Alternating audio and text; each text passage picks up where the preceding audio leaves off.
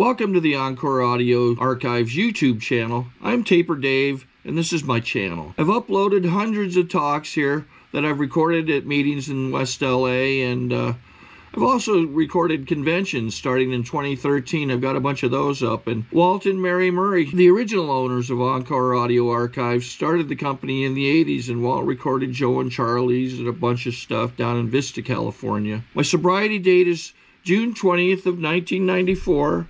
I hope you find something you like, so please like and subscribe to my channel and comment down below.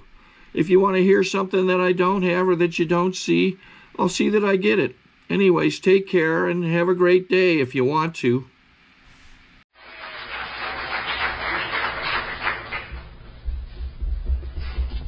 My name's Redman. I'm an alcoholic.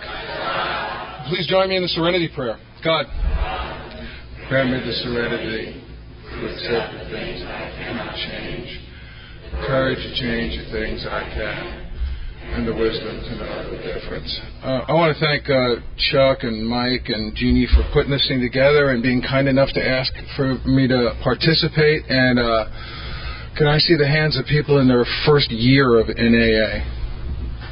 Wow!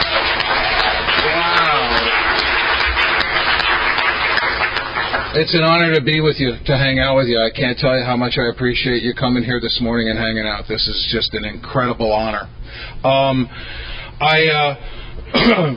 going to start the meeting the way my sponsor used to start meetings, which I felt was pretty annoying, so I wanted to pass it on. I identified. I want you guys to get a chance to identify, too, so on the count of three, please say your name and the nature of your illness. 1, 2, 3. So now you know each other, and just to make it a little more annoying, could you stand up and try to hug somebody you don't know? If you can find someone you don't know.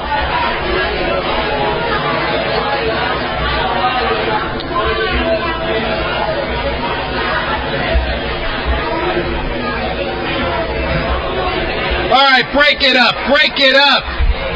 Get a room, for God's sake.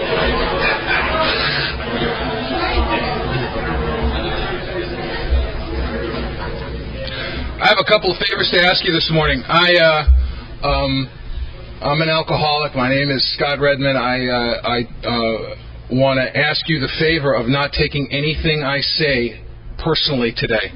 I'm going to talk about the 12 steps. I'm going to qualify a little bit. I'm going to talk about the history of the steps a bit, and then I'm going to go through my experience with the steps. I don't believe that I know how to work the steps for you. I absolutely don't believe that. I believe that any time that I've been up against entrenched power or know-it-allism in Alcoholics Anonymous in myself, I've suffered terribly. My hope is to get through the day without that.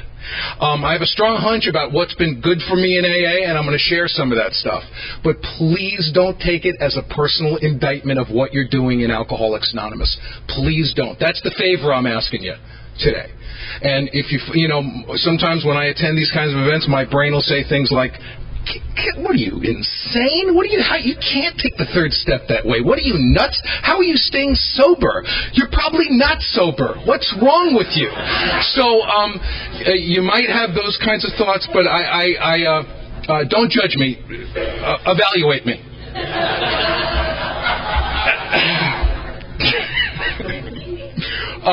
I belong in Alcoholics Anonymous. I was brought up in the Bronx in New York City. My family is very, very troubled. My wife never believed me about him until she met him. I've told these stories quite often. I'm going to start out with just telling you where I come from and how I landed in AA. I had a terrible journey here. It took me 33 years to get here. My wife never believed me about my family until she met him, and my mom threw an engagement party for us. My Aunt Rose wore her wig backwards, and it had a bun on it. I have an uncle who was a bad cop, whose wife had a shoebox full of evidence against him. And every time he'd get out of line, she'd whip the shoebox out and threaten to go to the NAP commission. I mean, if he didn't compliment her dress, the evidence came out. So these are the kind of communication skills that I was imbued with as a kid. If you got anything for free in my family, it meant it was stolen. I had an uncle who was a welder, and he used to get free bales of steel wool. Like, here's your paycheck and your complimentary bale of steel wool. And his wife took a decorating course and made throw pillows for the living room and filled all the throw pillows with the free steel wool. And that stuff works its way through on you after a while. So when you look at the room, everybody was moving a little bit. You know, the whole room was like a pulsing, living thing. I did not have alcoholism when I came to AA. If you're new and you don't have alcoholism, or if you're not sure if you have alcoholism, I want to welcome you to Alcoholics Anonymous. If you've been drinking at exactly the wrong time, if you've been building up a bright outlook for yourself and your family and ripping it down around your ears in a senseless series of sprees, if you get excited about dental surgery, if you protect your right to vomit, you could have alcoholism. If you don't, what is wrong with you? I mean, really, what's the alternative there? But I did not have alcoholism when I came to Alcoholics Anonymous. I'm Jewish, and Jews don't drink because it might dull the pain, and you don't want to squander any agony opportunity. And the funny thing is my friend Gene is here today, who I know since my first 48 hours sober, and our first home group, which we attended together. One of the guys there, one morning he said, "My name's Wa, I'm an alcoholic and an ex-Catholic, which means that I don't believe in God, and I'm therefore positive God is going to come kill my ass for feeling that way." And I said, I'm going to go sit next to him, because that's exactly how I felt. But I did not have alcoholism when I came to Alcoholics Anonymous. In addition to the Judaism, I had been in psychotherapy for 18 years. I was going to be dead, but I was going to understand it. And I'm not putting therapy down. I have absolutely no beef with psychotherapy. I've used therapy many times in sobriety and benefited from it tremendously. My colossal mistake is I was trying to treat my alcoholism with psychotherapy, which was a colossal blunder for me. If you have alcoholism, I love newcomer plans. They're just some of my favorite things in the whole world. I want to share this with you because it's a guy raised the bar. This is now the best newcomer plan I've ever heard. A friend of mine in Nebraska sponsors a guy who was sober for about 7 years, stopped doing the work, drifted away, got loaded, and got 3 DUIs in rapid succession. I don't even know how he stayed out of the can long enough to get 3 DUIs. That's a Promethean task in itself. So he gets a plan. He makes 5 Molotov cocktails. And his plan is to blow up the county courthouse, because if he does, they'll lose his paperwork. And he won't go to jail. Do people even have paperwork anymore? I mean, is there anything such as paperwork? So he takes 4 Molotov cocktails and puts them at either end of the building. Now, I've never read the instructions on a Molotov cocktail, but I think there's throwing involved at some point. At some point, I think you got to throw. He takes the 5th Molotov cocktail, lays down in his car, and falls asleep. Mission accomplished. So these days, I don't know, they're just so picky about blowing up government installations. They're just nutty about it. So this guy is not going to get 40 AA meetings. He's in a black bag in Guantanamo Bay. You know, he's like, we're never going to see this guy again. At any rate, I had an uncle who was one of the top 10 welterweights during the 1930s. His name was Redman. And he had to fight in Atlanta, Georgia. It was about 1940, 1939. And he changed his name to Izzy Goldberg so no one would know he was Jewish.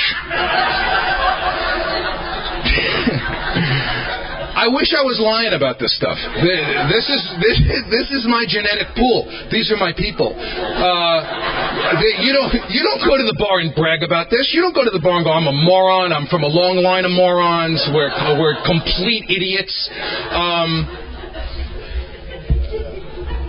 And there was chronic institutionalization and suicide attempts and mental and physical abuse.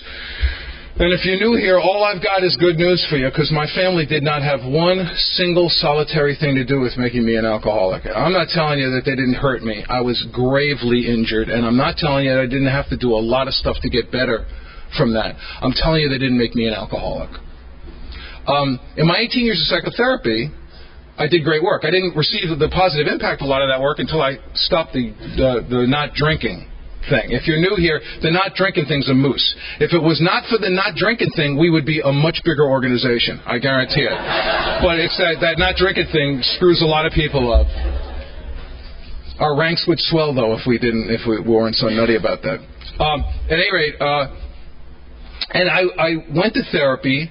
And I was neurotic. Anybody here ever been called neurotic? These hands are up. And the conventional definition of neurosis is you have anxiety. Everybody has anxiety, and then you try to come up with a better resolution for the anxiety, because the neurosis is an unsatisfying resolution for anxiety. Your solutions are worse than your problems. All right, I don't know if that sounds familiar to anybody here, but Molotov cocktails. That's all I can say. All right. So I go to therapy and I uncover and discover. I free associate, I shed some light on this, and I come up with a better resolution for the anxiety. I find out the cracks and the crevices, and in a normal person, one could do that. But you see, I have alcoholism. So I go to therapy and I go, look, I'm really anxious. Why? Well, I was so drunk this afternoon, I was too drunk to walk, so I drove. Well, what are we going to do about that? I don't know. What can you do about that? I feel terrible. Why? Well, this afternoon I sharpened a hypodermic needle on the back of a matchbook striker and sucked some heroin up through a fluffed-up cigarette filter and injected it. I just feel terrible. Well, what are we going to do about that? Are we going to talk about that? Are we going to talk about what was I thinking just before I did that? How's this? Nothing. I was thinking about nothing. The room spun, my brain got too big for my skull, my nerves hang out of my fingers, and I was fluffing up a cigarette filter. And if you ask me, and you pursue me, and I don't blow you off, odds are I have no more idea than you. How could he do it? You'd think he'd stay sober for her. The doctor told him if he got loaded again, he'd be dead. There he is, boiled as an owl. What possesses these people? Odds are we have no more idea than you.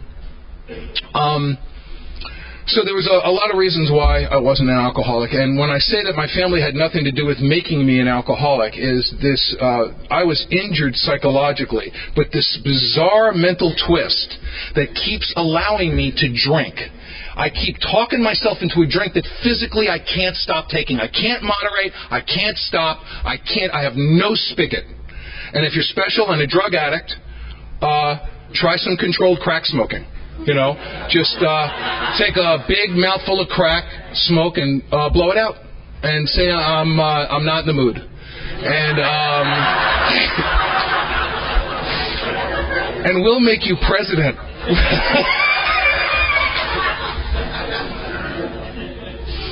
You know, sometimes for drug addicts, it's hard to tell if you're an alcoholic, but it ain't too hard to tell if you got a problem. I'll tell you that, man.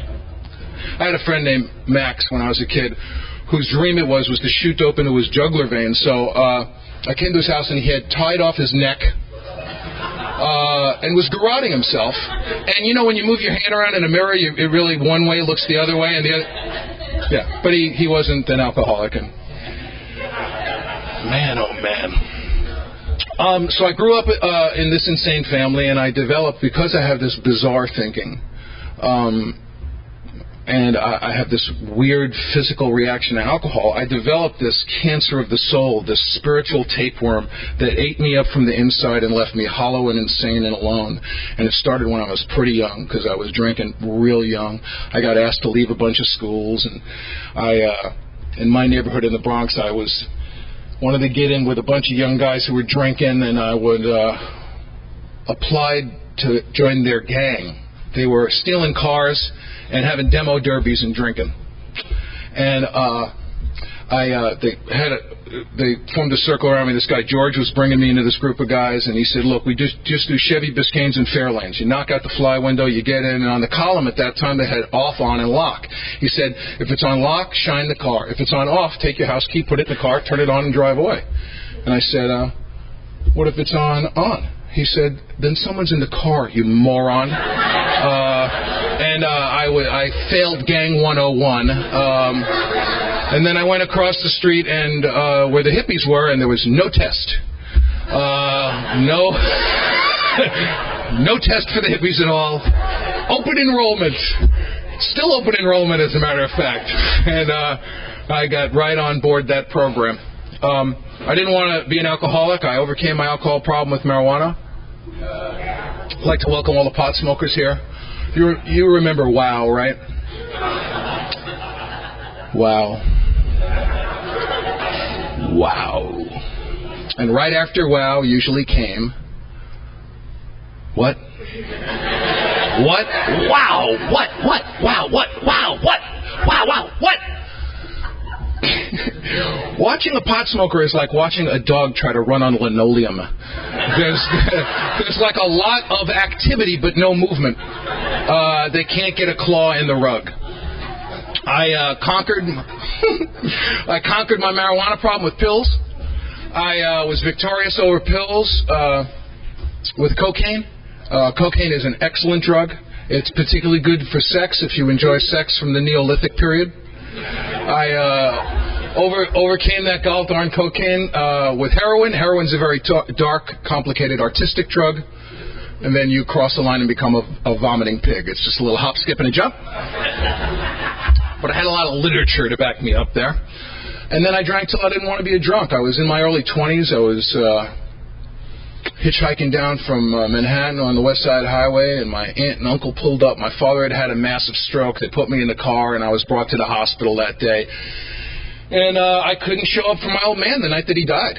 I couldn't do it. I couldn't answer the bell. I couldn't even go into the room and touch him on the cheek and give him a kiss and watch him take his light into another room, because dead was dead. Dead was dead, and the ice around my heart had become so thick, I had painted myself into a corner, you know, and I felt like a pig, like an animal. A couple of times maybe a kid ought to be there for his old man. This was one of them, and I couldn't answer the bell. And I had to do some really fast work. You know that moment in your brain, that alcoholic brain, when it's just like a dog dish left too long in the sun, you know, and a fly lands on it and gets vaporized. When any thought that lands on my head is radioactive. I'm radioactive.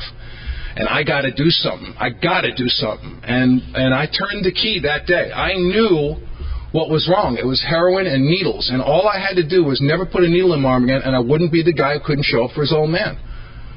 And that's how I dodged that in that moment. And I just drank till I didn't want to be a drunk, and smoked dope till I didn't want to be a pothead. And shortly after that, I had a really interesting life. I got to do all the stuff I wanted to do. I wanted to act and do all sorts of stuff. I got to act in a Broadway play, which for a kid growing up in the Bronx was a big dream, big deal, and I got to do it. And one day, a new usherette with long brown hair walked into this theater, and I took one look at her. I did not even say hello to her or introduce myself. I went back into the dressing room and announced to the male members of this cast that if anybody talks to the new usherette with long brown hair, I'll break all the bones in your hands and feet. And so anytime Nancy would like go near a guy, they kind of go and dash away. And we had a great time.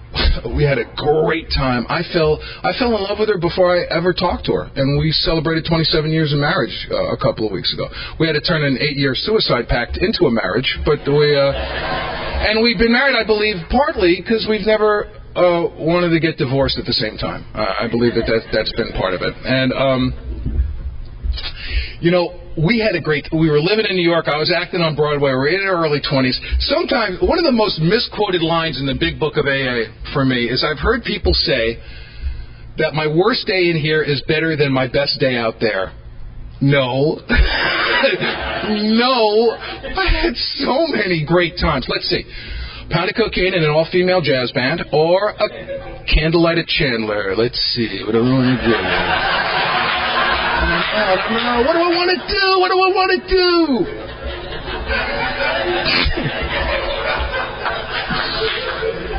Yikes. Or candlelight at the wine garden. What the big book says in chapter 3, the quote is the guy says, I wouldn't trade my worst day in here for my best day out there because I won't trade this way of life. Not because my day in here was better than my day out there, because I won't live like a sucker anymore. I won't live like a sap. I won't settle for a nickel today when I could have a quarter tomorrow. You know, I won't do it. And this alcoholic thinking, which if you're new, and which I'm going to talk a lot about today, because our problem mainly rests in our mind, would tell me that. And I still have that alcoholic thinking. I haven't had a drink since April 22nd, 1985. I still have it. If I don't do this work, it will prevail and it will control my entire life. A couple of years ago, I was 14 years sober. I had to get surgery on my hand. So I went to the doctor, and he said, you know, you're going to need general anesthetic. And I said, oh, general anesthetic. Oh, man, this is great. Normal people don't get excited about general anesthetic. There's no normal person that goes, oh, God. But I know something about general anesthetic. I know that when they hit you with it, they say count backwards from 100. And you go 100, 99. I love 99. I love 99. But the deal is I won't trade 99 in for this way of life. I won't do it. But I did it at the drop of the hat before. That's why I would get excited about dental surgery. Normal people don't get excited about dental surgery, but you do. Some of you. So 3 months ago, I needed surgery, the same operation on my other hand. I go to a different doctor. He says, you need the surgery. I said, well, I guess we'll be having that general anesthetic, won't we? And he looks at me and goes, you don't need general anesthetic with this. And I thought, no, I need another goddamn doctor is what I need right now. Talk about needing a second opinion. But I mean, it was amazing sitting in that room going, I am disappointed about not having general anesthetic. That's insane. That's insane. But if I don't do this work, I will go find another doctor. You know, no question about it. And I'll think up some other surgery, too, while we're at it. Nancy and I had a great time together. She started to become very, very troubled from prolonged exposure to me. And we became very sick because the strange mental twist would prevail. I came home one day. We had these 32-ounce iced tea tumblers in the house. And I opened a bottle of wine. I emptied the entire bottle of wine into one of these cups. And I turned around. My wife was looking at me like this. She looked at me like this a lot. And I said, what? And she said, what are you doing? And I looked at her right in the eye and I said, I'm having a glass of wine. Can't a man have a glass of wine in his own home? We became so sick that at one point a guy lent us his car and we sold his car. I will never forget this guy's voice on the phone as long as I live. He said, you sold my car? I got to tell you this, sir, because it was so great. I was about 10 years sober. I was talking at a meeting. My wife is there with her sponsor, who has sponsored her the entire time she's been in Al-Anon for 10 years. I'm telling the story about the car, and I look down, and Ruby, my wife's sponsor, leans across to her and goes, you what? And my wife points up at me and goes, ew. So, at any rate, one day, Nancy came home and I had an idea to cook something, but I died in the middle of the idea. She came home, I was asphyxiating. I had a pan of uncooked eggs in my hand. I was laying on the floor and the oven was on. And my wife nudged me. This is how ill we had become. She nudged me with her foot and she said, how are you? And I looked up at her and I said, exhausted. And she called the doctor, And the doctor couldn't even believe that she was calling him. I mean, she said, there's a blue Jew on the floor of your kitchen. There was an empty vial and a bottle. Why are you calling? Why aren't you calling the paramedics? When my wife tells the story, I get a little nervous at this point because she shares that she hung up the phone. Thought. Clean. So she did a little cleaning.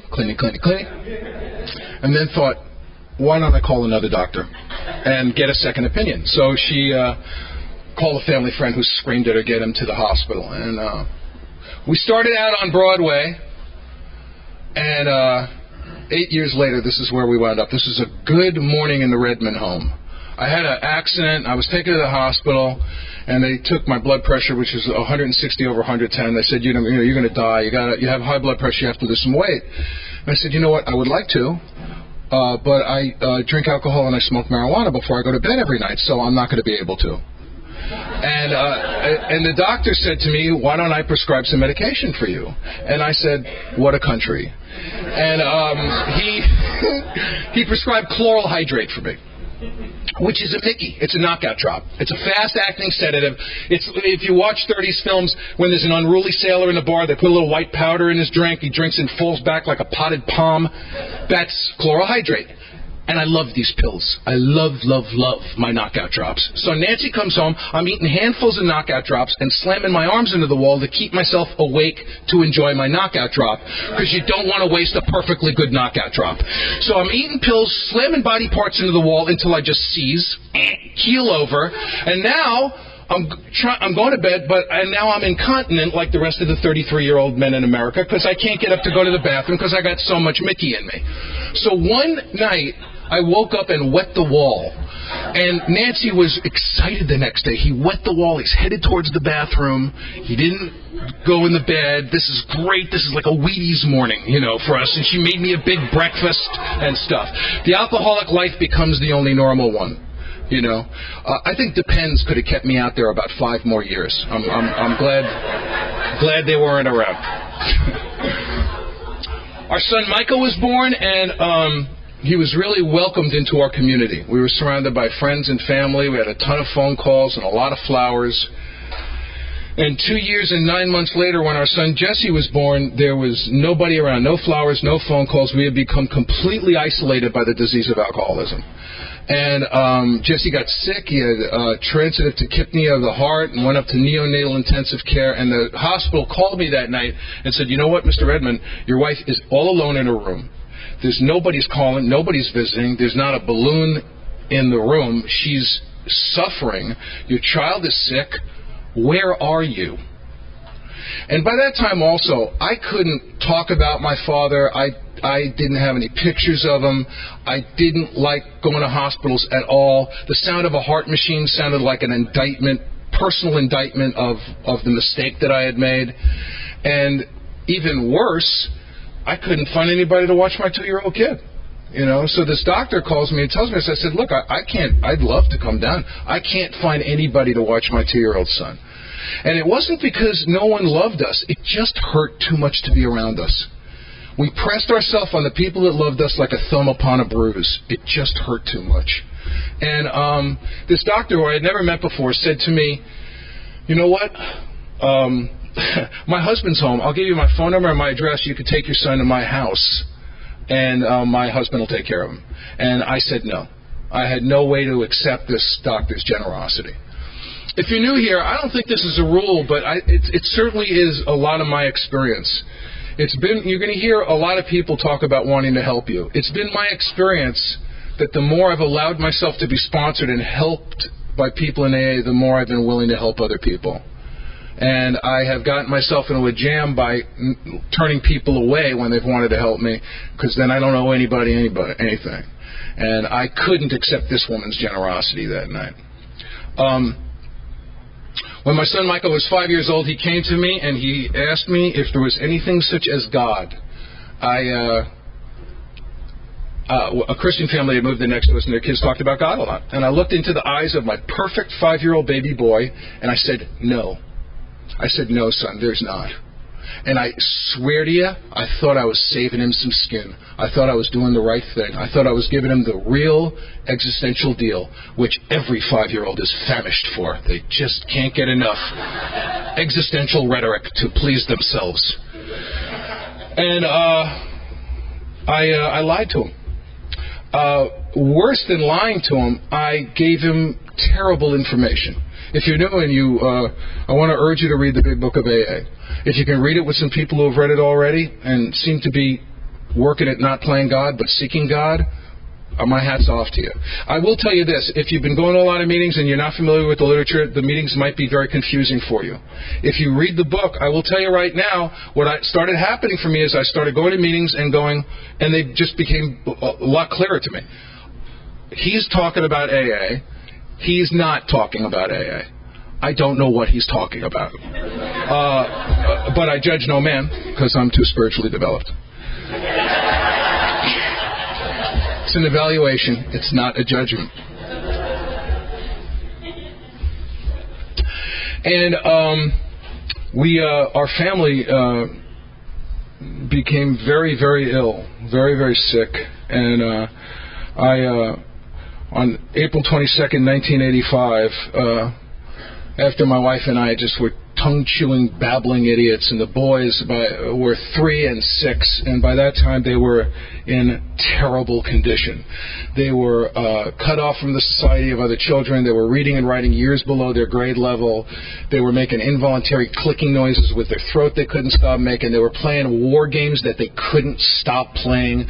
They couldn't stop pretending they were robots because it was safer to be made out of metal, and I didn't know that this was all alcoholism. It was actually all alcoholism. I know that because it cleared up when they recovered. It didn't go away, but it cleared up. I didn't know about the warped lives of blameless wives and children. I didn't know that fear, and it's described in our book, of shooting through the fabric of our life. I didn't know that my sons were so frightened that they couldn't even go to sleep. They'd stay up till they passed out. I didn't know that the fear was so disruptive that they couldn't concentrate on small motor stuff because they were disrupted all the time. They were interrupted all the time. They were looking over their shoulder, and I didn't know it. And it's an incredible thing. If you take a look at the 2nd and 3rd chapters of our book, there's lists about what we say about ourselves and what other people say about us. You'd think you get sober for her. The doctor said, why can't you lay off the hard stuff, right? I'll stop after the 6th drink, and my personal favorite, what's the use anyhow? It's just always been one I like. And in our home, our children and the children of so many other active alcoholic homes, and I've seen the template of this behavior over and over again, tend to become pointlessly aggressive en route to a goal that never gets achieved because the rug gets pulled out from under you whenever. Right? Because no one's going to get in between me and the drink. Nobody. If you get in between me and the drink, if you're my wife, my lover, my buddy, my bride, my dreams, my career, my children, you will vanish. You will either vanish or you'll become something less than human.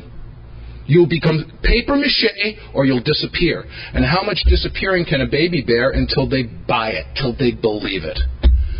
And that's the terrible shattered condition that my family was in when I came to AA.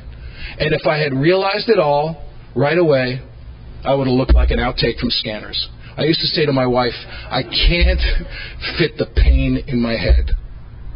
I can't. And thank God I wasn't hanging out with anybody in AA who said that I had to.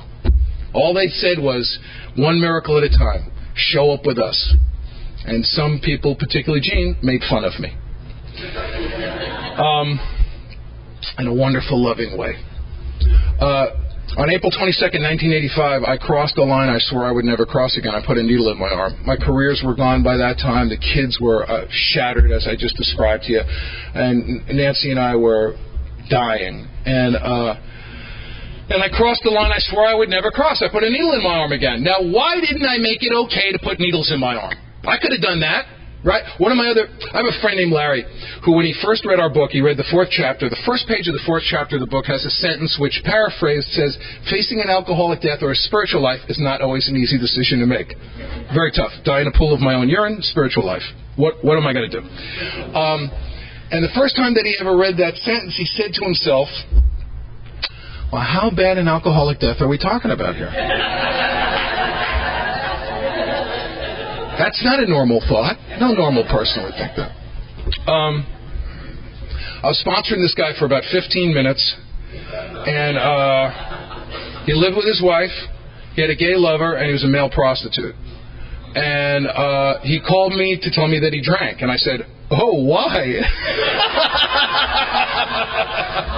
And without a beat, he said, I caught my wife cheating on me. Now, I completely understand that, unfortunately. I understand how you can cut and paste reality. You can turn the whole world. You got to turn the whole world. The whole world. Okay, so it just slides in, slot by slot. Okay, I know I live with my wife. I know I got a gay lover. I know I'm a hooker with a beeper. But the bitch cheated on me. I'm out of here. That's the equation. Why didn't I make it okay to shoot dope? I crossed the line. So what? So what? I crossed the line. Here's your line. I'll give you a line. I don't know. It's absolute mystery. It's the first mystery that I experienced in Alcoholics Anonymous. God is absolute and complete mystery. No one can fully comprehend or define that power which is God. And I've made a lot of mistakes because this spiritual experience has happened to me in those places with those people. I have misidentified those people in that place for being the source of that mystery. And they're not. And anytime I've misidentified them as that, I've suffered. I've suffered. It's been bad. It's complete and utter mystery. And St. Thomas Aquinas, not somebody a lot of Jews quote, the Prince of Theologians, says in his main tract on theology that to know God is to know that one does not know Him, that God is absolute and complete mystery. That's why when people say AA is, I always go, for you. So, I don't know why I didn't make it okay to shoot dope. I called my therapist of record in my 18th year of psychotherapy, my first Jungian therapist. I told him what I had done, and he said to me that morning the exact same thing that Carl Jung told the man who 12-stepped Bill Wilson. The exact same thing. I didn't know it. I hadn't read our literature. But once I read our literature, it made me feel really good. Jung said to this guy named Roland Hazard, who Jung psychoanalyzed the guy. They went, great, I feel great. I'll have a drink. And he went out and got loaded. He went back to Jung and he said, what can I do? And Jung said to him the exact same thing this guy said to him. He said, all I can tell you is we either have to institutionalize you, or, now this is the thing Jung did not say, or attend a meeting of AA or NA. You know. Why I went to the AA meeting, I absolutely could not tell you. Absolutely. It's an absolute mystery to me. I woke up at 5 o'clock in the morning. I got my best clothes on, got a bad check to write you, and I went to Unit A when it was next to the lovely Tonga hut. If Satan does live on Earth, I believe it's in the form of Tahitian-themed bars. It's those big heads. And I walked into Unit A, and I took one look around, and I said to myself, oh my God, how lame is this? This is beyond lame. This is beyond church, beyond synagogue. This is some plateau of lameness I never even imagined was available to me. And the room looked like it was the product of 200 years of inbreeding. I mean, it was just unbelievable. They were like identical twins carving their initials on each other's feet in the back of the room. And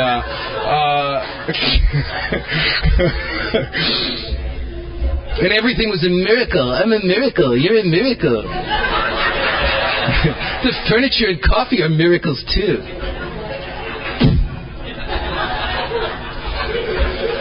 And I'm waiting for the Jew hunt to start. I know that's going to break out any minute, right?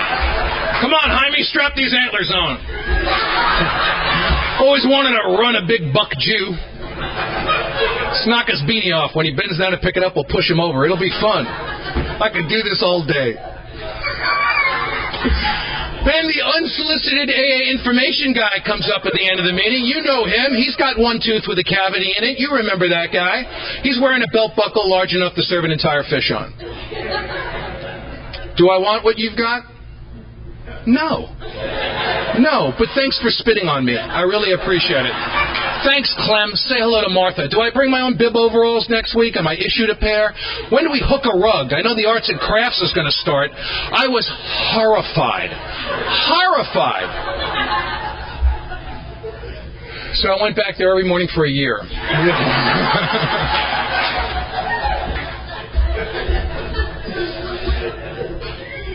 And I met the first people who gave me Alcoholics Anonymous, who I had my first fellowship with, not friendship. I try not to have friendship with anybody anymore. I like fellowship. I have attachments with friends. I need them to do stuff. My friend Gene and I, who I love, we never call each other. And we're just nuts about each other. We are, every time we see each other, we go, I love you, I'm not going to call you. We truly have fellowship. We don't have an attachment. We don't try to make each other do stuff. It's really remarkable. And it began in that room for me. Gene would come to our house. We lived on Tobacco Road. I mean, we could have lived in a mansion, but the interior of our house, it was a filthy, grimy, alcoholic wreck. And she would come and sit with her, drink out of our dirty cups, and make a little space for herself in the garbage. And talk to us, and nobody else was doing that at the time. The first day that I went to Alcoholics Anonymous, I went home and a guy called me. He didn't wait for me to call him. He called me, and that's what I needed in that situation. So I started going to AA. I stuck around Alcoholics Anonymous for 6 months and enjoyed the gift of step none. And I wasn't doing any step work yet. I was getting real busy. First guy who gave me AA, he gave me my first commitment. John had me go to central office once a month and watch him answer the phones. And by the time I was a year, I was ready to rock. He used to take me down to Skid Row on his panels and say, you don't need to say anything, but here we are. And at 6 months, I took my first full-time commitment. At 6 months, I became a secretary of the Sunday morning 7 a.m. meeting, and I got involved in Alcoholics Anonymous. I wasn't doing any step work at that time. My wife reached out to the Al-Anon family groups when I was 37 days sober. I know that because she raised her hand and said, my name's Nancy, and my husband's 37 days sober, which made a lot of old-timers want to talk to her right away. It was the last time I've come up at an Al-Anon meeting, I believe. And I want to share something with you because it really impacted me when I was new. I would go to certain Alcoholics Anonymous meetings and I'd hear people tell jokes about Al-Anon. I'm not talking about good-natured jokes. I'm talking about hurtful, mean jokes. And when I was new, it really had a really bad effect on me. I would sit in my seat and I'd go, isn't this good? I mean, isn't this what we're supposed to be doing, is getting involved in a family recovery? And of course it is. Until I stuck around long enough to find out that the people who were doing that had no functioning knowledge of the work being done in Al-Anon. We're just mean and ignorant people, although I judge no man. I was very hurt by it and very confused by it. So, you know what? If you're doing that on a public level, your vote is that it's okay to do it. I used to have all the votes. I've been whittled down to one vote by good sponsorship, and my vote is that it's not okay to do it. There might be some people, some new people who are just starting out on this journey, who I think we should be encouraging. And I'll give you throw one other thing on the table. Imagine going to a meeting or a place where people were telling jokes about Alcoholics Anonymous. I'm not talking about the jokes we tell about us. We tell plenty of jokes about alcoholics. I'm talking about jokes about misguided, ignorant jokes. My heart would fall out of me. I wouldn't even know. I know what I'd be thinking. I'd be thinking, you don't know. You don't get it. You've never been there where a man or a woman starts a fire, where you see them push their way back from a table and go, oh my God. Oh my God.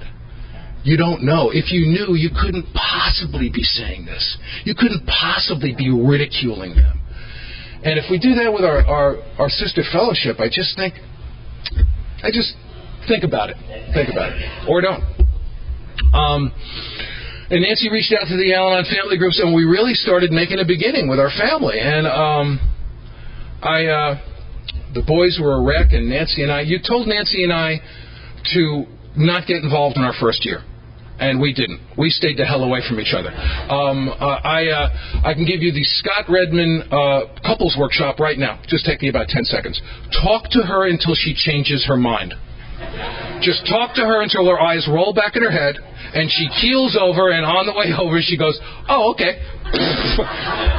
That's what I'm bringing. That's what I'm bringing. I don't know how to fight. Don't know how to fight in the relationship. I either scream until she shuts up, or I cry until she shuts up. Either one's fine. I like the tyranny of helplessness.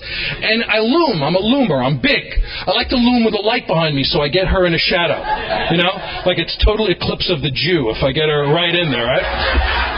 And if I can work like a loom, a scream, and a cry into one fight, that's a hat trick. It doesn't get a whole lot better than that. I don't even know how to clean my house. I don't know how to act like a grown man. I've become uncivilized from alcoholism. I've stood next to guys 10 years younger than me my whole life and said, I wonder what it's like to be grown up. What a crappy way to live, you know. And I didn't know you guys kept telling me that if I can clean house and begin to take some seemingly disconnected actions, this is a war of attrition. I'm going to surround the disease and I'm going to starve it out.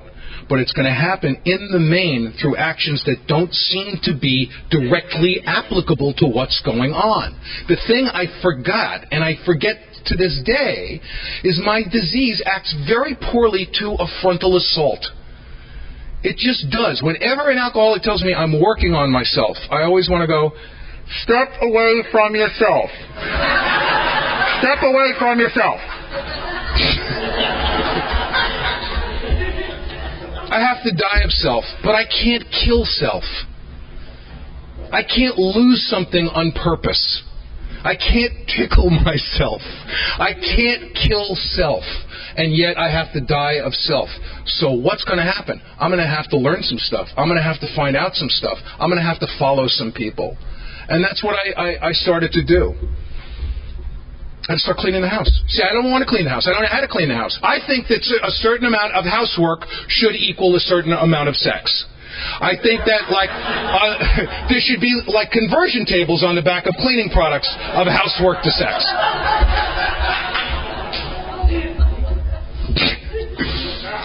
And I didn't know that I was going to have to start cleaning the house for God. Boy, I wish you had told me that my first day, right? This works out, you'll clean the house for God. And I knew I was going to drink. I'd seen the AA drill hundreds of times in the 6 months I'd been here. People came in and did the work and changed. People came in, didn't do the work, didn't change, got sick, got sicker, got to the podium, shared their gift with us, and shared their ass right out of the door, or stayed here and became columns of human sewage and sexual predators, although I judge no man. That's the third time I've said that. I guess it's true at this point. And I knew I was going to drink, and my wife says that she saw it in me, and I really felt that I saw it in her. I saw the touch of the master's hand in her. I really did, you know. And so I asked the guy to sponsor me. He was a good guy, still is a good guy, great guy. And he made sure I'd done some reading from the Big Book of AA. And he invited me over to his house, and he read chapter 5 to me. And on the way through, he took me through the first 2 steps. We reached step 3 and got on our knees and said a prayer, which I felt was unnecessary and embarrassing, but I did it anyway. And then he went back and he gave me instructions on how to do a 4th step from the Big Book of Alcoholics Anonymous. And he changed my life then and there forever. We wanted to do 3 resentments. One of the resentments was against myself. The book says when it was remorse, it was resentment against myself. I'm sure you don't have any resentments against yourself, so you're not bothered by that. I am. And I had a resentment against Nazis for slaughtering Jews during World War II. I'm resentful at Nazis for slaughtering Jews during World War II. It affects my self-esteem, pocketbook, ambition, personal relations, and sex. A 5-bagger for sure. What's my part? Let's try nothing. But the book doesn't ask me what my part is. But people use that phrase and I understand it. It was very important in this particular situation that I didn't ask that question.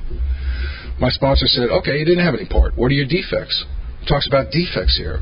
What are the defects in you that if God would remove, the resentment would be gone? I said, the only one I can possibly come up with is that I'm a coward because I'm too scared to confront these people and kill them. That's the only thing that I can possibly come up with.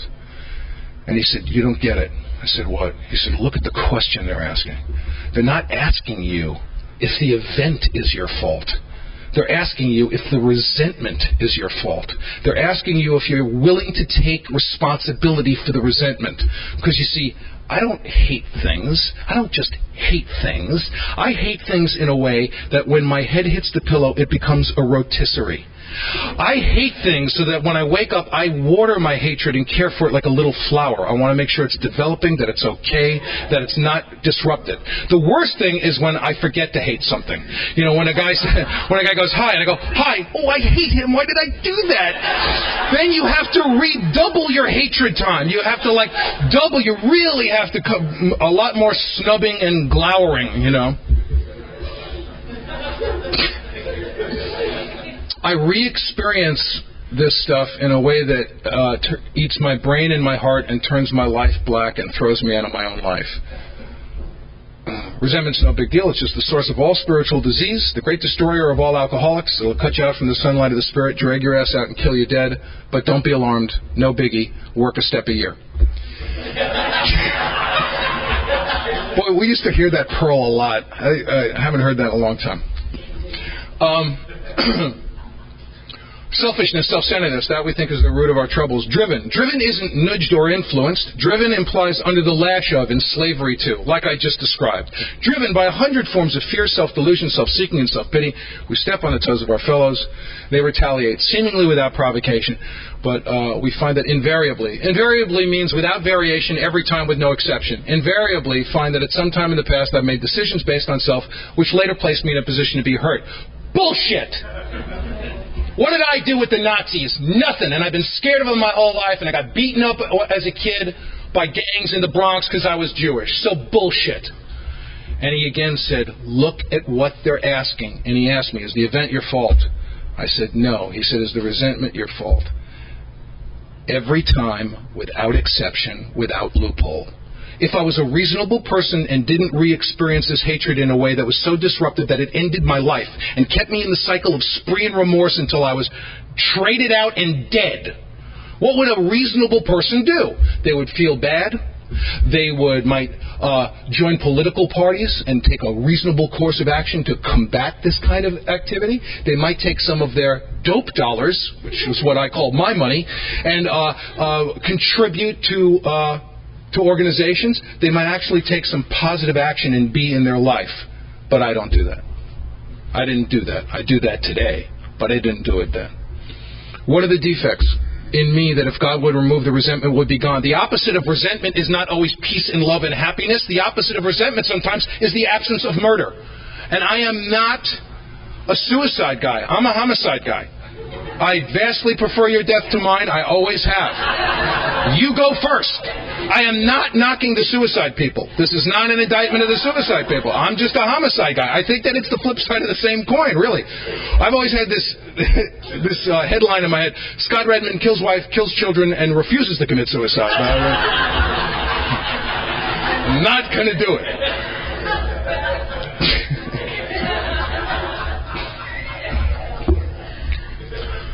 What is it in me that if God were to remove the resentment against Nazis, it would be gone? I'm a grudge holder. I'm not living in today. I'm playing God. I'm judgmental. I'm a hypocrite because I hear German accents and I don't even want to know the person. I'm a racist.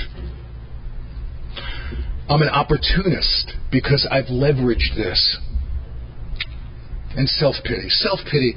If you could bottle self-pity, it would not crack off the market in a week. It's just better. You know, when I get filled with it, my eyes get teary, and I get a lump in my throat, and I come forward, it's like good dope, you know. That's self-pity. And he turned my life on that dime in that moment. He gave me the key to freedom that day. You know, the resentment was my fault every time with no exception, and if I could get this power greater than myself involved in it, I could actually be free of this. And the event is my fault? Sometimes it absolutely was. I was resentful of my Aunt Jean for pinning my arms against my sides when I was a little boy so I could get hit. Was the event my fault? From my point of view, absolutely not. I think it's a miserable thing to do to a little kid. Some people might not feel that way, but I did. Was the resentment my fault? The next 25 years of creating havoc in her life and misery, I'm going to take that bullet. At any rate, my sponsor gave me these tools. I took 3 months. I wrote my inventory. I went back to him. I read my 5th step at 9 months of sobriety. And I didn't know what to do about it. I didn't know what to do about Nancy and the boys and my pop. And my sponsor refused to tell me how to make amends. He said, why don't you do your job in Alcoholics Anonymous and let's see what happens. Why don't you address your inventory as your spiritual task and let's see what happens. Now, I don't know if he did that with all the guys he sponsored, but he did it with me. And I'm really fortunate that he did. He could have given me his idea of the tasks that I needed to do. Well, by the way, there's stuff that's real clear, like pay back the money. That's not the stuff I'm talking about. And I really tried to find some other thing that you could do there. But pay back the money is pay back the money. You know, when I called the guy to tell him I was paying him back for selling the car that I had borrowed, his voice was exactly the same on the phone. He said, "You're paying me back?" It's like he was frozen on the phone for about 16 years.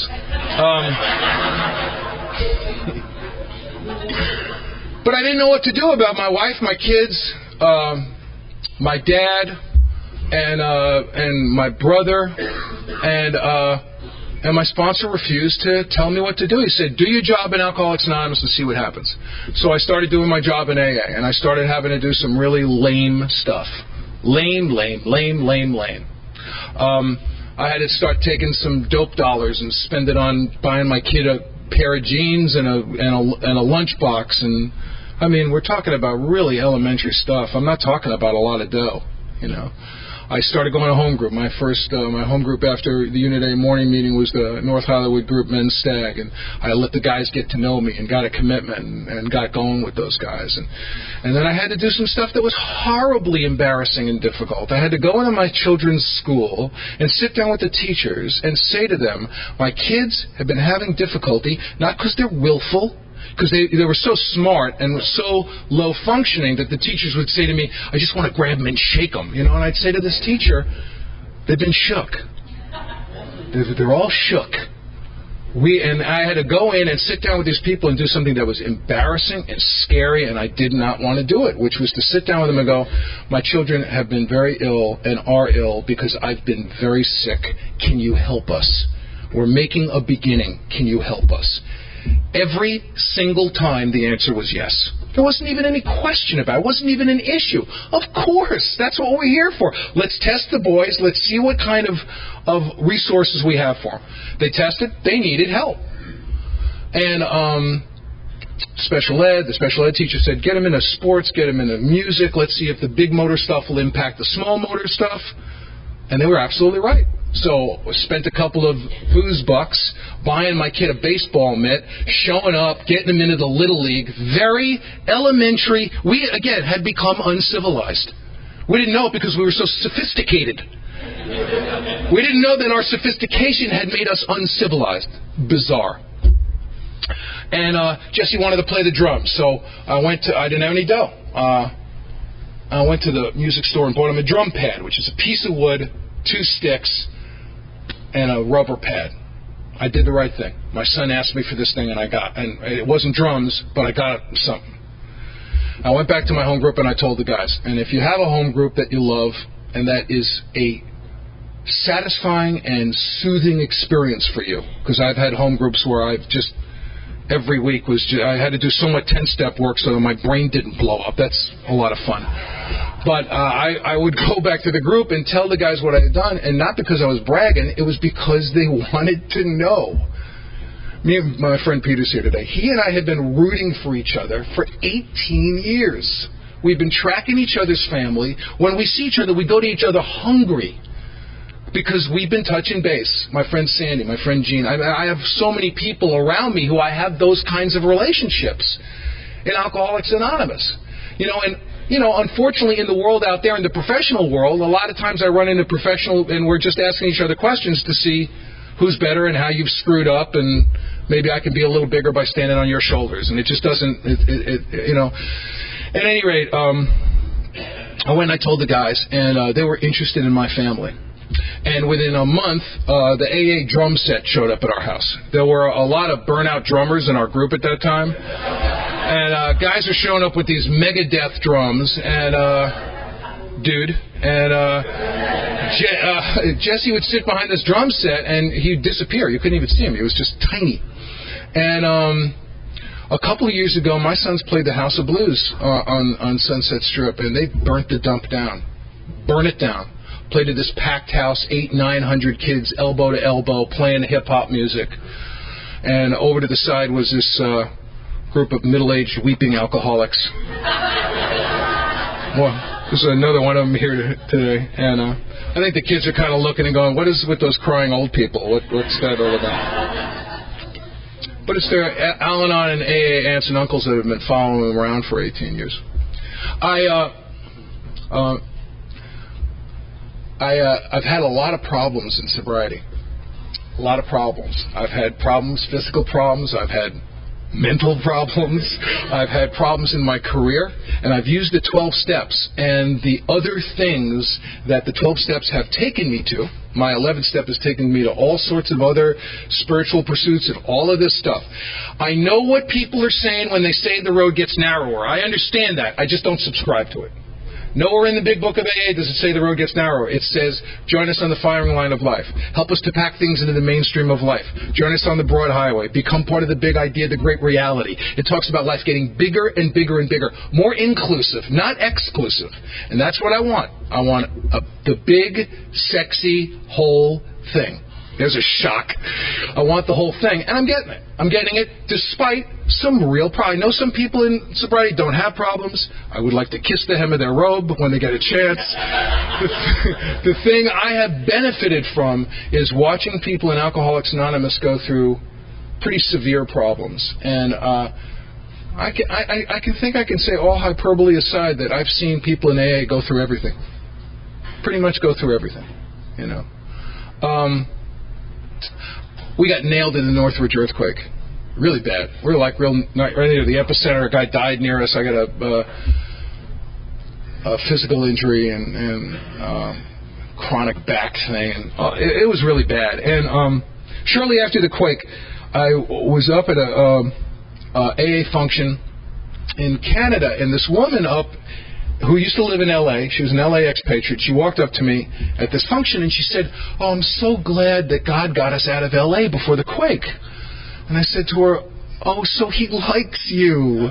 He likes you. But we're crap, but he likes you. That's so great." And she said to me, "I guess he just felt you had some lessons to learn."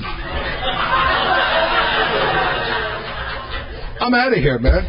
I'm out of here. I can't stay sober in that world for 10 seconds. If I have a God up there saying, get him, get the Redman boy, get him. No evacuation plan for you, Jew boy, get him, turn his wife to salt, kill his goat, put a finger in his eye, get him. Smote him, smote his ass. Smote anybody he talks to. I can't live in that world. I know that God's keeping her sober. It wouldn't keep me sober for 15 seconds. If I saw the deliberate hand of God in the suffering of people, I don't want to be alive in that world. I'm also crossing the line. I am ascribing a meaning or a purpose to God's intention and will and presence. And I'm losing the big idea of AA, which is that God is absolute and complete mystery. I'm going to accept this mystery, and now I'm going to engage in a program of action to encourage the mystery, to recreate it, to participate in it, and to celebrate it. You know. And that's why Alcoholics Anonymous, the whole fiber, the whole being, the whole fabric of Alcoholics Anonymous mirrors that. If you take a look in our pamphlet about GSO, not often opened, there's a corporate diagram in there. Unlike any corporate diagram I've ever seen in my life. It's an upside-down triangle with the Board of Trustees on the very lowest point. You can't get lower in AA than trustee. And the top rung is the rank and file member of Alcoholics Anonymous. And we don't need any other rules because, as Bill would say, they have alcoholism. They don't need rules. Alcoholism will take care of everything. And the first board, the first foundation, didn't believe him. They'd say, you're insane. You can't do this. You got to throw a rope around this thing. And Bill would go, these are people in a lifeboat. You don't get it. You're not alcoholics. You don't get it. And he was absolutely right. Absolutely right. My God expects me to do my job in Alcoholics Anonymous if it's to show a guy how to stay sober through being a caterer or directing TV shows on Universal. My God expects me to do my job in AA if it's to show a guy how to be happily married or how to go through a divorce. Sober. I don't have a God up there saying, you know what, let's key your car today. It's boils for you, and you're due for a rash. I can't possibly live in that world. And if you're new here, I ask you to do what I asked you to do at the beginning of this session, which is to not take this. I have ideas that are not going to work for you. Look, you're going to hear stuff about alcoholism. Now that you're in AA, you're going to hear stuff. I've heard stuff in AA that has made me nuts since I've come in here. And none of the stuff I've heard about alcoholism have I ever found in a big book. Ever. I've heard that alcoholics don't like change. I just don't like change I don't like. But I'm nuts about change I like. I seem to have an unending appetite for it. But change I don't like. Alcoholics, I'm an alcoholic, I don't like change. I just hit the lottery, I'm having sex with twins, this change is killing me. No, you don't hear that a lot. You just don't hear that a lot. I've heard that alcoholics are perfectionists. I'm a pig. I'm a pig. I have one area of perfectionism. I get very perfectionistic around my wife when she's caring for me. I seem to have this explosion of perfectionism just at that time. But my favorite is that alcoholics are above average intelligence. I have only heard this at AA meetings. I have never heard it anyplace else. I have never heard it at an Al-Anon meeting. Ever. Ever.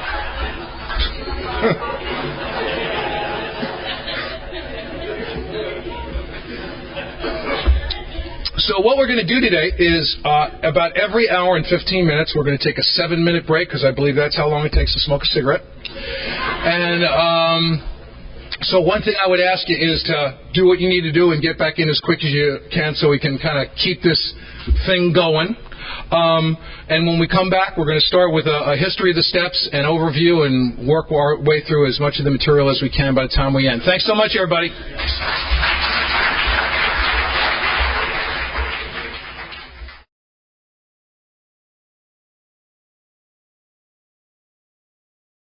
My name is Scott. I'm an alcoholic. Please join me in the Serenity Prayer. God. Grant me serenity to accept the things I cannot change, courage to change things I can, and wisdom to know the difference. I want you to do another prayer with me, and this is going to be something we're going to be talking about later on, but I'd like you to say it with me now. For all those who care to, please join me in the Lord's Prayer.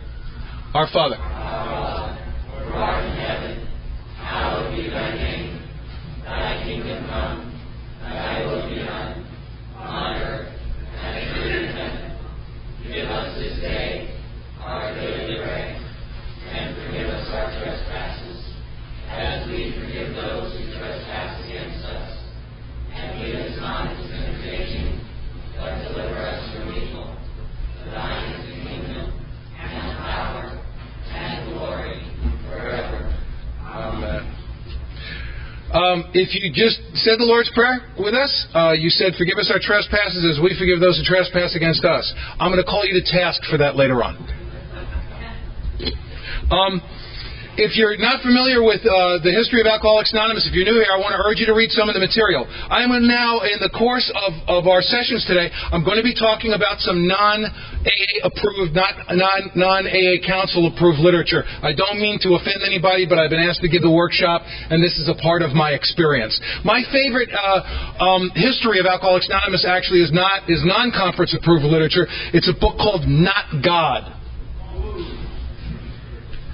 by Ernest Kurtz. And it's a wonderful book. It was written by a guy who came to AA to do a thesis on AA and wound up joining. And it's got some pretty remarkable stuff in it. And it's published by Hazelden, and I have just, it's really enriched my sobriety tremendously.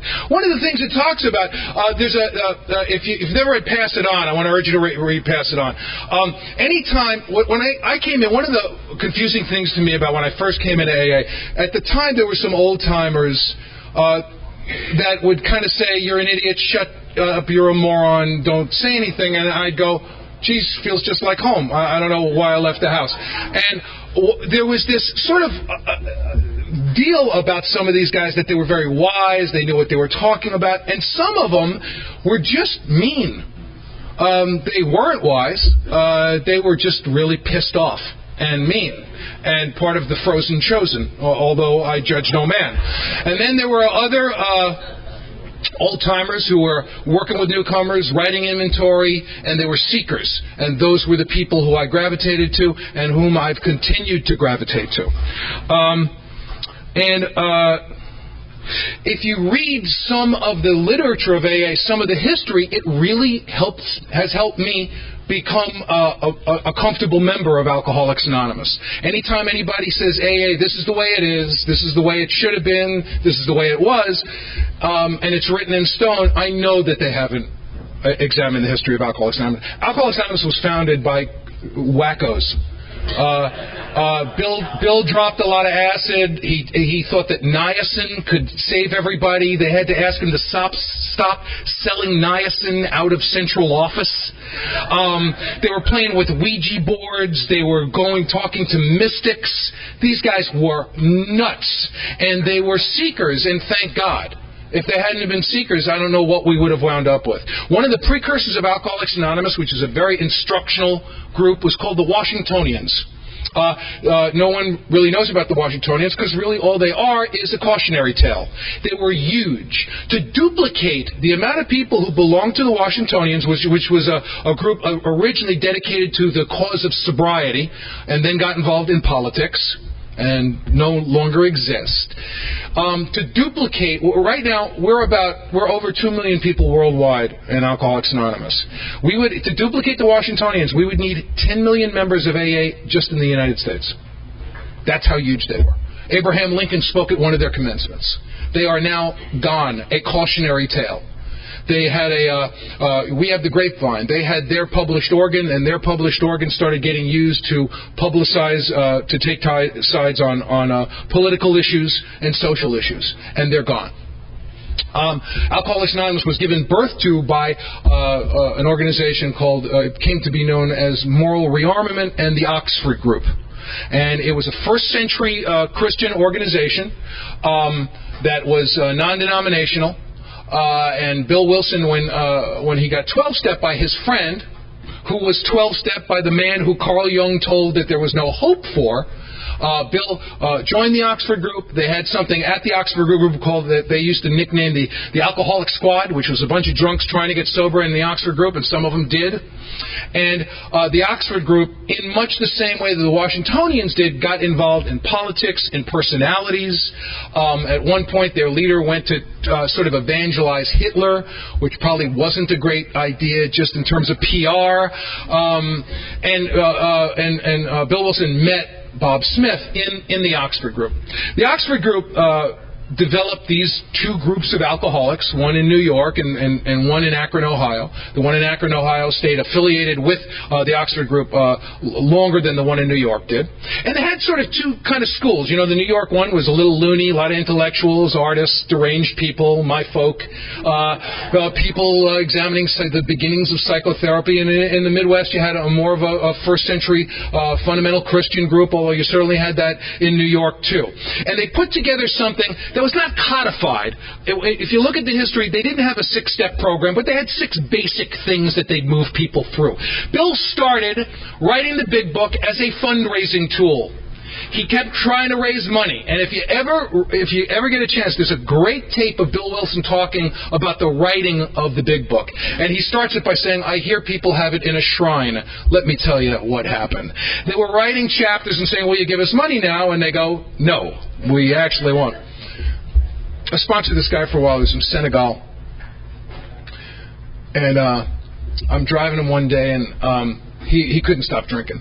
And he said, I can't. He had a heavy Senegalese accent. He said, I can't stop getting baptized. I said, what? He said, well, I asked the church people for money, and they say, no, come with us. And they dip me. And after they dip me, I say, can I have the money? And they go, no. Now, he's a Muslim. They frown on chronic baptism in the Muslims. And it's the only time I've ever gotten a chance to say this to somebody. I said to him, you know, if you stop drinking, you will never have to get baptized again.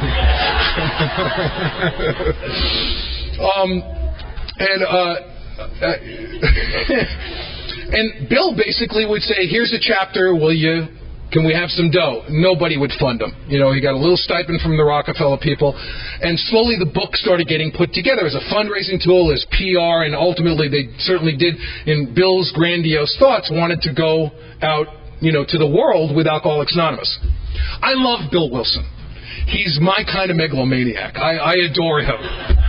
One of my favorite Bill Wilson stories, when, I don't know, some of you might not have seen it, there was a film made about the founding of AA called My Name is Bill W. It's really quite, I thought it was a terrific movie. And the guy who wrote the screenplay spent a lot of time with as many people who were still around, who were part of the founding experience, and he spent a lot of time with Lois Wilson. Bill was offered the cover of Time magazine, and he turned it down.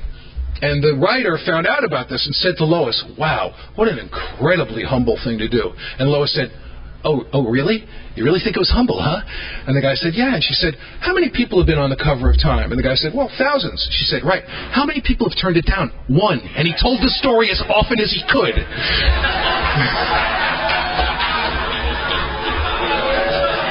I just love it. It's like his unmarked grave. Isn't that cute?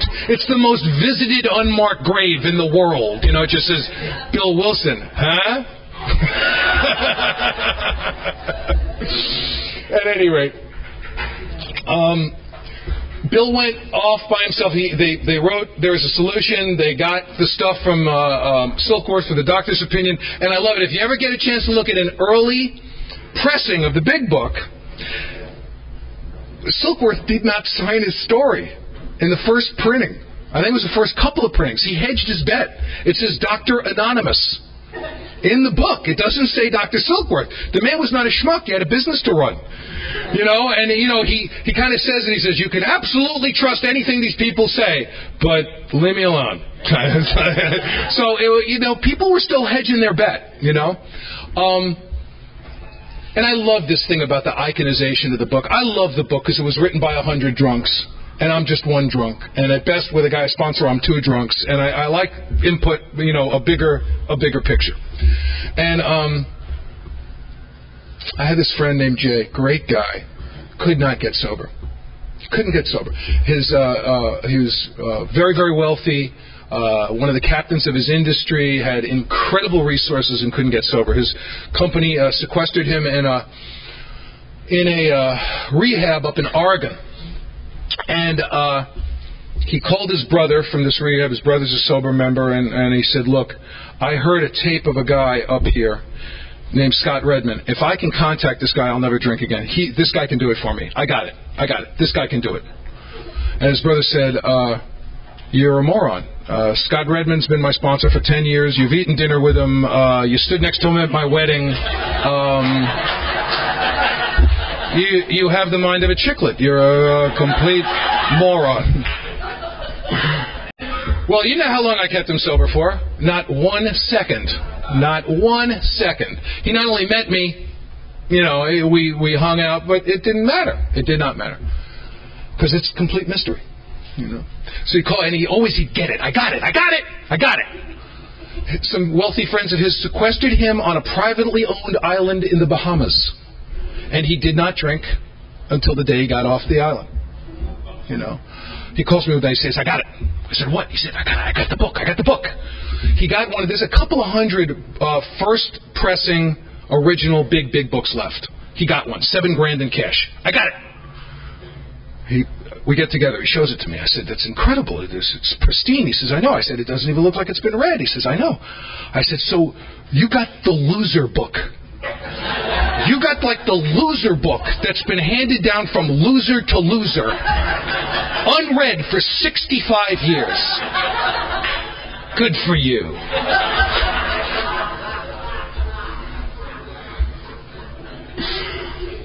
And eventually the noise got so bad in this guy's head that he tied his neck to the spigot of a shower head and sat down till he was dead because he couldn't bear it anymore. He got mixed up. He got the wrong mix and he got mixed up. And he took himself out. Because that noise, which 18 years of psychotherapy barely took the edge off, and I didn't know what it was. The architecture of it, resentments against you, resentments against myself, fears and sexual misconduct. I didn't know that I was psychically chasing my tail until I was exhausted and I keeled over and I died. So Bill went off. He finally had to write the program. They wrote the early stuff. They wrote the first 4 chapters. They're up to chapter 5, and his friends go, dude, you got to do it. So he goes off. There's some lovely descriptions of it in Not God and also in Pass It On. I love the fact that Bill Wilson never did anything standing up that he could do sitting down, and he never did anything sitting down that he could do laying down, because that's my MO. And he went into his room and he laid down and he wrote out the 12 steps. And a friend of his who was sober about as long as he was, a couple of years in around there, came over with a new guy who had about 6 months. And he was like just blowing up at the stuff. And he gave it to them to read, and the newcomer went, eh. And the newcomer started ripping apart the first draft of the 12 steps, which just drove Bill crazy. And I love it. I just love it, you know. When the Oxford group or Moral Rearmament got themselves into a bind with the Catholic Church. The Catholic Church basically, because the Oxford group welcomed any kind of Christian, any denomination, they crossed swords with the Vatican, and the Vatican excommunicated any Catholics who joined the Oxford group. Bill was really scared about this, or certainly concerned. If Catholics had been disenfranchised from AA in New York at that time, we could have literally held our meetings in a phone booth, because there was that was pretty much the deal. He went to a high-ranking member of the church in New York. He gave him the first draft of the big book and said, where are we with you guys? And I love this. The priest came back to him and said, I only have one problem. He said, in your chapter there is a solution. You say that you've been catapulted to a 4th dimension. You have found heaven on earth. That's kind of our deal. The heaven thing is kind of, we got a big PR push with the heaven deal. Can you pull back from that? And Bill turned it to much of heaven on earth. And he turned it to much of heaven on earth, and they said, you're fine. You're cool with us, and they moved forward. And the steps got implemented, the book got finished, and it got out to the fellowship. A really interesting thing about the Oxford group is they had something that they tried to adhere to called the 4 absolutes. And the 4 absolutes were absolute honesty, absolute purity, absolute unselfishness, and absolute love. The only other thing I've ever done absolutely is I get absolutely loaded when I'm out there. I've never done absolutely anything. And the way that they were approaching spirituality and the demands that they were placing on their members, Bill felt very deeply that the alcoholic needed a very, very big hoop to jump through, and they couldn't get it there. So first, the alcoholics in New York left the Oxford group, and then the alcoholics in the Midwest also did. And it's a funny thing, in the description of the sexual inventory, it says in the section where they talk about we don't want to be the arbiter of anybody's sexual behavior. You know, and it says some people think that sex is just a function of procreation. Others would have us, they want on a straight pepper diet. Others would have us, having sex with everybody and everything. That's sort of Akron in New York. You got that going there. And I think he had to balance that. I think he was addressing both of those things. And he was saying, you're right, fine, let's go. You're right, fine, let's go. As long as you don't have to be right for anybody else, let's go. Let's do this thing. The other thing that's really interesting is that AA, in fact, was formed by the meeting, the confluence of 4 ideas. William James, Carl Jung, the Oxford Group, and the Sermon on the Mount. They were reading the Sermon on the Mount when they were framing our material. William James wrote, he has this wonderful quote at the end of our section on spiritual experience in the back of our room. He wrote this wonderful book. He was a psychologist, wrote this wonderful book called Variations of Spiritual Experience, which Bill read a lot of. Carl Jung, who believed in a collective unconscious, a big picture, a God thing, a community, a collective unconscious. This was very, very attractive to the people who were trying to create an umbrella where anybody could come here and experience the touch of the Master's hand. So I like that. I like to see the elements that went into delivering this thing, because one of the pieces of misinformation that you hear about Alcoholics Anonymous, and I've heard it a lot from a lot of different people, is that we are basically a thinly veneered Christian society. And it's just not true. It's just not true. Do we have tenets? Do we have ideas that are Christian? Sure. I love Jesus. I love his ideas. I love his work. I'm going to talk about it today. It's had a profound effect on me. If you take a look at the book, The Sermon on the Mount, which I'm going to talk about today, Emmett Fox starts it by saying, look, you might think Jesus is the Son of God. You might think that he was just a smart guy. But one thing you must admit, he's really had a heck of an impact here. Why don't we take a look at some of this material, some of these ideas?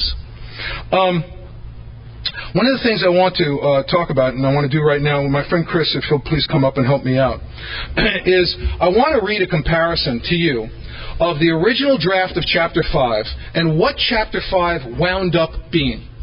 Because I believe that you'll see very clearly that the eyes started turning out. That once, what I'm going to read, Chris is going to read Chapter 5 as we know it in the Big Book of AA, and I'm going to stop him as he reads and show you the differences between the original manuscript. The original manuscript that was sent out to all the groups that then people had changed. That changed through the rewriting of the book. And I think you'll see very clearly the tack, where they were coming from and where they wound up. Chapter 5, how it works. Rarely have we seen a person fail who has thoroughly followed our path. Our directions. Those who do not recover are people who cannot or will not completely give themselves to this simple program. Usually men and women who are constitutionally incapable of being honest with themselves. There are such unfortunates. They are not at fault. They seem to have been born that way. They are naturally incapable of grasping and developing a manner of living, a way of life, which demands rigorous honesty. Their chances are less than average. There are those, too, who suffer from grave emotional and mental disorders, but many of them do recover if they have the capacity to be honest. Our stories disclose in a general way what we used to be like, what happened, and what we are like now. If you have decided you want what we have and are willing to go to any length to get it, then you are ready to take certain steps. Then you are ready to follow directions. At some of these, we balked. At some of these, we balked. At some of these, you may balk. We thought we could find an easier, softer way. You may think that you can find an easier, softer way. But we could not. We doubt if you can. With all the earnestness at our command, we beg of you to be fearless and thorough from the very start. Some of us have tried to hold on to our old ideas, and the result was nil until we let go absolutely. Remember that we deal with alcohol. Remember that you are dealing with alcohol. Cunning, baffling, powerful. Without help, it is too much for us. For you. But there is one who has all power. That one is God. May you find him now. You must find him now. Half measures availed us nothing. We stood at the turning point.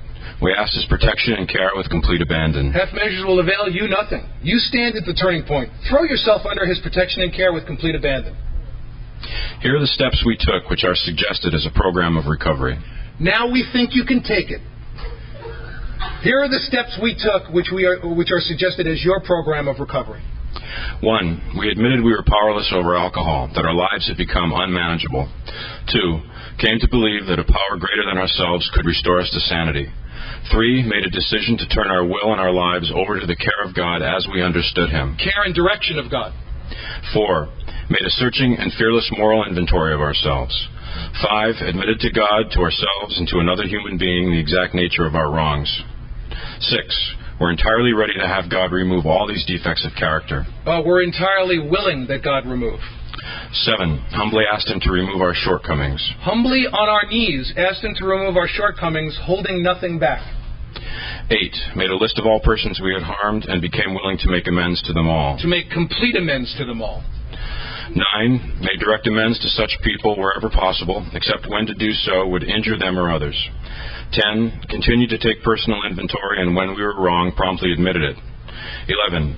Sought through prayer and meditation to improve our conscious contact with God as we understood Him, praying only for knowledge of His will for us and the power to carry that out.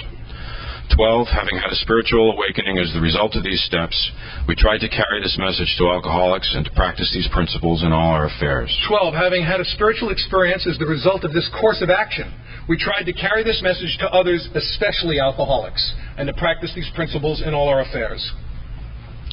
Many of us exclaimed, You may exclaim. What an order. I can't go through with it. Do not be discouraged. No one among us has been able to maintain anything like perfect adherence to these principles. We are not saints. The point is that we are willing to grow along spiritual lines. The principles we have set down are guides to progress.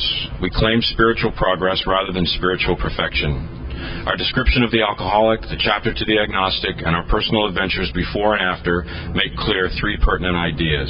Have been designed to sell you 3 pertinent ideas. A, that we are alcoholic and could not manage our own lives. That you are alcoholic and cannot manage your own life. B, that probably no human power could have relieved our alcoholism. Your alcoholism.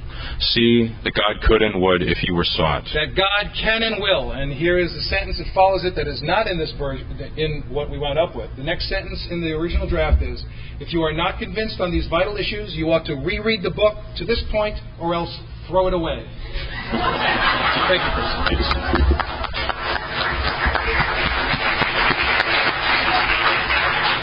Wow. They probably heard books hitting garbage cans all over the world. They turn their eyes out.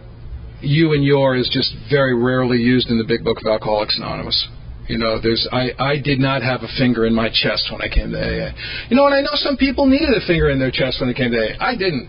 I react very badly to that. Always have and still do. Thank you, Chris, for your help. There are no written instructions on how to take the first 2 steps in the Big Book of AA. There are specific written instructions on how to take every other step in Alcoholics Anonymous. But there are no written instructions on how to take the first 2 steps. Many people do many different things about the first 2 steps. I can't imagine that any of them would be bad. You know, people write about them, they do workbooks, they have workshops, they give talks on them. How could that possibly be bad? It's odd and interesting to me that in the literature itself there are no written instructions, and yet there are written instructions on every other step. I believe the reason why I believe is that these guys knew that no matter what action you were asked to take, that these steps are endemically intuitive, that if you don't have some idea that something is wrong, that I can piss into a gale force wind, I'm not going to be able to convince you that there's something wrong, that you've got to have some sort of notion. I also really firmly believe that when I first took step 1 and step 2, I took them on a very primitive level, and that as I've done the rest of the work, it has enriched, enhanced, and grown up my experience of step 1 and 2, so that they're very, very robust experiences for me now. So initially, I'm powerless. My life is unmanageable. Sometimes, and this has happened for me many times in AA, and I've always been wary of it, and it's paid off for me. I've heard many people, and I know it's true for them, say, you know what, it's not about not drinking for me anymore. And that's not my experience. This is 100% about not drinking. 100%, because the minute I become unmindful of that, I'm going to stop doing all the stuff that makes this central miracle, it's a miracle, this central miracle possible, because I clearly cannot stop drinking. There's no way. There's absolutely no way that I can stop drinking. And because that central miracle has happened to me, I have built, that's where the pyramid has grown for me. Step 10 directly impacts my experience of this step. It's an interesting thing when we talk about a bottom. What's your bottom? Have you hit your bottom? Have I hit my bottom yet? If you're new here, you're going to see men and women come into Alcoholics Anonymous that will make your hair stand on end. You will look at that man or woman and you will go, drinking is out of the question. After what they've been through this time, a friend of mine, this guy I know in AA, tells this story. I love this story. A woman came into a meeting he was at. She had an alcoholic seizure. Flopping around on a, dress over the head, very, very classy. A lot of integrity that we're left with, A guy puts his wallet under her tongue, and of course the AA meeting goes on. She's flopped around like a boated fish, and she's settling down, and they just, the meeting goes on. It's Alcoholics Anonymous. She wakes up with wallet mouth, which I think she has chronic wallet mouth, and he said he watched her get into her chair, exhausted after the seizure, and started looking around the room, and then he saw it. He saw her go like this. He saw it, and she just got up and minced her way out. And he saw it in her face. I've woken up in a lot of crappy places, but none so crappy as this. How bad an alcoholic death are we talking about here?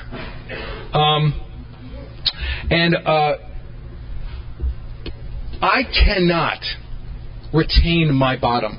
I have to re-experience my bottom through you. Otherwise, I'm working on myself. I can't. Jean and I talk about it because she knows me since that day. That day I came in. Us talking about that it's wonderful. It makes me close with her. But I don't think that it puts me in a position to benefit from the interruption of the cycle of spree and remorse. How do you do that? You're new. You stop drinking. Can you stay sober till 12 o'clock today? Yeah, anybody can do that, you idiot. Anybody. Okay. All right. Now, how am I going to take advantage of that opportunity? I've stopped drinking. I've got a window of opportunity here to make a surrender. Maybe I can make a surrender. Maybe the surrender that I can make a commitment built on that surrender. That commitment can create a little window of opportunity to make a bigger surrender. And all of a sudden I'm on the playing field. All of a sudden I'm on the playing field and I start doing some stuff I didn't think of. And then finally I sit down with another man and I hold his hands and I say, I am powerless. My life is unmanageable. I know that you'll restore me to sanity. I've come to believe that that's true. I've come to believe that that's true. What are the first two steps? They're really in the three pertinent ideas. That's what my sponsor did with me that day. We reached the three pertinent ideas. He said that you're an alcoholic and could not manage your own life. Are you an alcoholic? Yes, I am. Can you manage your own life? Well, I don't know. He said, well, can you do some controlled crack smoking? No, I can't. Okay, so at least you can't manage your life in the crack area. That's enough. Let's move forward. That probably no human power could relieve our alcoholism. Well, therapy didn't do it. My wife hasn't done it. My kids haven't done it. Okay, fine. That God could and would if he saw it. That God can and will. Can and will. Not would and should, but that it's possible. I don't get to make an appointment to make it happen. And right in there, earlier in the book, and There Is a Solution, it lists a certain kind of thinking. And it says that once a certain kind of thinking takes hold in an alcoholic, right? What's the use anyway? I'll stop after the sixth drink. And someone with alcoholic tendencies, when this sort of thinking is fully established in an individual with alcoholic tendencies, he's probably placed himself beyond human help. They're so sweet to us in this book. They really are. They're so nice. They're nicer except in the chapters that aren't written to us. They're not so nice. And the chapters to the employer, to the wives, and to the family afterward, they're not as nice as they are in the other ones. Like when they say, between step 3 and step 4, they say we entered upon an inventory which many of us had never attempted. They're just being sweet, I've never sat down with a guy to show him the work and had him go, God, you do that? I've been doing that for years. That's absolutely uncanny. So they're nice. For God's sake, how did I ever get started again? What's the use anyhow? It won't burn me this time, so here's how. When this sort of thinking becomes fully established in an individual with alcoholic tendencies, I'm taking for granted they mean with that physical allergy, he's probably placed himself beyond human aid. And in the first couple of pages of We Agnostics, it says, if this has happened to you, if lack of power is your dilemma, you're going to have to find a power greater than yourself which can solve your problem. And we don't care what that is. Early on in my old home group, I heard this guy tell a story. I just loved it. He said, that this woman was told when she came to, hey, well, we're all told, make anything your higher power. Make it the doorknob, whatever you want. And she started praying to the tree outside of her house. She prayed to the tree every morning. She woke up one morning and a city crew was putting the last branch of the tree into a chipping machine. And they drove off, and she ran down the street screaming, "Oh, God, save my tree." So she had to make the leap right there. She had to step from the boat to shore right in that moment. And chapter 4 says, if you believe now, or if even willing to believe, if you're even willing to believe, we emphatically assure you you're on your way. Lack of power is your dilemma. You're going to have to find a power by which you can live through your difficulties, through the difficulties in sobriety, right? And if you're even willing to believe in that thing, we emphatically assure you you're on your way. You'll have a spiritual experience in step 12. But the spiritual experience is not promised in step 2. It says, I've come to believe that this is a possible thing for me. Ernest Kurtz in Not God points out something I just love. He says, okay, the whole thing is about that's why the book's called Not God. It says in step 3, the first thing you have to do is quit playing God. I've always found that to be curious as a sponsor. How can I be telling a guy where to go, what to do, who to date, what to go, and say, boy, I'm just not feeling playing God. It feels so good to me. If the whole thing is predicated on not playing God, I just had an acid flashback or something. I don't know what the hell happened there. It was really interesting. That I already have plenty of faith. I've had faith in people, places, and things, in drugs and alcohol, in all this stuff that I've had an attachment to. And what the 4th chapter says is you already have the necessary faith. It's not that you have to invent this or come up with something that you're not outfitted with already. But all we're going to do is present you with some spiritual tools, not some spiritual weapons, but some spiritual tools to turn that faith to something that can save your life. The last sentence of chapter 4 says, when we drew closer to him, he revealed himself to us. This was huge for me when I came to understand it. Absolutely huge. Interestingly enough, the only difference in the 12 steps of Al-Anon and the 12 steps of Alcoholics Anonymous is the difference that was in the reading that Chris and I did today. The original step says we carry this message to others, especially alcoholics. The only difference in the wording of the 12 steps in Al-Anon is in the 12th step they said we carry this message to others. And we say we carry this message to other alcoholics. So we used what was expressed in the 12th step, but we applied it to the different programs. I want to move on to step 3, just to let you know that I am powerless. My life is unmanageable. I know that you will restore me to sanity, and I turn my will and my life over to you. And those first 2 steps to say that I have come to believe that something can change here, that I want to create an opportunity for myself and take advantage of it to make a little surrender, make a little commitment, have that commitment make another surrender possible, and engage in the cycle of surrender and commitment, which is as powerful as the cycle of spree and remorse.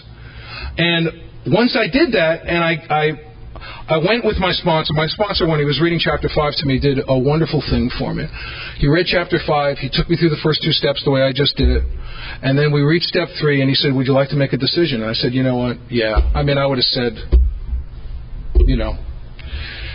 And he said, well, let's get on our knees and let's hold hands. And what he did was he took his book, and he propped it open on the bed. And he didn't sit there and hold my hands and close his eyes and know something I didn't know. He read the prayer with me out of the book. And at the time, I was so sick, I said to myself, shouldn't he know this? I mean, maybe I need an upgrade. Maybe I need like sponsor 5.0 or something, because this is not good. And of course he knew it. He was being loving, refused to separate himself, used the prayer to separate himself and be an expert. And I've done that ever since. When I do say this prayer to guys. The other thing about step 1 and 2, and again, this history helps me here, is because Alcoholics Anonymous was so new, these first and second and third step events, which a lot of them took place upstairs in Bob Smith's house, were big coming to God experiences. Guys just, they were like explosions. They were very rarely were they of the educational variety. So, and step 1 and 2 have been very much of the educational variety for me. And my sponsor held my hand, and we said, do I now believe, or am I even willing to believe, that there is a power greater than myself? As soon as a man can say he does believe or is even willing to believe, we emphatically assure him he's on his way. Again, on his way. Step 3 has been an interesting journey for me in my life. I came to AA, and they said, you know what? What are your dreams? You have dreams? Yeah, I do. I've got dreams. I like to be a successful writer. Okay. Do you need to be miserable until you achieve that? You can do it. We'll help you get free enough to do that, to be a writer, to write. Do you need to be miserable until you achieve that? And I thought, yeah. Because in my mind, if I don't stay miserable about it, how's this possibly going to manifest itself? It's not going to happen. So, AA comes back to me and says, all right, if that's true, then you believe somehow that your agony is going to purchase this thing for you that you want. If you believe that if you don't suffer, it's not going to happen, then you believe you're bartering your agony, in part, that your agony is going to achieve this. It's a terrible idea. It's a terrible idea because I actually have a lot of dreams. And if I make sure that I suffer until all of them are achieved, this is going to suck. This is going to suck. And I don't want to have great tunnel sobriety. I don't want to suffer. I just don't. So that to me is the third step. If I can say to you, I'd like to write. Go, okay, fine. Be a writer. That'll probably take writing. You'll have to write. And can you be happy, joyous, and free? I'd like to have a better sex life. You can. Do you need to be miserable till you have it? Yeah. Then you think it's going to purchase it for you. Our sons, my oldest son Micah said something to my wife some years ago that so beautifully exhibited this to both of us. Micah was applying to colleges, and he wasn't doing it as promptly as my wife would have liked. And she just couldn't stop, And finally, my son, who was 17 at the time, looked up at her and said, and I quote, "Do you actually think that your anxiety benefits me in any way?" and my wife thought I was hoping, I figured I'd give it a shot here, for God's sake. And of course, it wasn't. It wasn't benefiting. It wasn't making him do it better. It wasn't making him do it faster. It wasn't doing any of that stuff. So the impact at step 3, after this initial, it's an interesting thing. Our book says that the third step, this mumbled prayer, to me it was mumbled at the time, that this decision that I had made would have absolutely no permanent effect on my life unless immediately followed by a strenuous effort to face and be rid of the things that have been blocking me from this power, my only hope for survival. So then my sponsor sat down and he showed me how to write resentments, fears, and sexual misconduct. And I had a lot of work to do. I'm resentful at Scott for being a lousy father. It affects my self-esteem, pocketbook, ambition, and personal relations. It's a funny thing. My sons have received 18 appropriate birthday gifts on the day of their birthday that they wanted. I did stuff on my kid's birthday before I got sober that I would not share from a podium. Too awful. And they were all over my inventory. How was I going to get free from that, I've exercised the birthday muscle 18 times. Not once in 18 years have my kids received the day after radioactive guilt gift from the only place that would take a hot check from me. Here's some drywall, boys. All the kids are loving the drywall right now. It's Pokemon drywall. So I've exercised the birthday muscle 18 times. I don't feel guilty on my kid's birthday. I was resentful of myself for being loaded the night my father died. I was resentful of myself for lying to everybody about it. I was resentful of myself for the stuff I did on my kids' birthdays, and I put that in specific detail, the stuff I had done. I was resentful of my wife for being alive. I was resentful of myself for getting married. I was resentful at her for making me stay married.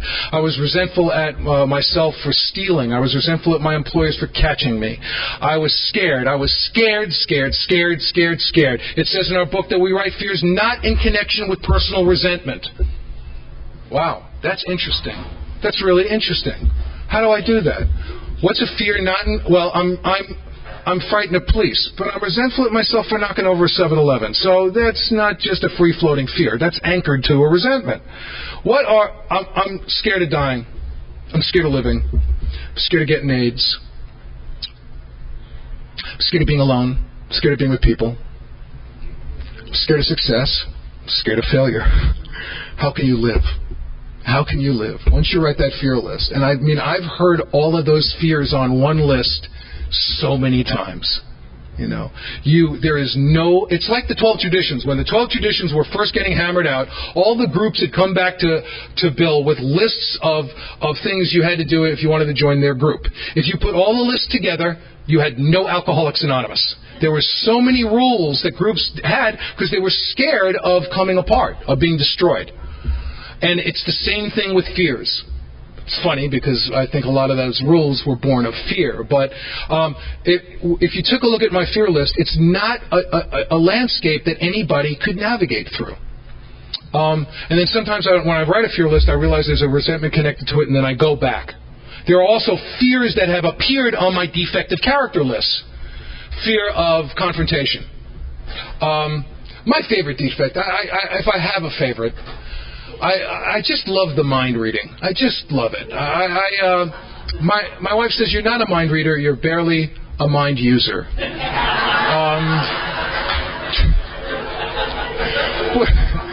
It has appeared on so much inventory that I think that I know what people are thinking.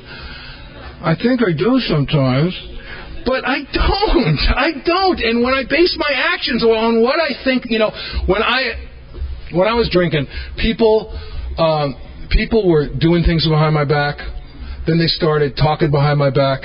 And in the last few years, they started thinking behind my back. And it's hard to catch them.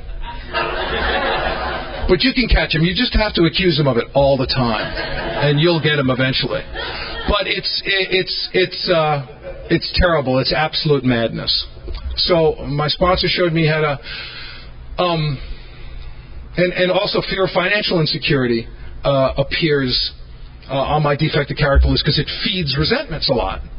You know, it's a funny thing. If you take a look at what's called the promises in the middle of step 8 and 9 in the big book, it says you'll know a new peace and new freedom. You'll be able to deal with situations that used to baffle you. Now, this is written in 1937. Economic global collapse. People are doing headers off buildings. Businessmen are selling apples in the street for a nickel. And these schmucks write in their book, you will know freedom from fear of financial insecurity. Believe me, there was no PR man on the job. They never would have let him put that in. They would have said, no, tell them all they'll get like a fridge or something. But don't tell them that. Not now. Not now. That's insane. But they promised it and they delivered. My sexual inventory was very, very unpleasant to write. It mostly involved me. I'd like to welcome any tweakers here today. I'm always love to see you guys. There you go. If you've licked the features off your own face, you know what I'm talking about. And ever masturbated until you're dehydrated. I'd like to... Well, I'm sorry.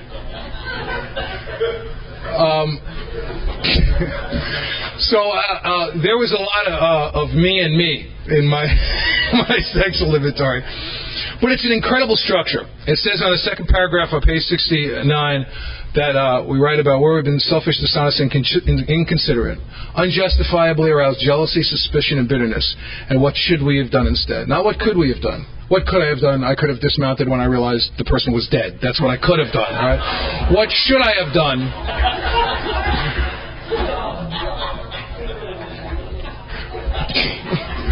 What could I have done is I shouldn't have even talked to the person. I shouldn't have been in the state. I shouldn't have even been there. What should I have done? Not what I could have done is what I did. That's what I was capable of doing. What should I have done? And then in the last 2 paragraphs of page 69, it mirrors something that Silkworth talks about in the beginning of the book. He talks about God, it's so incredible in a doctor's opinion. He talks about that we long imagined that some form of moral psychology would be. He says so many incredible things from that. One of my favorite things is there's a paragraph in the doctor's opinion where he basically says, "You probably think it's pretty weird that I'm, that I'm in this book and that I believe in what these people are doing. It's not scientific, it's not AMA, it's not, and if you're in the medical professional, you might think it's really odd I'm doing this." And then he says, "Come work with me for a while. Come on the firing line with me. See the warped lives of blameless wives, children, a husband. Come say," and then he says something that freaks me out. He says, "Let it become part of your life and part of your waking hours and your sleeping hours." He was dreaming about it because there were all these people he couldn't help. I mean, it had obviously molded its way into his consciousness that much. And it was really funny because if you ever get a chance, Bill Wilson wrote some letters to Carl Jung to let him know the key contribution he made to the founding of Alcoholics Anonymous. Years later, many years later, in the late 60s, before Bill died, Jung and him actually had contact. And Jung explained to him, I'm sorry, but I could not respond to your letters, because he was already being accused of being a wacko and a charlatan. And he said there was no way that I could get involved in AA he didn't believe that he could weather that storm. But he absolutely believed in the spiritus, in the spirit of what Alcoholics Anonymous was imbuing people with. In the last two paragraphs of page 69, it says that now that I write this stuff, I am now going to engage in a relationship with God. I am now going to get to work with God. We're going to join together, we're going to join forces, and I am going to walk towards the man that I want to be. Moral psychology. Uncover, discover, and apply.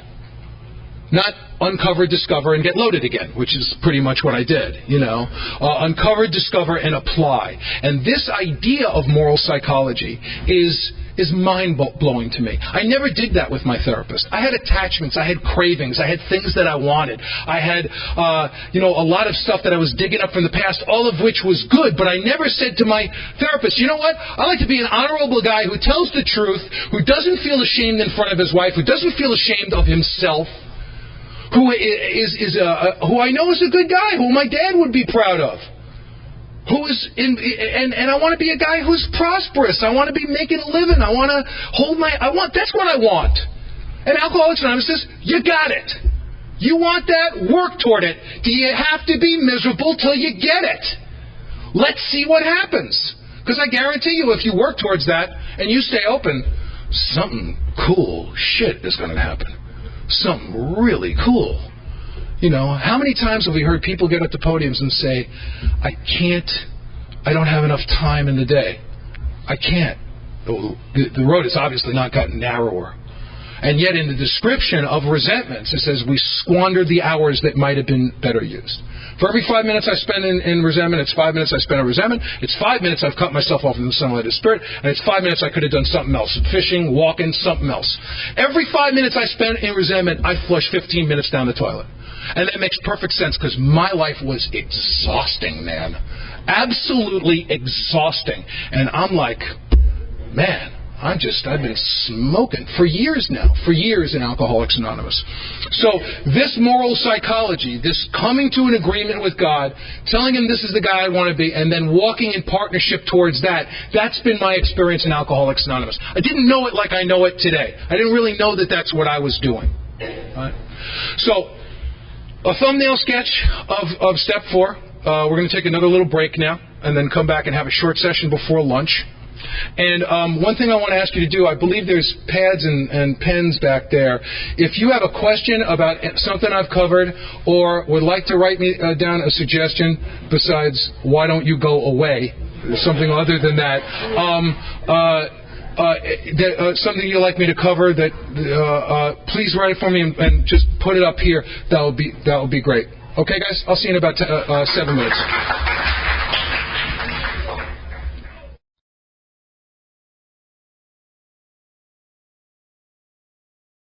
I've got some great questions. I want to address a few questions at the beginning of this session and then kind of use them to leverage our way into step 4 again. Great question.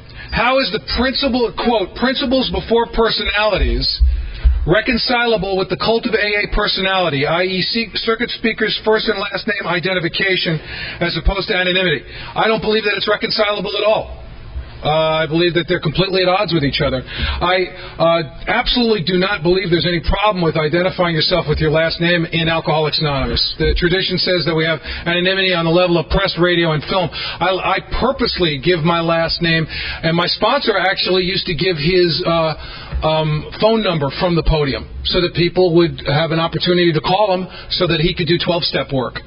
So I have no problem, and this is, again, me personally, don't take it as a personal indictment of what you believe. I purposely use my last name because I don't want to be anonymous in Alcoholics Anonymous. The cult of personality is absolutely at odds with principles before personality or anonymity. And any time, and I talked about that earlier when I said I misidentified the people that I got sober with. I misidentified them as the source of the mystery. When I've done that, I am doing them a great disservice, and I have suffered for it, and I've caused suffering because of it. Also, and when I talk about the 10th step today, I'm going to talk about it in very specific terms. My home group suffers at times from great spiritual pride about the way that they do the 10th step.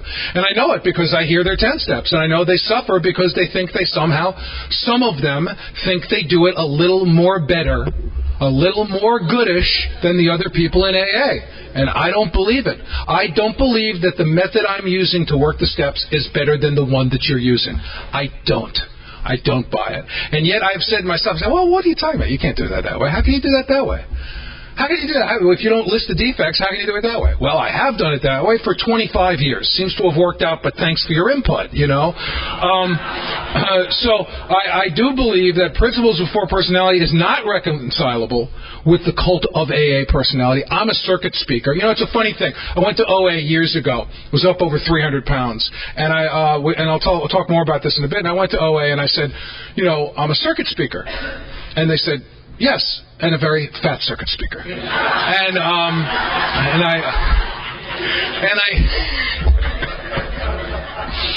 I said, would you like me to speak? And they went, actually, no. And besides, your mouth's full and we can't understand what you're saying. And they basically said, you can't spend your AA money here, pal. Can't spend it here. No comprende AA money here, okay? I was trying to leverage whatever, you know, and I will tell you the truth.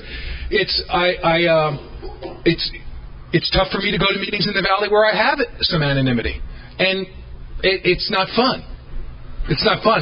I'm not going to drink over it or anything like that. Yeah, anonymity. So I hate not being anonymous. So I'd give an all-day workshop and talk for 8 hours. I mean, you know, there's something wrong with that picture. All right, but it's a great question, and I have to find a way to not participate in entrenched power in Alcoholics Anonymous. I have to find a way to not play God. I have to find a way to share with you my experience, strength, and hope, and not insist that it be yours. So I love whoever wrote this question. It's a great question. But again, the name thing for me is something that I don't want to be anonymous in Alcoholics Anonymous. Another terrific question, which will help me begin this session. The question is, I was given a 4th-step format that includes an extensive list of possible character defects, i.e. impatience, defensive, overactive, paranoid, perhaps a more exact nature of my wrongs, to selfish, self-seeking. Is this list more appropriate for a 10th step, or do you think that it makes sense to offer it when sponsees do their 4-step inventory? And my answer to that is I don't know. Again, I'm going to say basically what I said when I talked about the different methods that people use to work the first 3 steps. I can't imagine that it's bad. I just can't imagine that it's bad. I've seen checklists, workbooks, work lists. I don't use any of them. I don't have a list of defects that I give to sponsees, and I can't imagine that it would be wrong to do so. This is the thing I know I want for me. I'm such a sophisticated guy, and I'm so intellectual. And I put up so many explanations and barriers. If I could write my inventory with my face, I would. I want there to be as little in between me and this process. If I could write it in blood, I would. That's why me personally, I don't type mine. I was a professional writer for years. I do that now. And writing on a computer has a specific kind of deal for me. I want it in my face. I want to roll in it. So, again, I know lots of people who do lots of stuff about this stuff, and I just think we're all seeking God, man. What a great, great thing. So I did my first 3 steps verbally with my sponsor that day. He asked me if I was an alcoholic and my life was unmanageable, if I had come to believe that a power greater than myself was restore me to sanity. I didn't think it much, but he said, fine, let's go. Now, I have had experiences working the steps with guys where I've said, do you think you're an alcoholic? And they go, no. And I go, want to go to a movie? I am not going to sit here and talk you into being an alcoholic. Why? Because I can't. If we can come up with one little chink in the armor, if we can come up with, well, did you lose it here? We'll talk about it a bit, but ultimately, at the end of the day, not my job. And so we took the first 2 steps. We reached step 3, very simply made a decision, got on our knees, held hands, said a prayer. And then on the top of page 65, it says that it will have little permanent or lasting effect unless immediately followed by this strenuous effort. And then I began the inventory process. And I wrote, I'm resentful at. The cause. What is the cause? And it affects mine. SPAPS, self-esteem, pocketbook, ambition, personal relations, and sex. And then on a separate piece of paper, I wrote my defects of character, because in 6 and 7, I'm not bringing my defects to God. I'm not bringing my resentment to God. I'm bringing my defects to God. Someone talked to me earlier in the meeting, and I was reminded about the fact that we don't know what we're doing in AA. We just don't know the impact that we're having. And which is, turnaround is fair play, because I didn't know a lot of the damage that I did out there. And you know what? Sometimes I don't know a lot of the good that I do in here. I had a friend named Howard Cooper. A few of you in this room know him. He was a guy with an English accent. He was a regular member of the Radford Men's Stag. He died sober 22 years. He was one of the great guys I've ever met in my life.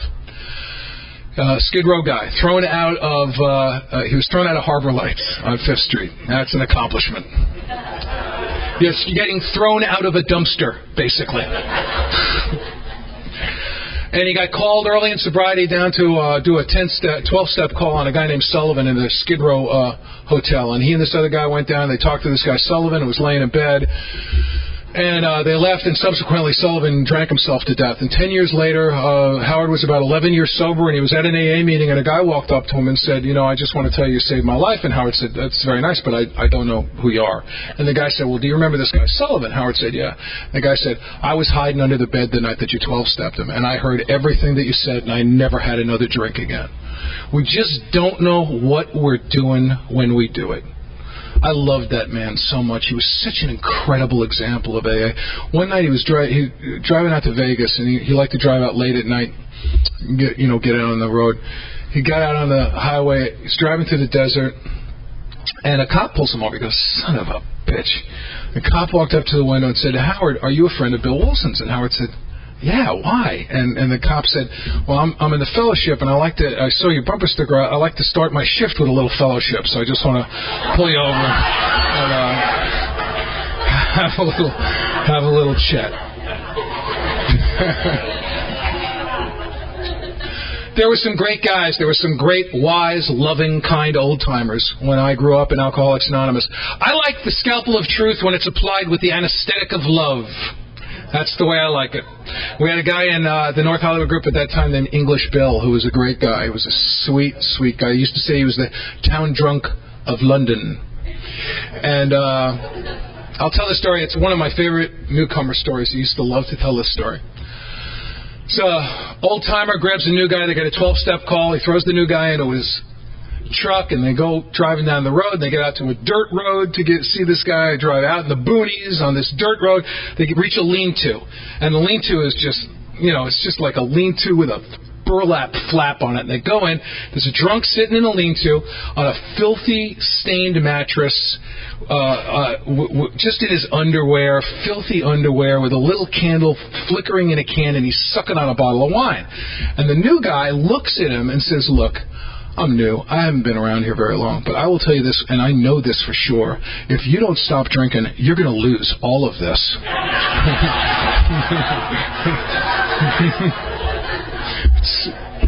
It's a great story. And it's true. It's absolutely true. After I wrote those defects down, and I'll talk more of them as I talk about the 10th step. What are the defects in me that if God were to remove, the resentment would be gone? Blue skies, magic wand. God has a magic wand. He comes, touches me on the head. What specifically? I'm resentful at my wife for calling me a pig. It affects my self-esteem, pocketbook, ambition, personal license, sex. It's definitely a knock in the crotch. So what is it in me that if God would remove? I'm sloppy. I'm stubborn. I'm judgmental. I'm filled with shame and guilt, and I have lust. Now, what's lust? Lust isn't sexuality. Sexuality is great. I think sexuality is great. Wanting to have sex, feeling sexual is great. Here's the deal. When I attach it to power, it becomes lust, and then I'm suffering. Nothing wrong with being hungry. Love being hungry. Love eating. When I attach it to power, it becomes gluttony. Nothing wrong with these are God-given feelings, but when I attach them to self-centeredness or power, I'm screwed. So, nothing wrong with sexuality, but if I have to be nice to my wife because I won't have sex later, then I'm tainting the whole process of relating to her, right? If there's still conversion tables on the back of cleaning products of sex to a cleaning activity, I'm fried. So how can I stop this attachment? How can I do it? The inventory has been the lever for that. So I wrote my resentments, who I was resentful at, the cause, what it affects, and then the defects. And I wrote resentment number 1, resentful at Nazis. Defective character list number 1, here are the defects. So that when I read them, I could read them straight across. I'm resentful at, the cause, it affects, and these are my defects. And then when I do 6 and 7, I take that list, I put it aside, I take the defects, I put it in front of me, and I go to my maker and I say, Pop, please. I can't bear this anymore. Please. So that's the configuration of the resentments for me. And in each, it's a funny thing. This is a disease of self. Right? So selfishness, self-centeredness, and self-seeking are the same, but they're a little different. Selfishness is wanting it all for me. Self-centeredness is thinking it's all about me. Self-seeking is trying to figure out what's in it for me. So they're the same, but they're different. And when I talk to God, I like to be as specific with Him as I possibly can. Because the third step without this process is, Pop, I'm yours. He says, well, yeah, I'm God. I mean, I knew that. But thanks. It's very nice of you. What do you mean? And I said, Pop, can you take this? Can you take these defects? Can you take this sexual misconduct? Can you take these fears? And then I'm on the ground. I'm on the playing field. I'm engaged and enjoined in a working relationship with my higher power. And then he says, yeah, I'll do your work, do mine. Do my work, I'll do your work. When I drew closer to him, he revealed himself to me. In Bill's story, he talks about step 11, which I'm going to talk about later on. He has some of the most beautiful poetry in the big book of AA. He says the price had to be paid. It was the destruction of self-centeredness. I had to turn to the Father of Light who presides over all. So this was the beginning. This fourth step, this examination, this admission was the beginning of that for me. Then I wrote my fears, not in connection with personal resentment. I went through the list before. I'm frightened of being alone. I'm frightened of being with people. And then the sexual inventory. I take the people who were offended and I put them on top of the page. Sometimes it was just me. Many times, mostly, was me. And then I would have other people. People I didn't remember. The woman with the hair. The thing. The puppy. The thing. The whatever. And me, the woman, my wife, who was affected. When I give instructions on sexual inventory, it's really hard. It's hard, guys, to really say, oh, no, not that, no.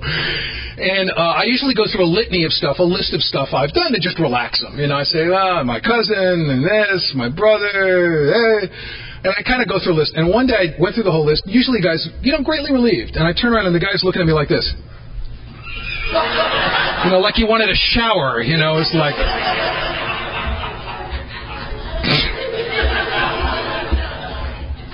Where have I... Okay, I walked out on my family and lived with another woman right before I got sober. So... my wife, my kids, the woman's family, and everyone I worked with at that time was on the top of the page. Where was I selfish? I wanted everything for myself. I wanted the situation with the woman. I wanted what was home. And I talk about it. It says we've got this stuff all down on paper on page 69. It doesn't say make a list.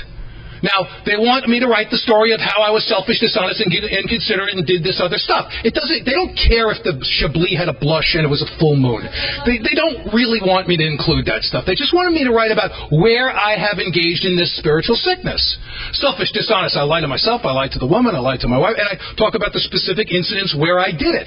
Dishonest, inconsiderate, I was not considerate of the people I was working with. This woman worked with me on the same job. I wasn't considerate of her community, which she had to re-enter, and I talk about that.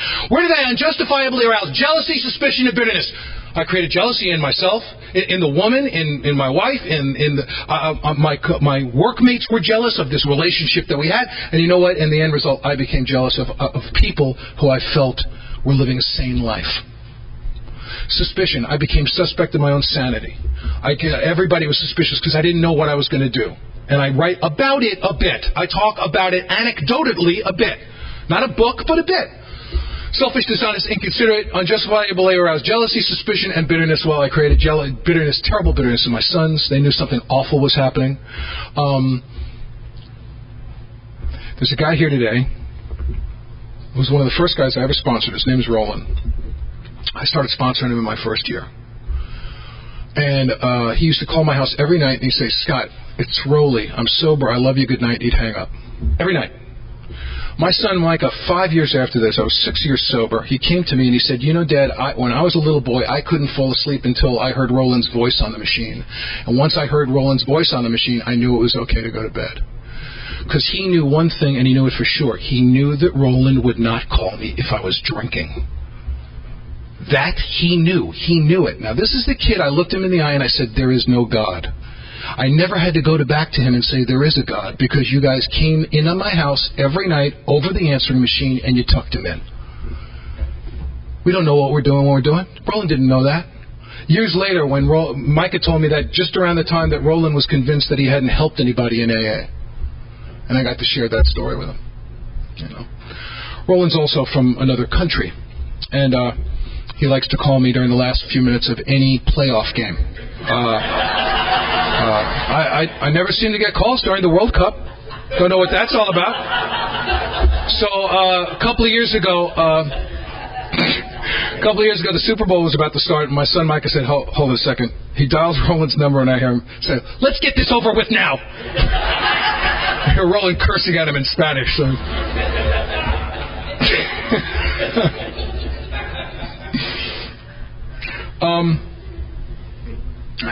And then at the end of the sexual inventory, there it is. What should I do instead? What kind of man? Now, the opposite is, for me, and this is just me personally, the answer isn't, I shouldn't have been bad. I should have missionary-style sex for the rest of my life and not talk to anybody. That's not the answer for me. The answer for me is, I want to have an exciting, romantic time in my life. That's what I want. So I wrote down, I shouldn't have lied to the woman. And the answer for me is it's not moralistic for me. It's not. Many people get divorced. Many people go through this thing. But I didn't play fair. I should have either committed to the other woman or committed to my marriage and engaged in that process. But I never should have done both at the same time, and I never should have laid my suffering on these people. That's, for me, what I should have done instead. I can live that life. I can live that life, And I read my inventory to my sponsor. The longest inventory I have ever heard as a sponsor was 22 hours. And the shortest was 20 minutes. And they're both dead. Because neither one of them continued to do the work. I just don't care how long a man's inventory is. I don't care. The thing I know is like the third step will have little permanent or lasting effect unless followed by this other stuff. The fourth step will have little permanent or lasting effect unless kept in tune with the rest of the work. I've never read a complete fourth step. If I've ever heard one, I do think it would look like an outtake from Scanners. I think the guy would just, his brain. I mean, I've remembered stuff later on. I've called my sponsor and gone, did I tell you? No. No. It's like a crystal shaken loose from the roof of the cave. It just crashes on the bottom and opens up these other opportunities, some of which I had been alarmed that weren't on my fourth step. You know, stuff. So, at any rate, me personally, I don't care how long or short a guy's inventory is. When should you start your inventory? I don't know. The Big Book of Alcoholics Anonymous refers to it 3 times. In Bill's story, when he talks about working all the steps, which he does in the last 4 pages of his story, he says that he did it in his first 3 weeks of sobriety. First couple of weeks in sobriety, came over, just did it. He acquainted his friend with his wrongdoings and asked for them to be removed root and branch. And then it says, if you want the third step, in chapter 5, if you want the third step to have any little permanent or lasting effect, you should do it right now.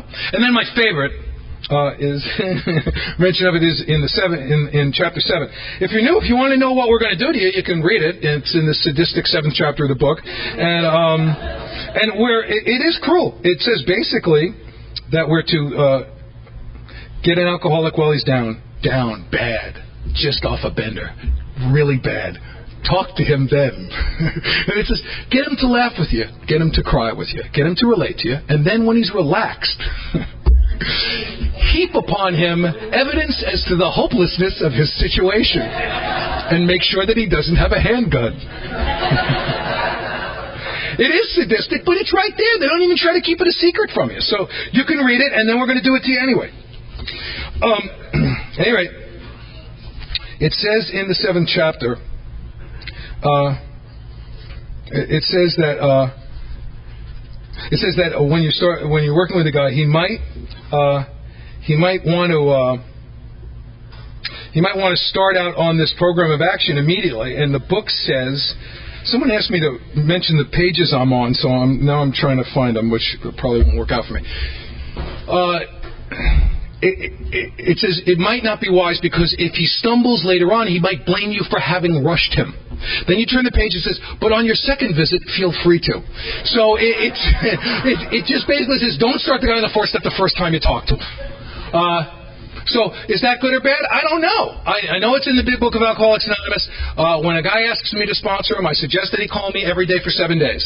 If he can put 7 days worth of calls together, then I'm willing to do some stuff with him. If he can't do that, then we're I don't know. It's tough. And then whenever he tells me that he'd like to start the work, I'll start to work with him. My first sponsor wouldn't start me on an inventory until I was 6 months sober. I don't think there's anything right or wrong about that. It's just the way that his AA family did it. We all have, in the culture of Alcoholics Anonymous, some of us have AA families, home groups, some of us have traditions. As long as I don't have to quit AA to join my home group, I'm fine. The minute my home group just does it more better, a little more special, that it participates in entrenched power, I have once again separated myself from the deal. And I've been separated my whole life. And the only thing that's connected me is this higher power, which the minute people try to ascribe dimensions to that higher power, the separation, it breaks down and it starts happening again. So I did all this stuff. I went to my sponsor. I read my inventory at 9 months of sobriety. I love that section in the 7th... In chapter 5 about the double life that the alcoholic leads. If you have managed to whittle it down to 2 lives, my hat's off to you. I mean, it's pretty amazing. My wife and I lied so much. This is where we wound up. We were in New York one day, and we were walking down the street, and a couple who we knew very well saw us and came running to us. And the woman grabbed Nancy and said, "I'm so sorry."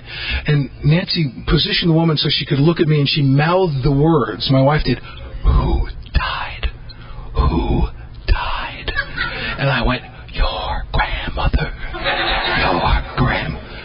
That was our dance. She knew that, You get it. In many spiritual pursuits that I have seen that are proprietary, where you got to belly up and write a check, where you got to wait till the aliens burst out of the volcano, where you got to do whatever you got to do there, is about as completely antithetically opposed to what Alcoholics Anonymous is. We emphatically assure you you're on your way. You're on board. You're bellied up. You don't have to do anything. You're in. All that's necessary is that you have a desire to stop drinking and that you're with us. And here we go again. All through the book there are these. It's almost like watching the sparks in an internal combustion engine. You know, in the third step it says, after we say the prayer, sometimes in effect a very great one is followed at once. It also says that we can take the third step with anybody, like our spiritual advisor, and I always read this, is, or your wife. I go, or your wife, fat chance. And then the idea of praying with my wife when I first came in was a hysterical idea.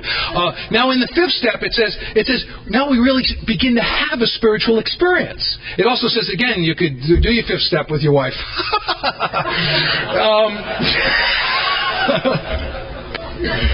Yikes!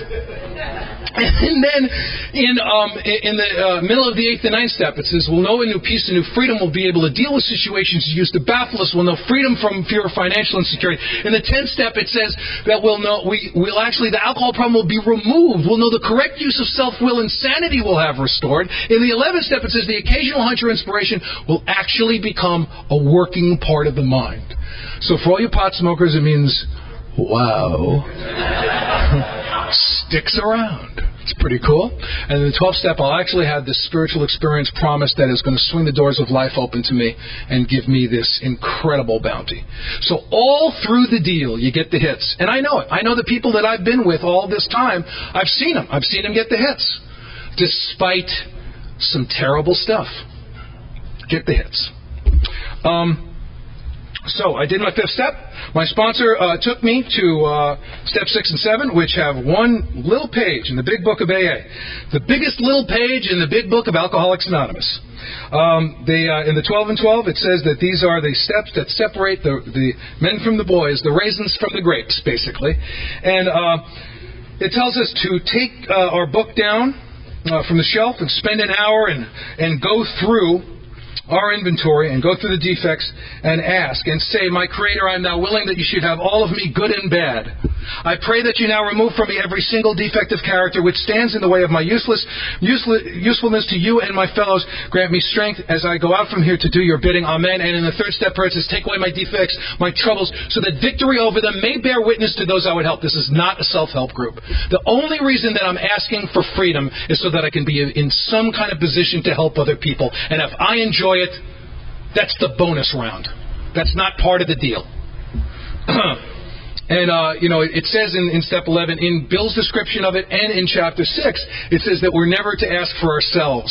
Man, I have tried to do an end run around that so many times. I have come up with a way that me making more money would be good for my sponsees about 1,000 times, Man, oh man. So my sponsor said, he said, take your defects. And guys do it different ways. Some guys take the defects and make a master list. Some guys go through just all the defects. And one at a time, I went through the defect and said, Pop, please remove this terrible self-centeredness. Father, please remove this terrible mind reading. Father, please remove this terrible self-seeking. Father, please remove the self-pity. And at times, with a particularly rough one, I would take a few minutes to do the first 3 steps on that defect and say, I'm powerless over self-centeredness. My life's unmanageable around self-centeredness. I know that you'll restore me to sanity around self-centeredness. Because I can't keep saying, God can keep Saturn on its axis, but I don't think He can remove my self-centeredness. It just doesn't figure. And I turned my will and my life. I turned my will and my life over to you, over to the self-centeredness over to you. So I've gone a little deeper with some defects that have been particularly difficult. Then he had me he took me back to chapter 5 and showed me a wonderful prayer to do when I did 6 and 7 on fear. He took me back to page 68 and He said, if we take a look at it, at the bottom of the last paragraph, just before now about sex, it says, we ask him to remove our fear, to direct our attention to what he would have us be. Now, if you go up to the bottom of the paragraph above it, it says, we are in the world to play the role he assigns, just to the extent as we do, as we think he would have us do. Humbly rely upon him, does he enable us to match calamity with serenity. So what my sponsor had me do with each fear is say, Pop, please remove this terrible fear of animals. I had a bad fear of animals. Direct my attention to what he would have me be. This isn't in the prayer, but the idea here is, Scott Redman plan, be frightened of animals. God, it's not his plan. My God does not have any interest in me being scared. That is the Scott Redman program, and all fear is, I will throw the gauntlet down to you now, all fear is in the future. There is nothing that I'm frightened of that's not in the future. And to stay frightened is a negation of step 3. I'm not frightened that you have hit me. I am frightened that you're going to hit me again. If you've hit me and you're like this, I'm not frightened about the hit I've received. For me, all fear, 100% of it, and I hate using those statistics, but I've never personally been able to find a fear that actually resides in the present or the past. I'm not even scared that you are hitting me. I'm scared that I'm going to get hit again. And that's just been very, very helpful to me. So, Pop, please remove this terrible fear of animals. Turn my attention to what you would have me be. In other words, you don't want me to be scared of animals. What do you want me to do? And I wait for the voice. Now, the voice could have said, go pet a puppy. It didn't. It said, stay away from animals. That's what it said. I could have gone out and bought fish, but I didn't. I stayed the hell away from animals. Then that paragraph above it says, I humbly ask him, and I humbly follow what he's told me to do, right? So now I say, I humbly rely upon you, which means I'm going to now follow the suggestion. And then I will immediately commence to outgrow fear. Father, please remove this terrible fear of animals. Turn my attention to what you would have me be. Stay away from animals. I humbly rely upon you. And I stayed away from animals. And in my 10th year of sobriety, I was at an AA conference, and a puppy ran up to me, and I fell in love with the puppy. And I knew that it was lifted. I knew it was gone. I didn't keep doing puppy checks.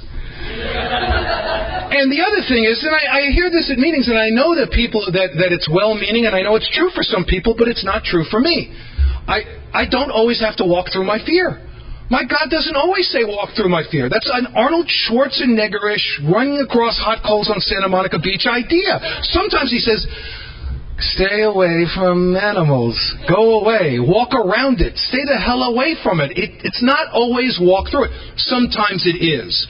But once I get an idea, and I'm going to talk about this more today, I'm going to talk about the Sermon on the Mount, and one of the sections on the Sermon on the Mount which discusses resist not evil, which is embedded in the fabric of Alcoholics Anonymous. Because you cannot, we keep saying one day at a time. Do not stay sober for the rest of your life. Don't do it. Stay sober till 12 o'clock tonight. Stop making oaths. Stop making promises. Stop attaching yourself to your idea of what these things can be, and open up to what the hell's going on. And that's imbued in that talk, in the Sermon on the Mount. Stop resisting evil. Emmett Fox was a minister, goes as far as to say that he believed that any clergy person who took a lifelong oath was missing the point. He pissed off a lot of people, you know. But for Alcoholics Anonymous and for alcoholics, I know that has been true for me. So that was the 6th and 7th step that I did about fear, and what I did with the 6 and 7 I did with sex is I took all the sections where I wrote, what should I have done instead? Shouldn't have been there, shouldn't have talked to him, should have been honest, would like to be a kind of man who can tell the truth and be trustworthy. To take all of those from all the different sexual inventories, put them in one place, copied them in one place, and he said, there it is, there's your guy. Go get that guy. Ask God in partnership with God if you can walk toward that guy. And that's what I did. And it's an incredible bit of moral psychology. So I did 6 and 7 for the first time. I went back to my sponsor, and I said he had me write up an 8th and 9th step list. I love, 8 and 9 are so remarkable and so important to AA. If you study the history of Alcoholics Anonymous, you see that Alcoholics Anonymous dates our founding from the moment that Dr. Bob took the 9th step. He refused to go and make amends when he first started working the steps with Bill. He felt that he was endangering his livelihood if the community found out he was an alcoholic. Of course, the community knew he was an alcoholic. My sponsor, who passed away 5 years ago, was a doctor and was so loaded while he was examining a woman, he couldn't stop scratching his nose, so he did one-handed exams. He was doing a breast exam and told this woman that she had a breast on her lump. And was asked to leave people alone. And that was pretty much where Bob was, so for him to think that people didn't know was pretty bizarre. But he went to a AMA conference or some kind of doctor's conference in Atlantic City, came back, went on a roaring bender, and finally went to the community and came back trembling from that experience. He had done step 8 and 9, and he never drank again. Now, when he was coming down and he was detoxing from this bender, he had to go do surgery. He was a proctologist. I believe that Bill, and it says in the literature, Bill gave him his last beer and a goofball to steady his nerves and sent him in to do the surgery. The unsung hero of Alcoholics Anonymous is the man he operated on that morning. I believe that guy gave more for AA than anybody. I really... He's never in the movie, though. God bless him. Humbly ask him to remove these defects. I want to follow my heart. I want to live like a grown man. You know how I want to live? I want to take no shit and I want to give none. I want to walk a free man. And that's a great way to live. I want to follow my heart unadorned by the governing force of spiritual sickness, like a compass to the true north of my soul. That's the way I want to live. And I have to go to my father and I have to say, Pop, can you do this? Can you please take these? I can't say, take them if you can, big guy. I can't say, take him, you rotten miserable. I have to draw close to him and experience that surrender. The same surrender, if you're new here, that you're experiencing by not drinking. By not drinking. If you're new here, if you're new when you want to drink, don't. Whoever heard of such a thing? Don't drink. If you're new, I also want to tell you that I don't believe that I'm as close to my next drink as you are. I only have till 12 o'clock tonight, but I don't believe I'm in danger like you're in danger. I don't think so. I think if I am, then we're in trouble here. I only have till 12 o'clock tonight, but my not drinking muscle is much stronger than yours if you're new. I've been not drinking for a long time. Your drinking muscle is much stronger than mine. Now, I know that people say it's a progressive disease, and I believe that. I believe that my disease has been developing for 18 years while I haven't been drinking. But you've been practicing, and it's a difficult. You're just better at it than I am right now. I'm not saying that I couldn't get good real quick, but you've been in the drinking gym, and you got a strong drinking muscle, and I got a strong not drinking muscle. If you're new and you've been having drinking dreams, I just want to mention this to you, and this, again, I'll throw the gauntlet down.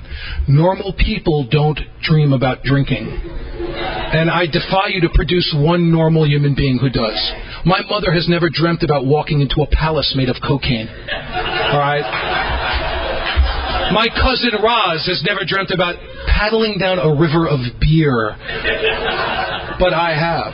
So if I still have an occasional drunk dream. If you're dreaming about drinking and you're new, I would put this to you. I don't think that's because you're going to drink. I think it's because you're a drunk.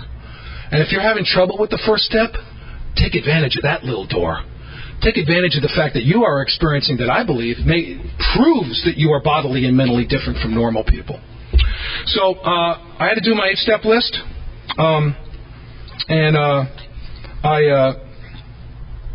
it's funny. The last sentence on page 69, when we're talking about they said we should go through each individual thing with our sexual inventory and ask God what action we should take on each one, which kind of leads us into 8 and 9. It says the right answers will come if we want them, not if we like them. Because sometimes I'll ask God, I'll get an answer, and I'll go, nah. Well, what you got to have something else going on up there.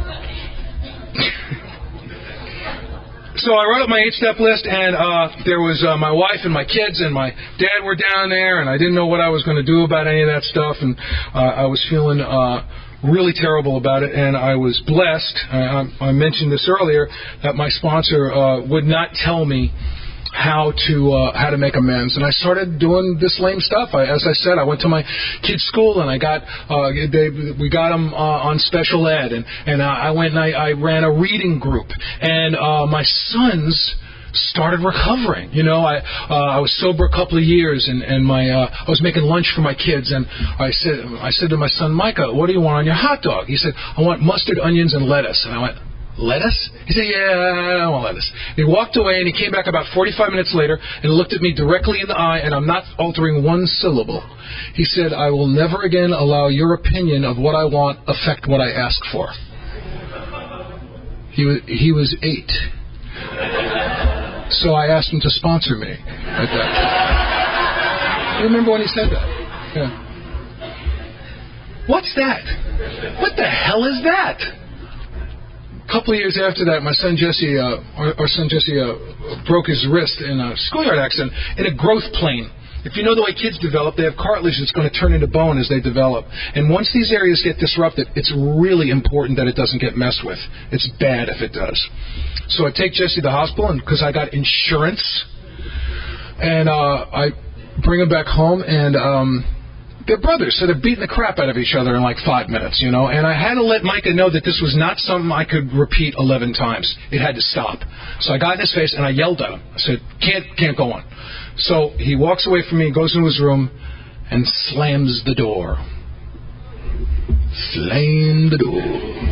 So I got the dad tick going now, you know. Slam the door. So I go to the door and I open the door, and before I can unload him, he looks up at me. He was 10. He said, "Excuse me, you were right out there. I didn't say you were wrong. But a big guy just got in my face and screamed and yelled at me. Don't tell me that I can't be mad. I'm not telling you can't be wrong. Don't tell me I can't be mad."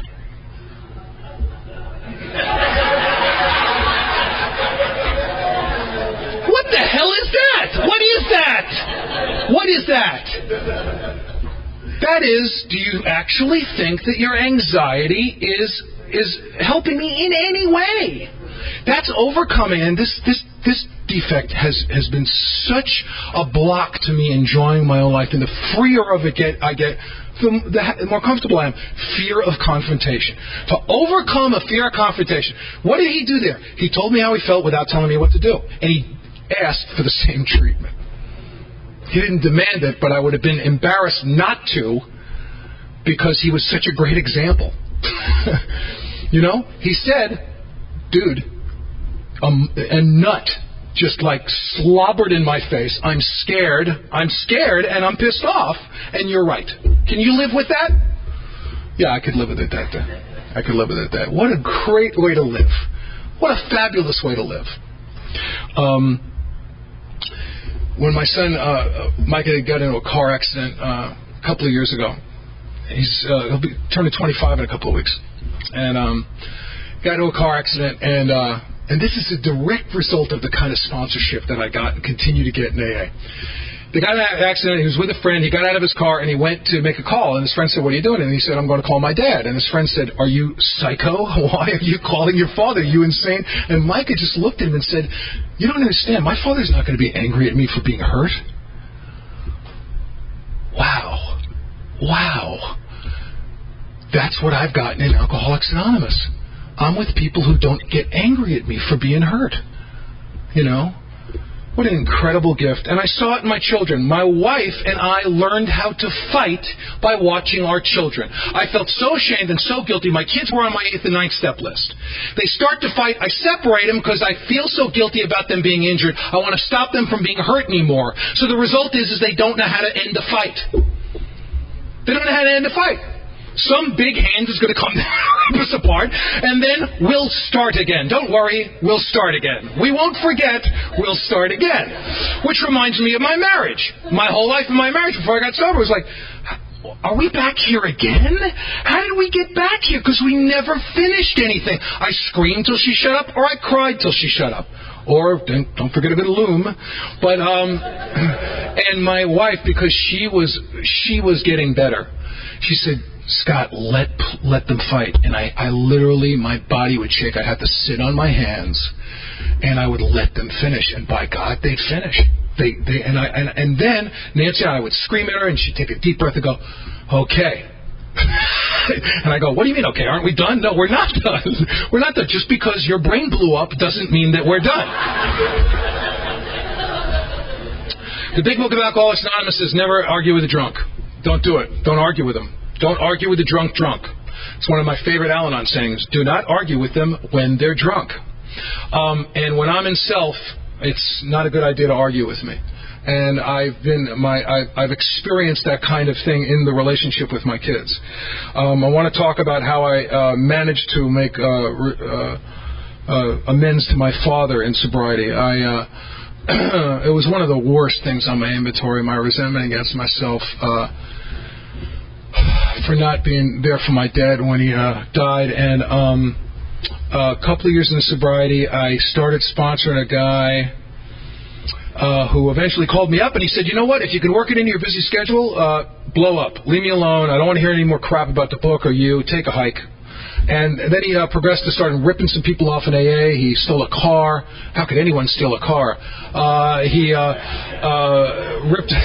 ripped off an apartment, ripped off some money. He was making me look pretty bad. And I wanted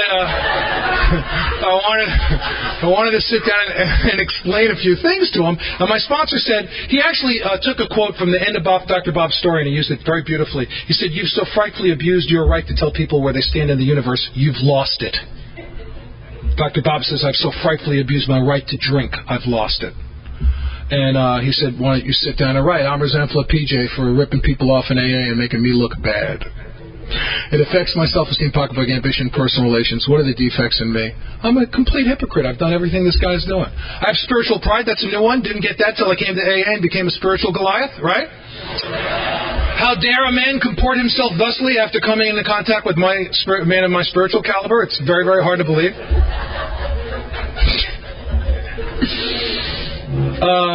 I'm playing God.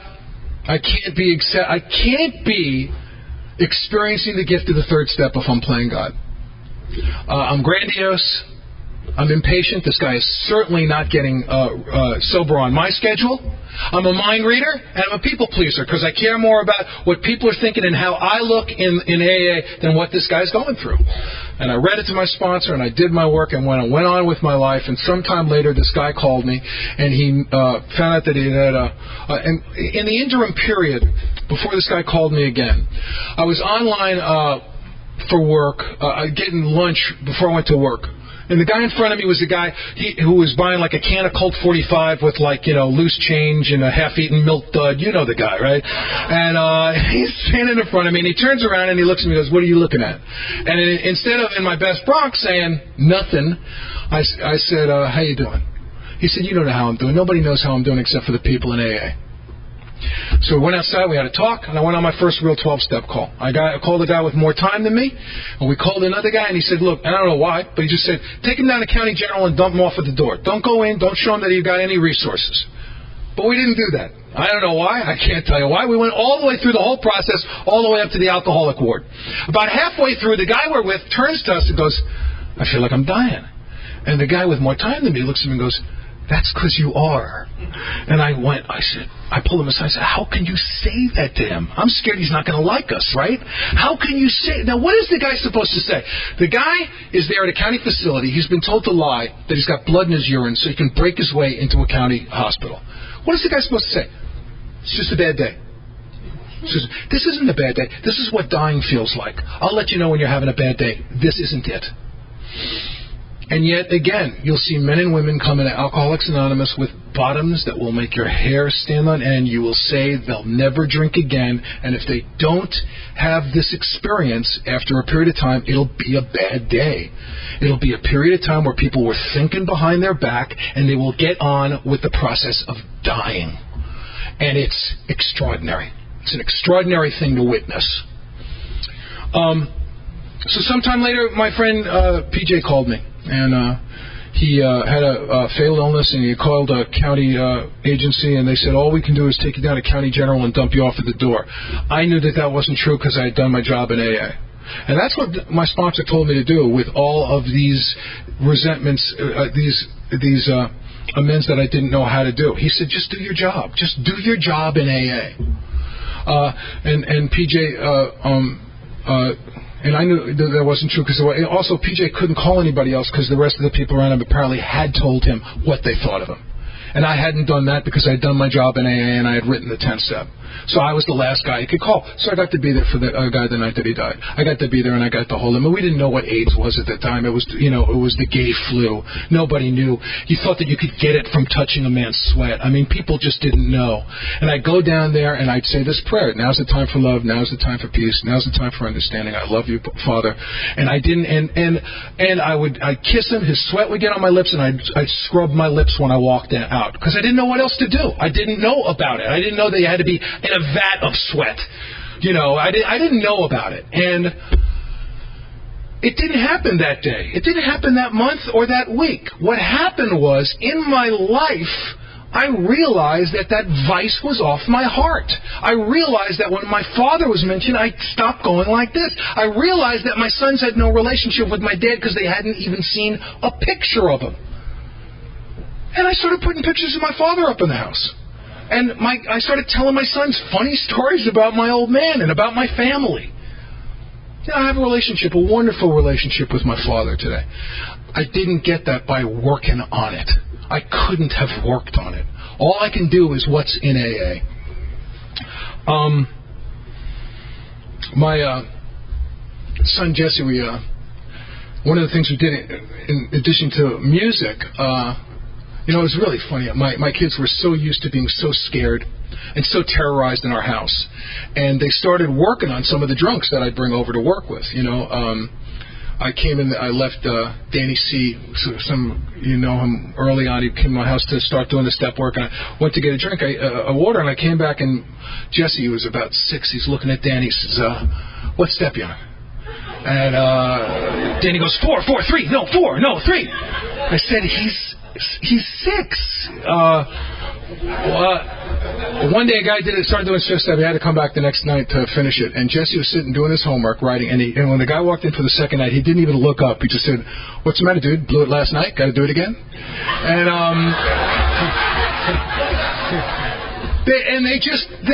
it was wonderful. It was wonderful for them to feel that free, that relaxed, being able to kid around, being able to bust somebody's chops, and not being scared all the time. So we got the boys in the sports. We got them in a little league, and I went to my first little league game, and my wife came to the game and looked over at the crowd and started cracking up, because there's all the people in the first base stands, and there's me in the sun, pissed off, just completely psycho, going up 3 hat sizes, just nuts. I'm here, I'm doing my job, I'm here. The kids were thrilled to see me. Mr. Redman's going to blow up, man. Look at him. Watch him. And it took me a couple of years for the voices to diminish in volume and number, for me to just sit in the stands, to just be at my sobriety station, to just be there. And my son played ball for a couple of years and received eventually one of the great gifts that a human being, or compliments that a human being can get. He was intentionally walked. So if you're not a fan, that means they're scared of you and they want to get to the weenie behind you, and it's pretty cool, But he didn't want to be lame, you got to be cool. So he didn't want to jump up and down and yell. He just laid his bat down, very cool, trotted up the first baseline, and on the way up the first baseline, he turned to me at my sobriety station and he just shot me just a little bit of stuff. It's the old man. You don't want to spoil him. Be cool, and trotted his way up to first base, and I could have missed the whole thing. And I'm not telling you that my son was intentionally walked because I'm sober, because I don't believe that. I believe I was at my sobriety station because I was sober. And I've been with enough guys who have been drunk on their kid's birthday again. And I want to tell you, I'm talking a lot about kids today, but that moment, that crucible, that thing that our consciousness and our realization turns on, I put no premium on kids. That can be the houseplant that you let die because you were too drunk to water it. I don't care where it manifests itself for you. Kids, a house pet, I know that pets people have experienced it on that. If I can get into some kind of condition to be of some help to a suffering person, that's the point. The vehicle to me is completely immaterial at this point. Years ago, I was on my way to an AA function, and it was Halloween. And for those of you who have lived back east or live here, Halloween's just great. It's just great, you know. It's a great time for community, and if you're from back east, you know that, you know, there's usually leaves blowing around. There's a great feeling in the air. I know my friend Liz knows all about that, and it's just a great deal, you know. And I was driving to this thing, and because of what was happening to me in 8 and 9, you know, know a new peace and a new freedom. I used to look outside of the windshield of my car like I was watching a weird B movie. I felt so separated from it. And I'm watching kids, and you know, running around with capes on, and just that great thing, that thing that you see on Halloween. And I realized, this is a couple of years in AA, I had the moment, I've had it many times since, I felt connected to it. I felt connected to what was going on. Now, also in me, I had bought my kids 5 years worth of costumes. They won't let me costume them now. They select their own costumes. But, so I had exercised that muscle. I spent a couple of dope dollars to make sure that the neighborhood kids had some candy when they came to our house, so we didn't have to go through our usual turn out the front lights. The house of love. Unbelievable. It's just, you know, it's amazing. Again, if I had fully appreciated how much I had excluded myself from the mainstream of life by the time I got here, I don't know that I could have really coped with it. And the more goodish that I've become, the more, and you know, I've heard in AA sometimes people say, I don't want to get well. Well, I do. I do. And the 7th chapter says, wife or no wife, job or no job, tell a man he can get well if he starts to depend on this power greater than himself. I can't get cured. At this point, I have no desire to get cured, but I do very much want to get well. I like it. I like it a lot. The biggest gift comes from, our book says, the biggest gift of amends comes from people who we feel have done more harm to us than we have to them. One of the most important amends for me was amends to my brother. I loved him very much. We were very close, and he a couple of months before I got sober, he wrote me a letter saying it's just terrible having anything to do with you, and I can't have any contact with you. So one of the amends I was most anxious to make when I got sober, and it was very hard for me to wait until I was doing 8 and 9 to make it. I tried to call him. He would not return my calls. I wrote him a letter apologizing for what I had done, and he wrote me back a letter. I read it to my sponsor. The letter said, you owe me no apology. If you live to be 1,000,000 and you're sorry every day of that 1,000,000 years, you won't even come close to beginning. And I read it to my sponsor, and he said to me, rip it up. And I said, why? And he said, because you might reread it. Wow. And I've gotten to do that with a bunch of other guys. And I ripped it up. He said, do your job in AA.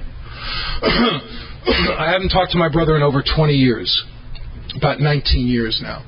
When I got sober, my sons were 6 and 3. They're 25 and 21. They're grown up. That's done. That's done. And that's okay. And I just want to talk a little bit about what the inventory process has done to help me guide me through this 8th and 9th step with my brother, because it was one of the really important ones for me.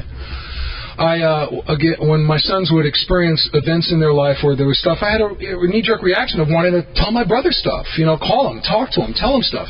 And I couldn't, so occasionally I'd have to re-examine an inventory and write, I'm resentful of Mitchell for continuing to not talk to me. What are the defects? And then pray about it. And then I realized that my brother was very troubled, very ill.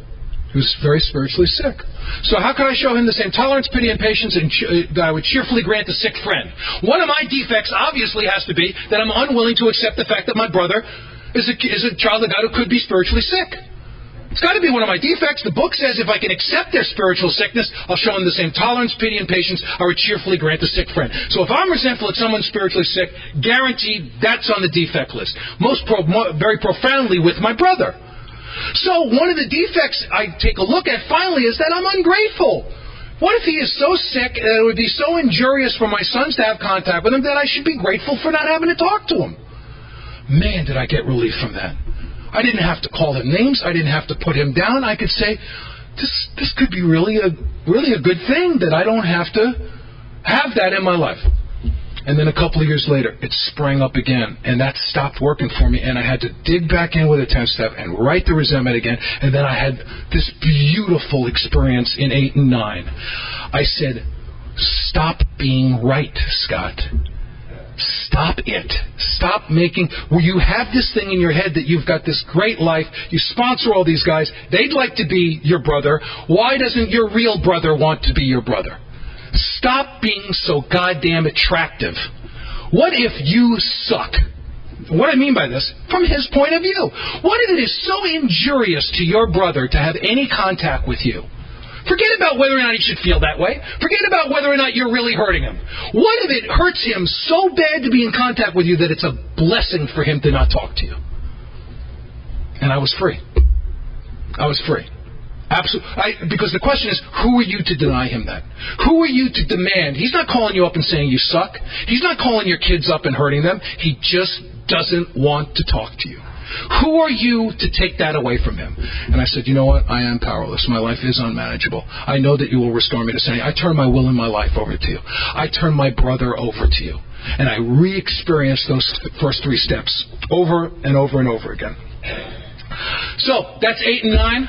We're going to take a break. People's eyes are rolling back in their heads. It sort of feels like my favorite bar right now. When we come back, we're going to talk about step 10 and continuing to do inventory. If you got any questions or areas you want me to cover, leave me a note. Thanks.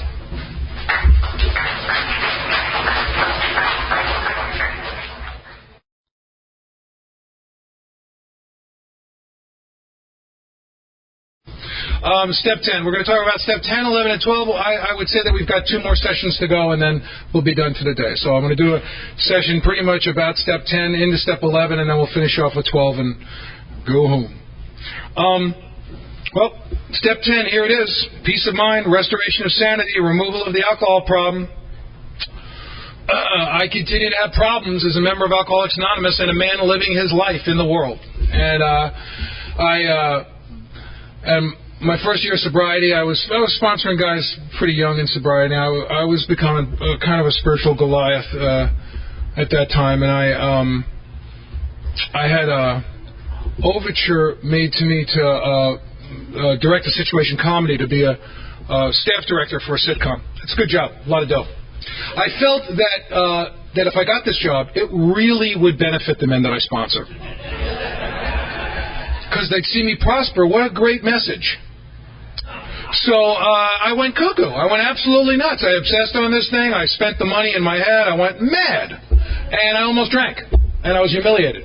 I went to a function that the sitcom was doing. It was a company picnic, and the executive producer said, have a beer, and I took the beer. And I walked 2 steps away, and I went, I'm dead. I called my sponsor. I was humiliated. I told him what I had done, and he said to me, well, I guess you have the show business God. I said, what? He said, well, what keeps you sober? I said, God. He said, okay, God keeps you sober. You didn't get a show business job, and you almost drank. So I guess you have the show business God, and he has abandoned you utterly. When I came into AA, I had heard God getting people into relationships, God getting people out of relationships, God getting people parking spaces. Oh, no, not the parking space God, not the parking space God. And if you have a parking space God, and he gives you space, pass it on. It's somehow the parking space God stopped short. I don't know what that's all about. A space. Let me give it away. He said, you know what, when you do your 10th step, because I was resentful at myself for almost drinking, and I was resentful at the company for not giving me the job. He says, when you do 6 and 7, and I wrote those resentments down, and I went to him, and I read it to him, and I read the defects. Greed, not living in today, blackmail, I'm blackmailing God, right? Let me prosper thusly, and I'll do your work. He says, when you do 6 and 7 this time, you're really going to have, this is, I stood at the turning point, and I asked this for protection and care with complete abandon. This is, Pop, what do I need to do? You got it. Take it. You've got show business. I obviously can't handle it. I almost drank. My life's unmanageable around show business. I'm powerless over show business. I hope you can restore me to sanity around show business. I think you can. I will now endeavor to turn my will and my life over to the care of you in terms of show business. Take it. I'll do anything you want me to do for a living. You got it. Within 3 months, I was working as a cook on a catering truck. I looked up to God and I said, I did not mean this. I didn't. This wasn't even on the long list. I mean, I did not mean this at all. Now, you know, in L.A., when they make a TV show or a movie, they hire a caterer, and the caterer follows the crew and the cast around, and they make great dough. It's Teamster dough. You're on a set on a vehicle. It's great money. It's a great job. But I'm Scott Redman. And the first movie that I catered, the executive producer and star of the movie was a guy who I had worked with in the business. And he stuck his head on the truck that morning, and he said, "Can I have a burrito?" Scott?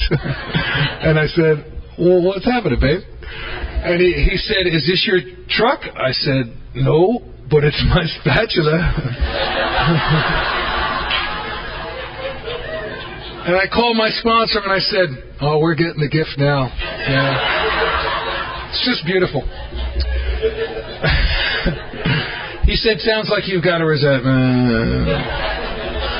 "I'm resentful at Scott for working on the kitchen truck. It affects my self-esteem, pocketbook, ambition, personal relations, and sex. What is it in me that if God would remove? I'm ashamed. I have false pride. I'm grandiose. I'm ungrateful. I'm working. I'm just got sober and I'm working. Right? I'm impatient. Things aren't moving along. I'm not trusting in God." And I just kept doing that time. So I wound up feeding people who had been my assistant directors and stage managers on shows I had directed. I wound up serving people lunch who I had directed in soap operas and stuff. And I come back to my home group with a new tale of humiliation every week. And the guys would go, "Ha!" and I learned how to give them a dime for their nickel, you know. And my younger son, Jesse, he didn't give a crap about me writing and directing. He asked me to teach him how to cook. You know, and we would go to the market and we'd pick out what was fresh, and I taught him how to cook. When he was a student at the University of Chicago, he'd call me up and have him talk him through sauces. I mean, this is what we did together. It wouldn't have happened around writing, maybe, you know, but I didn't want to be a cook, you know, and this is what brought us together. It still brings us together. And I helped some guys who felt that they had fallen from a height in AA. You know, I had a friend named Paul who felt he had fallen from a height in AA. And he used to say this prayer. He'd say, "Pop, I'm willing to do anything for a living. Just keep me sober. But please don't let it be as bad as what you did to Scott."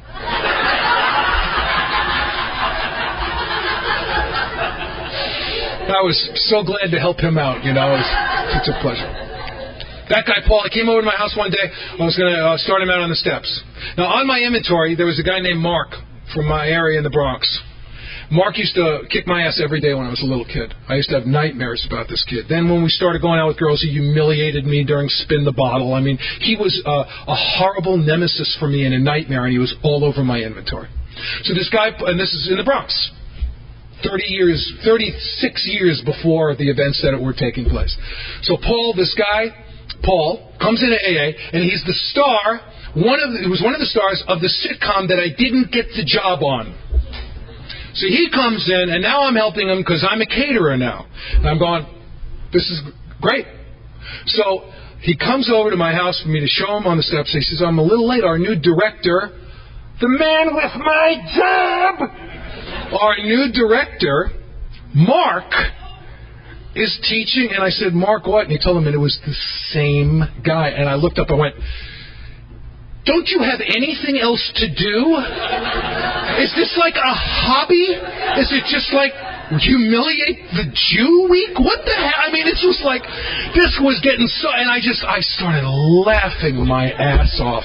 So, you know, this new director, Mark, we have, he's teaching an acting class. I was a guest at the acting class. That's why I'm late. Oh my God. So I had, you know, and I showed up. I learned how to give them a dime for their nickel, and I became free. And I said, you know, I want a dream, and my dream was to write well. And my father said to me, I will get you so free of procrastination, low self-esteem, jealousy, that you can write well. And I said, well, I'd like a 3-picture deal. And God said, that's actually a personal problem. That's not my job. I'll help you write well. If your dream is to write well, I can do that. I can get you so free of this spiritual sickness that you can write well.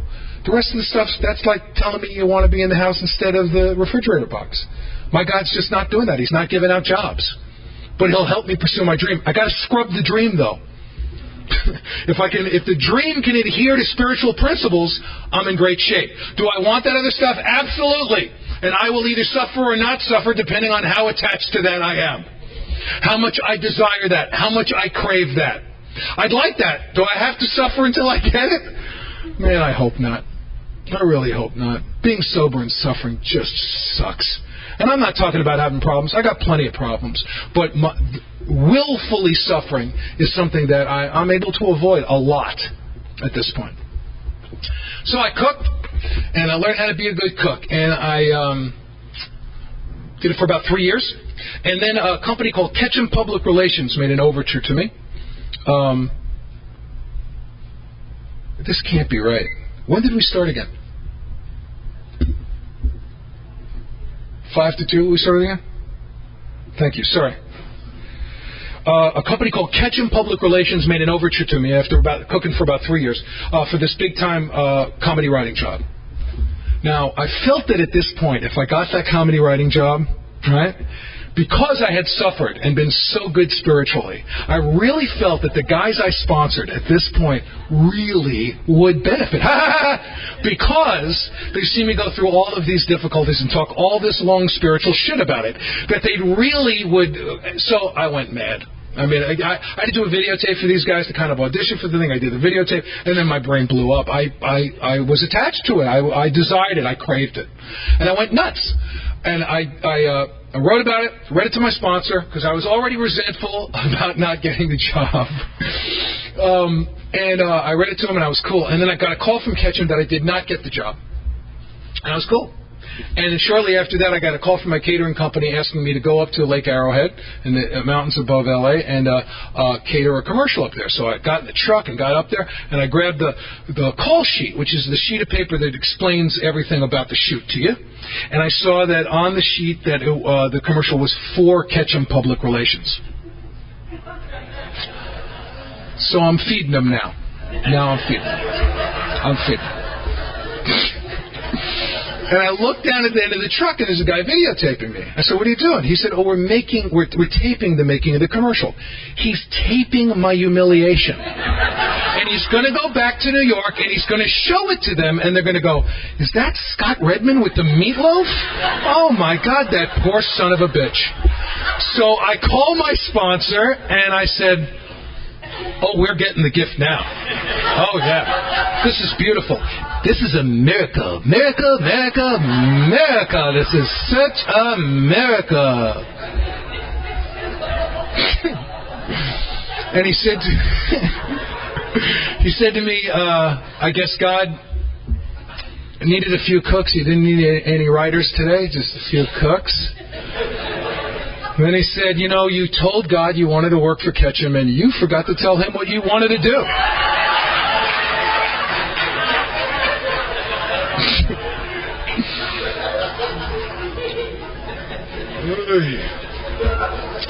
On a movie set, quite often a director will scream at the first assistant director, the first assistant will scream at the second will scream at the third, and the third will go, "Where's the goddamn caterer?" So I would have kids chewing my ass out while I'm trying to do my job. And occasionally, I know this probably won't believe me, I would think to myself, someday you'll come in and meet your new boss, and it'll be me, and I'll make every living, breathing moment of your life a living inferno. But because I worked the 10th step and continued to examine these things, when I went back up at Universal and was a staff director on a show, and they brought in the new first assistant to meet me, and he walked into the room, looked up, and went, "That's the caterer. That's the caterer, not the caterer. No." And I didn't have to torture the guy, but when I saw him go, I got a kick out of it. It wasn't wasted on me, I'll just say that. It was a great thing. I was on the Universal lot, and a grip is a guy on a movie set to make sure that everything goes well and fits together and the shots work right. And this grip who I had worked with walked up to me and said, "Oh, you're that caterer. You're such a great guy, man. It's such a pleasure working on a show that you're feeding." He said, "What are you doing here?" And I said, I'm directing the show on Stage 46. And he said, "Did you go right from the catering to the directing? Did you?"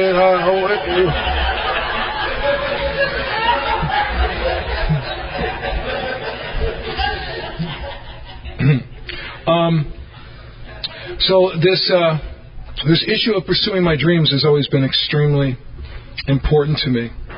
And then I've had things that don't go away, things that have not gone away, things that have come back on me. I've been sober for 18 years. I smoked cigarettes, 3 packs of unfiltered cigarettes a day when I came to Alcoholics Anonymous.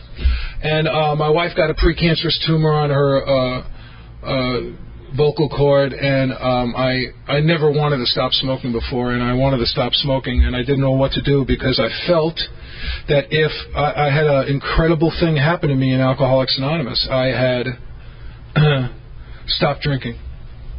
And I felt that if I went to God and I asked him to stop smoking and I didn't smoke, that I'd drink. I didn't get it. And this is how I got it. I had a great experience. My wife 12-stepped me into Nicotine Anonymous, Smokers Anonymous it was called at the time. Anyway, shortly before this, I was at an AA meeting. Part of my, it's not true for me right now, but very much so when I was new in sobriety, part of my living amends to my wife was to comport myself in a way, in a manner in Alcoholics Anonymous where my integrity couldn't be questioned with members of the opposite sex. I stayed away from women in AA, not because of the women in AA. I had to know that my wife was really comfortable with me going to Alcoholics Anonymous. It's just, that's the way it came out for me. And that's the way it happened. So after I talked at this meeting, afterwards a woman asked to talk to me, which is something that I don't know that I normally would have done. I did it. I had a good talk with her. She was having a very difficult time. Subsequently, she said that I saved her life that night. I know that that's patently untrue, and I think sometimes we injure people when we tell them that. I think that the best compliment we can give another drunk is thanks for being present when the fire started. Thanks for being present when we blew on the ember together and we made a light together. That's really what it is. But it's important and part of the story to tell you that she had said, you saved my life. So I go to my first Smokers Anonymous meeting, and that woman was taking a cake for a year of smobriety. And she got up and took her cake. I don't think she saw me in the room, and she said, boy, I'm so grateful to be a member of Smokers Anonymous. I'm a member of AA too, and I just want to tell you, I think anybody who smokes cigarettes as a member of AA works a crappy program. So my brain blew up. I go home and I'm thinking to myself, so you miserable bitch, I couldn't have helped you because I smoke, and I can't help people because I work a crappy program. So I went home and wrote about it, and I read it to my sponsor, and I got this incredible gift when I did 6 and 7 coming out of that 10-step. I realized that she was lying. She was wrong. I worked a great program in Alcoholics Anonymous. It didn't matter if I smoked. It had nothing whatsoever to do with AA, and I was free to stop smoking. I was free to stop smoking because I knew that this was not part of the deal. It had nothing to do with it. I could smoke, not smoke, do whatever I wanted, and still live happy, joyous, and free in Alcoholics Anonymous. I used to hear when I was new something that is patently untrue for me today.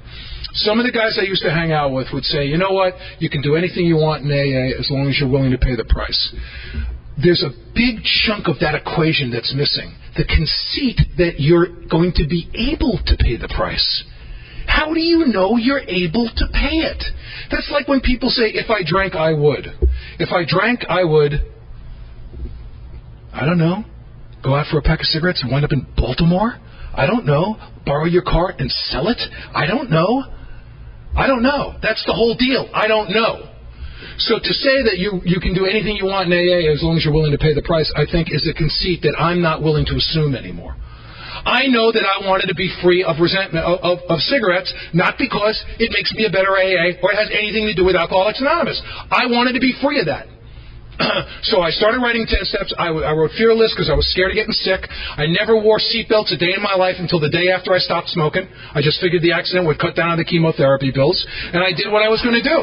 But I want to tell you, what an incredible gift to really get that it had nothing to do with that. I've had a lot of other problems that have continued to come back on me. I went up over 300 pounds in sobriety. I went and graced Overeaters Anonymous with my presence. And this is the way the 10-step has developed. I'm resentful at Scott for being overweight. It affects my self-esteem, pocketbook, ambition, personal relations, and sex. What are the defects of character that in me that if God would remove, the resentment would be gone? I'm a glutton. No, don't fight me on this. I'm stubborn. I keep returning to this. I'm self-serving. I'm not letting anything else nourish me. I'm doing it myself. I have low self-esteem. I'm a people pleaser. I'm in agony about this thing. I write it, I read it, and go right out and have a bowl of spaghetti and a pie.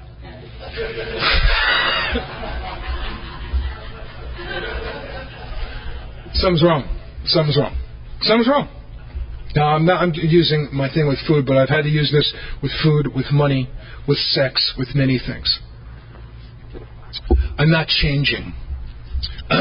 How can I use the 10th step for a fulcrum for change? How can I open this up? How can I stand in front of my maker naked and say, I'm a grown man, I can't bear this anymore? My whole life, if you knew you're coming out of a state that I believe is like my state. My alcoholism constantly went below the horizon and stopped presenting itself as a real piece of business. It didn't present itself as a real and present danger, as a real piece of business. So I kept drinking over and over again. There's no other explanation. If I appreciated the reality of it on a truly conscious level, I couldn't possibly do that. So what has Alcoholics Anonymous done? It's kept my alcoholism as a real and present danger, a real piece of business above the horizon, even when I'm not concentrating on it. That's the miracle. Because it's buoyed on the shoulders of the men and women of Alcoholics Anonymous, are keeping that aloft because I'm connected to them. Otherwise, I'd have to focus on it all the time. So that when I hear again that this is not about drinking anymore, for me it's 100% about not drinking. I don't want the advanced course here. I just don't want it. So, step 6 and 7. It says I go over the first 5 propositions in the book. I ask myself if I've done them thoroughly, am I ready to move forward? Okay, well, obviously not. Because I got this thing with food, I keep repeating it, I keep reading it, and I keep going back, and I keep doing this. I got this thing with cigarettes, I keep doing it. I keep stealing money, and I keep doing it. I keep doing it. I can't be loyal in my relationship, and it's not okay. I won't be the arbiter of anybody's sexual conduct, but it's really not okay. It's not okay with the other person. It's not okay with me. I keep doing it. I keep doing it. I've got to go back to the first 5 propositions in the book and say, in this specific situation, how am I not applying them here? Whether it's cigarettes or money or I don't care what it is. How am I trying to build mortar without sand here? And it's led me to all of this great grace and activity and action. Do I not really think that I'm powerless over food, that my life is unmanageable around food? Is it step 1? If it is, if I don't really think I'm unmanageable, what can I do? What piece of writing can I do? Who can I talk to? How can I demonstrate it? What action can I take to show that I'm powerless? Do I not believe that God, that a power greater than myself, can restore me to sanity here? I know God can keep Saturn on its axis, but He can't order lunch for me. I just don't think He could do it. What action can I take to demonstrate step 2? How can I do that? How can I enlarge my spiritual life here in this situation? Or is it step 3? Have I really not turning my will and my life over the care of God in this situation? What can I do? Who do I have to talk to?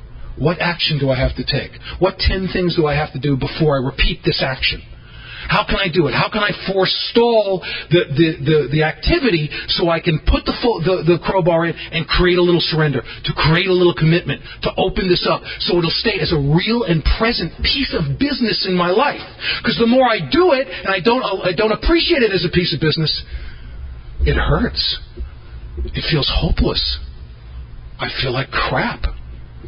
I feel ashamed and guilty. And I want to tell you, I am sick of it. I really am, you know. Or is it step 4? Have I not done enough inventory in this situation? Or is it step 5? It says in step 5 that certain times newcomers will keep facts about themselves. Later on, it crushes them. Am I really keeping some stuff here, you know, about myself, you know? So I took the first 5 propositions of the book. I applied them to the specific, you know, with my way, you know, my way. It was, and the voice would say, go to OA, and I go, yeah.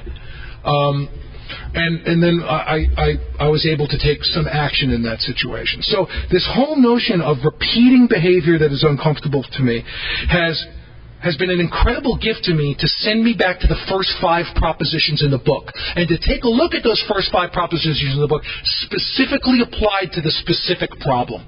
It's been an extraordinary experience for me.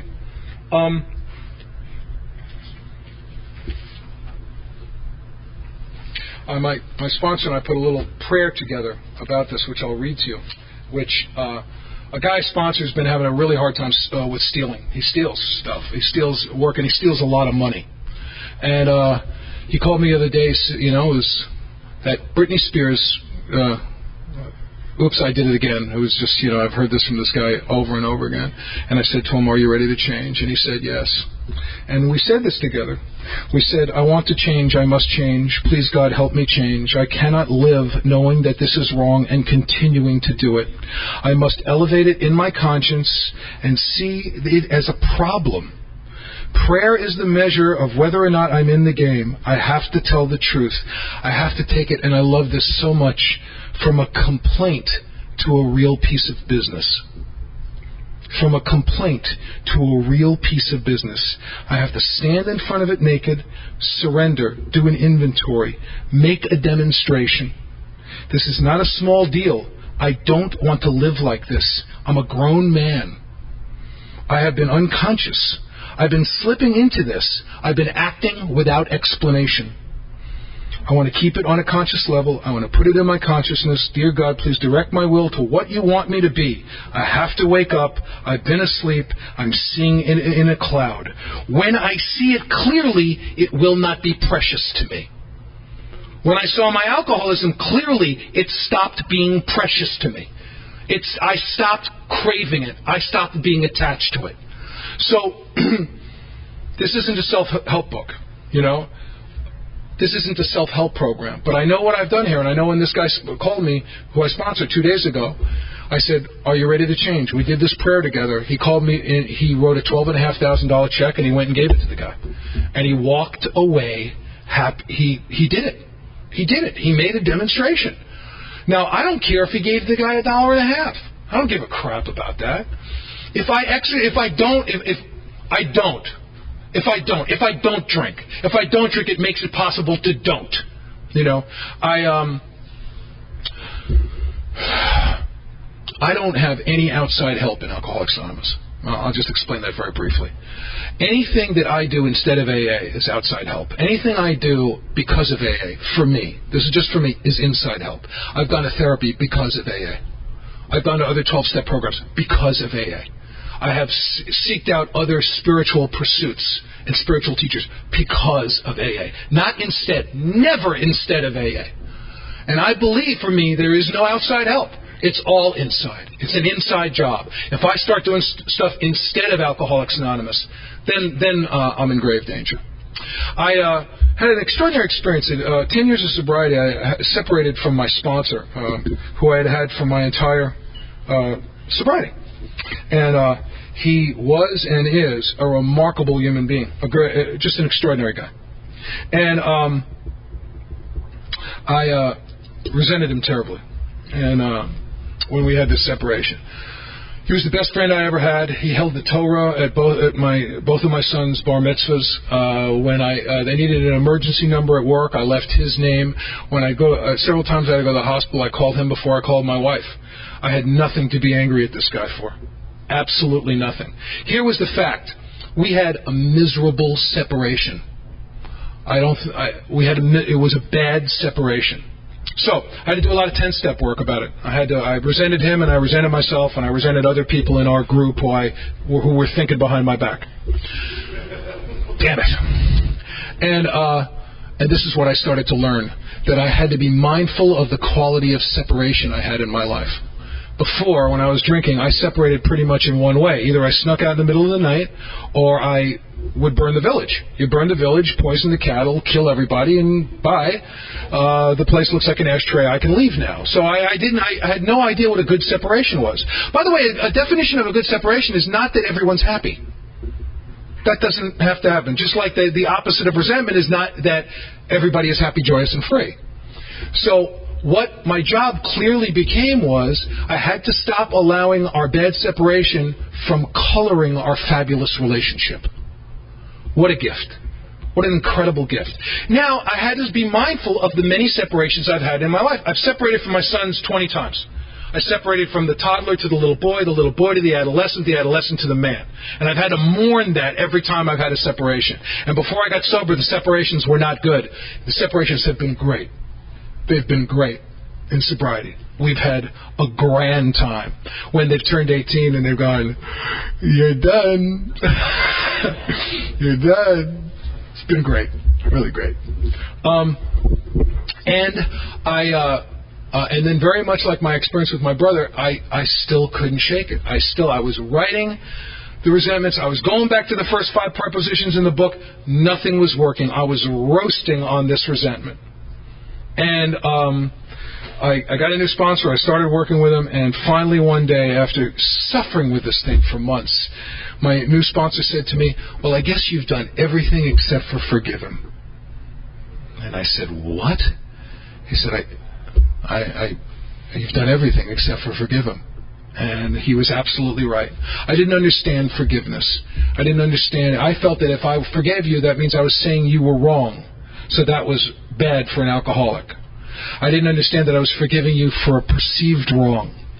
I didn't understand it. And my being unforgiving was the same thing I was doing with my brother, where I was making myself so precious and so attractive that I had to make the amends. Why won't this man appreciate what we've done here?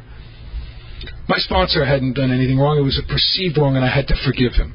And my sponsor took me to something I want to share with you right now. It's in a book called The Sermon on the Mount by a guy named Emmett Fox. And our founders were dealing with this material when they started putting Alcoholics Anonymous together. Sermon on the Mount, the first section of the book is a breakdown. He takes each section of the Sermon on the Mount and breaks it down and talks about it. And then at the end of the book, he takes the Lord's Prayer, sentence by sentence, and breaks it down.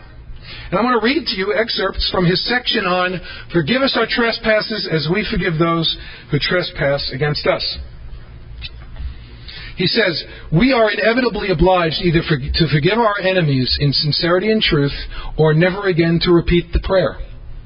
It is safe to say that no one who reads this with understanding will ever again be able to use the Lord's Prayer unless and until he is forgiven. Should you now attempt to repeat it without forgiving, it can safely be predicted that you will not be able to finish it. The great general clause will stick in your throat." In other words, my grandmother would say, "You should choke on it." This is pretty much how it would come out of her mouth. Notice that the writer does not say, I love this, "Forgive me my trespasses and I will try to forgive others." Or he doesn't say, "I will see if it can be done." Or, and this is my favorite, "I will forgive generally with certain exceptions." He obliges us to declare that we have actually forgiven and forgiven all, and that he makes our claim to our own forgiveness depend upon that. Wow. If you cannot forgive at the present time, you will have to wait for your demonstration until you can. And at that point, I was ready. I was ready. I was exhausted. I was beaten like a rented mule. I was ready. You will have to wait until for your demonstration until you can, and you will have to postpone finishing your recital of the Lord's Prayer too, or involve yourself in a position that you do not desire forgiveness of God. So if you're continually not forgive, you say the prayer, that just means you don't want to be forgiven. Ugh. Setting others free means setting yourself free. The next paragraph is an exact reflection of 65, 66, and 67 in the Big Book of AA. Because resentment is really a form of attachment. It is a cosmic truth that it takes two to make a prisoner, the prisoner and the jailer. There is no such thing as being a prisoner of one's own account. Every prisoner must have a jailer, and the jailer is as much a prisoner as his charge. There's a guy named Baba Ram Das. Some of you might know him. He's an old acid head named Richard Albert. I love the guy. And he teaches, sometimes he teaches meditation in jails, in prisons. And one of the things he says is to the prisoners, if you learn meditation, the only people who will be in jail here will be the guards. When you hold the resentment against anyone, you are bound to that person by a cosmic link, a real though mental chain. You are tied by a cosmic tie to the thing that you hate. The one person perhaps in the whole world whom you dislike the most is the very one to whom you are attaching yourself to, by a hook that is stronger than steel. Is this what you wish? Is this a condition in which you desire to go on living? The method of forgiving is this. Get by yourself and become quiet. Repeat any prayer or treatment that appeals to you. or read a chapter of the Bible or any other book, then quietly say, I fully and freely forgive the person, mentioning the offender. I loose him and I let him go. I completely forgive the whole business in question. As far as I am concerned, it is finished forever. I cast the burden of resentment upon the God within me. He is now free, and I am free too. I wish him well in every phase of his life. The incident is finished. The truth has set us both free. I thank God. Then get up and go about your business. On no account repeat the act of forgiveness, because you've done it once and for all, and to do it a second time would be tacitly to repudiate your own work. Afterward, whenever the memory of the offender or the offense happens to come into mind, bless the delinquent briefly and dismiss the thought. Do this, however many times the thought may come back. In a few days it might return less and less often until you forget it altogether. Then perhaps after an interval, shorter or longer, the old trouble will come back to memory once more, but you will find that now all bitterness and resentment have disappeared. You are both set free in perfect freedom. You're a child of God. And now when I do that, and this stuff comes up, I say to myself, I forgave him. Oh, I forgave him. I'm forgetting. My wife says to me often, you're forgetting that you love me. It's a wonderful thing, because in that moment I'm full of self and I'm forgetting I love her, and the fact is that I do. So to make this act of forgiveness with my sponsor was an incredible thing, and ever since I have been re-imbued with the deep appreciation and love that I have of this man. If his name ever comes up in conversation, I'm able to seize upon that opportunity to tell somebody how much I love him. And, that's not what life was like for me. If you told me you liked someone, I'd say, well, no, you don't. And this is why. And then I'd give you all the reasons why you shouldn't be feeling this way, which is madness. I told you about the stuff about Nazis that was on my inventory, and I had to do steps 6 and 7 with it. And I continue to do 10-step work on it. And I was at an AA meeting one day at the North Hollywood group, and there was a guy glued against the wall, and I looked at him, and his eyes were wild. And I said, how are you, man? He said, no. Bad, man, I'm bad. He said, will you be my temporary sponsor? I said, do you want to be temporarily sober? And he said no. And so I started working with the guy, and he was the guy who had a Nazi flag in his living room. And I had to continue to do 10 steps so that I could do the 12th step, because at times for me, I get so crazy in Alcoholics Anonymous with other alcoholics, if I don't do the inventory, I will leave here and I will not come back. And a couple of years later, he called me and asked me what it was appropriate to bring to my son's bar mitzvah. What kind of gift and how should he dress? Man, oh man, oh man. Last year he called me up and he said he and his fiancée had discussed this, and they had done some due diligence, and they had found a way for me to be deputized by the County of Los Angeles so I could marry them. So I went down and took this class and got licensed to marry people for one day. I could have married anybody. I wanted to go on a tear, but I didn't. And I don't think that was high on his Aryan Brotherhood list of things to do. Get married by Jew. I don't think that was up there. So, what an incredible blessing.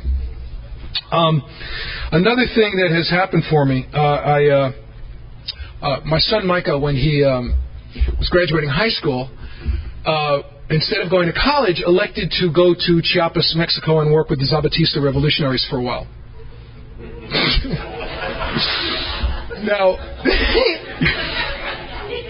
during the 60s, I talked a lot of long shit and never got out of the living room. He was out there. He went down before, right after one slaughter, and left right before another one. And you might not like his politics, but you can't say he's not putting his money where his mouth is. He went out there and threw himself in between helpless people and the bad guys. He was part of something called the peace camps. There were installations in the jungle of Westerners who were sent there to bear witness to make sure that the Mexican military didn't abuse the indigenous peoples. And every 3 weeks or so, he was completely incommunicado for 3 weeks. Then he'd go into San Cristobal de las Casas and write up a report about what he had seen. So we didn't talk to him for 3 weeks at a shot. And I don't know that I've been that scared in a long time. When he came back, I said, what was it like? the Village. He said, oh, Dad, I'll tell you what it was like. The first day I got there, they asked me if I'd like something to drink. And I said, yes, I'd like a cup of coffee. And they said, good, let's go pick some. So you didn't ask for a soda down there, I'll tell you that. But and they would pick coffee, roasted it on a hot rock, and made coffee. So you just had to be careful what you asked for. And I would be terribly scared. And again, I have to deal with this shame and guilt I had about feeling like I hadn't protected my sons. And then realizing through this process that I was no longer the source of anxiety for my sons. I wasn't. I'm not saying they didn't have anxiety. I'm not saying they didn't have a difficult time. But I was no longer the source of it. And I would take and I'd discuss it with my sponsor and do the 10-step and write fear lists. I do the 10-step exactly the way I did inventory, my 4th step. And I'd say, Father, please remove this terrible fear of the Mexican military. It was like a bad Oliver Stone film, just like replaying in my head over and over again. And I'd say, look, I can't bear this. I can't handle the Mexican. I mean, you know, the Mexican military is usually depicted as such a kind, loving group of people. And I would just have these pictures in my head. And my sponsor would say, take the 3rd step with the Mexican military. And I'd hit the ground and I'd say, Pop, you take it. I can't handle the Mexican military charge. And I'd take a walk every morning and I'd take the first 3 steps. I'd do the 7-step prayer. And I turned the Mexican military over to God. And one morning, there was just no escape. I got pounded to shit by this fear. It just, as fast as I could get the prayer out, that's how fast it came back. And I called my sponsor and I was crying. And he did that thing. He did that great thing. He didn't fight with me. We're not supposed to fight with drunks. It says it over and over again.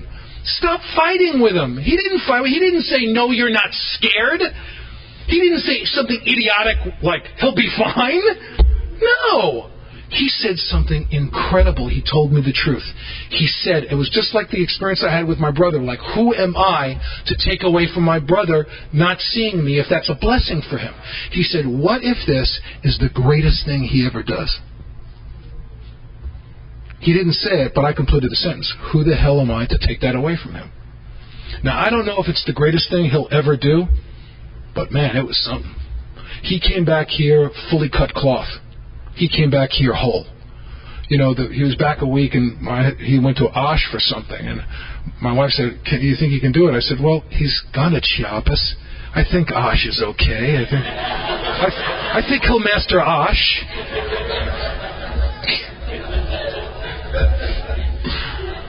And a revolutionary down there and sat him down and turned to him one day.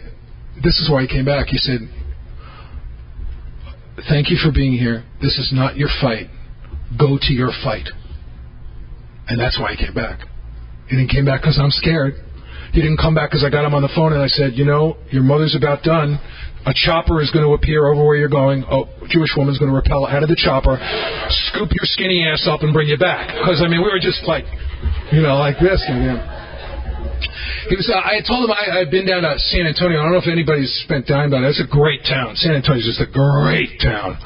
So Micah said, I'm coming back into the States through San Antonio. I said, oh, you're going to love it. It's great. I would have told him it was the capital of the world just to keep him moving north, you know. And so he calls me. He's been in the jungle for 6 months. He calls me. He says, Dad, you're right. San Antonio was so great. I said, really? He said, yeah.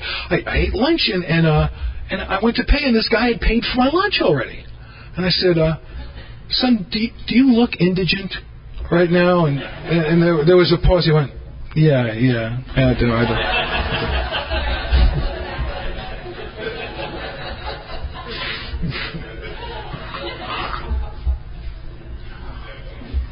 Anyway, folks,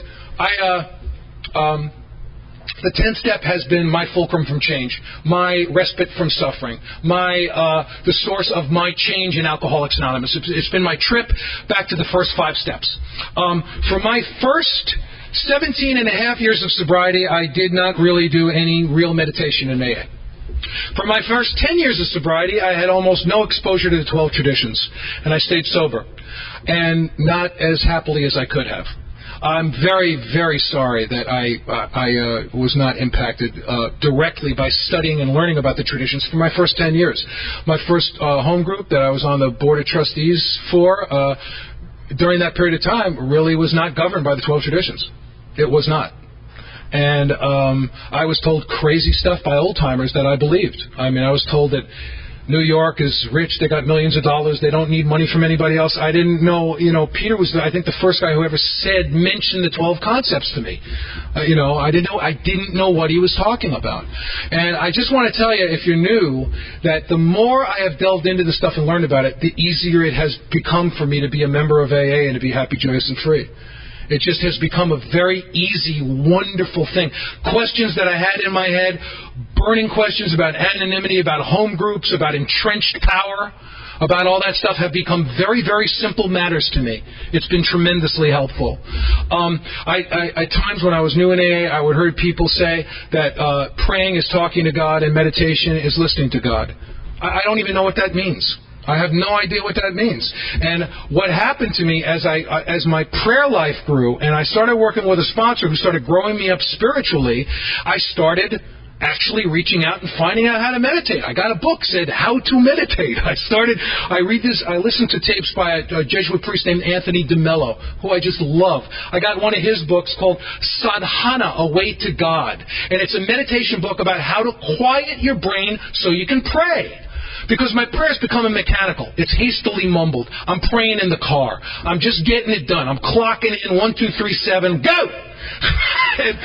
and so now I took a commitment to start meditating 2 minutes in the morning.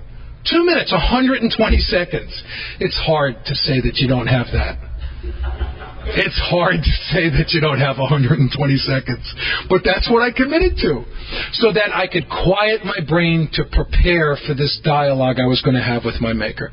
Sometimes a new guy will say to me, I had a hard day. And I say, did you take the first 3 steps this morning? And if he says no, I usually ask him, why would you possibly have a successful day? If your only hope for survival is a spiritual experience and you haven't armed yourself with any component to that and have gone out to your fellows to have an experience, why in God's name would it be successful? So that has been a tremendous thing for me. I want to talk about 11 and drive us into 12. And what I want to ask you to do is, let's take one more break. Okay, we'll take like 1 minute over, burning a cigarette, and then we'll come back for one final session. Stay with me. Eat sugar. Do a bump. Do whatever you got to do. And we'll be back here in 6 or 7 minutes, and we'll drive this thing home. All right, we're going to have one more session. It could be a short one. It could be a long one. I don't know. I got a laundry list of stuff to talk about, so I'm probably going to be referring to my notes. You'll excuse me. Just bear with me. But stuff that I usually kind of try to get to before a talk ends. I want to thank you so much for hanging out with me today and having a discussion on the 12 steps, having a discussion on this thing we have, I don't think anyone ever said when Mr. Bill Wilson gets bad news, he likes to get it right away. But I can't tell you how much I appreciate you coming and hanging out. And I want to talk a little bit more about Step 11. And we'll talk about the gifts of Step 12, my life in Step 12, some of the things that have happened to me in Step 12. And if some of that can be helpful to you, that would be just great. I've heard many times that faith without works is dead. I think that's true. And I also think it's true that works without faith are dead.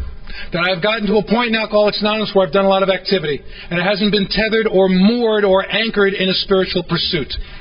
And sometimes, you know what? It becomes a hollow endeavor, and it makes me pissed off. It makes me feel like I've just got a mouthful of ashes.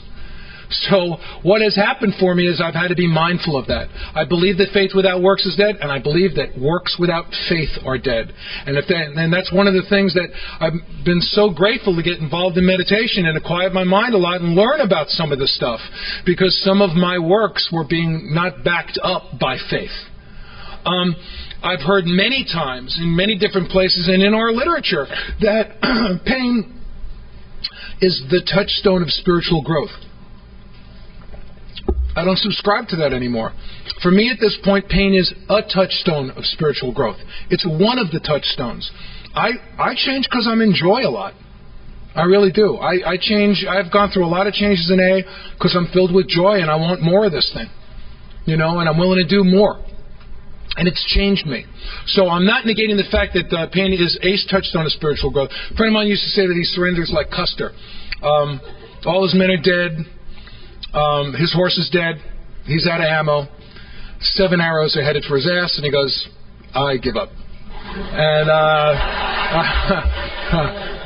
another friend of mine said he surrendered like when his back was against the wall and the wall was on fire. And and I understand that. I really understand it. But I also understand that I got more colors on my palette.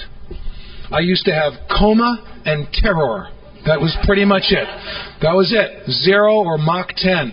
And now I have a lot of other colors on my palette. I am able to get angry today without it going instantly to resentment. And early on I wasn't. Because I'd re-experienced it all. Now there are times when I get angry and I hear the page, I just hear the pencil on the paper. I know that they got me. It says, I believe on page 66, that fear can no longer be the centerpiece. I'll actually break down and look in the book and get the exact verbiage on that. But it says we had to be free of fear. Not that I would never experience fear. I didn't come here to be a brain-dead Mooney. If we were to live, we had to be free of anger. The grouch and the brainstorm were not for us. This is third paragraph, page 66. Brainstorm in 1937 meant cloud over your head, meant storm, depression. It wasn't what it means today, which is active creative thought. It's very important, and if you read a dictionary from 37, that's the definition of it. And that was very important. It was very confusing for me when I first read it, because I want to write, I want to be creative at work. I want brainstorms. Well, that's not what it meant in 1937. The grouch and the brainstorm were not for us. They may be the dubious luxury of normal men, but for alcoholics these things are poison. We had to be free of anger. Not that I'd never be angry. Not that I'd never be angry, but I'd be free of it. I had to stop being driven by it. It had to stop being the centerpiece. And early on, I found it very difficult to not get annoyed and angry, and for it not to go pretty quickly to resentment. And now I've got all sorts of colors on my palette. But that's been true of my whole life. I have a lot more colors on my palette because I'm not caught in this death grip of knee-jerk reaction to perceived wrongs. And I come from a culture, when I describe my mother, I always say, when my mother says, we'll worry about that later, that's not a figure of speech. She means get your book out. We can put this in the book. Tuesday, 9 o'clock. We'll worry about it then. It's not a figure of speech, I come from a culture of re-experiencing these perceived wrongdoings. Am I throwing my family under a truck? No, it's the way I was brought up. The thing is for family members of mine who are not alcoholics, they seem to have a little more room for movement than I do. And I painted myself into a corner as a result of my alcoholism. You know what? My beliefs have always made me feel good. They always have, even when I rearranged my life to accommodate alcoholism. I thought when I was drinking, my job was to wander out to the icy edge, stare over, look at what was real, and then come back and report to you. I thought this was my job.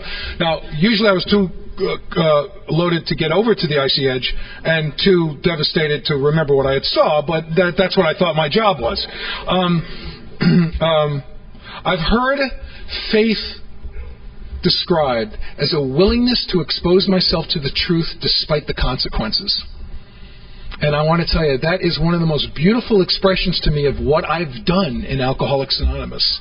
That faith is the willingness to expose myself to the truth despite the consequences. And I had to do that in a hothouse of trust and love. I couldn't have done that in a vicious situation. Just couldn't have happened for me. And the treatment that I experienced, some people might experience it as too rough, and I might experience your experience as too rough. This is why God made more than one of us, I'm convinced, so that we would experience these things in different ways. I've built a prayer life. I took the first 2 steps with my sponsor that morning. I took the 3rd step. I did 6 and 7. I added that to the mix. And then when it came time to, all of these things, I end my prayer every day with saying, Pop, just keep me sober just till 12 o'clock tonight so that I might better do thy will. And that's my value judgment, that I'm saying that I can better do his will by being sober. That's the self that gets in there, but that's okay. I'm willing to live with that. That's fine.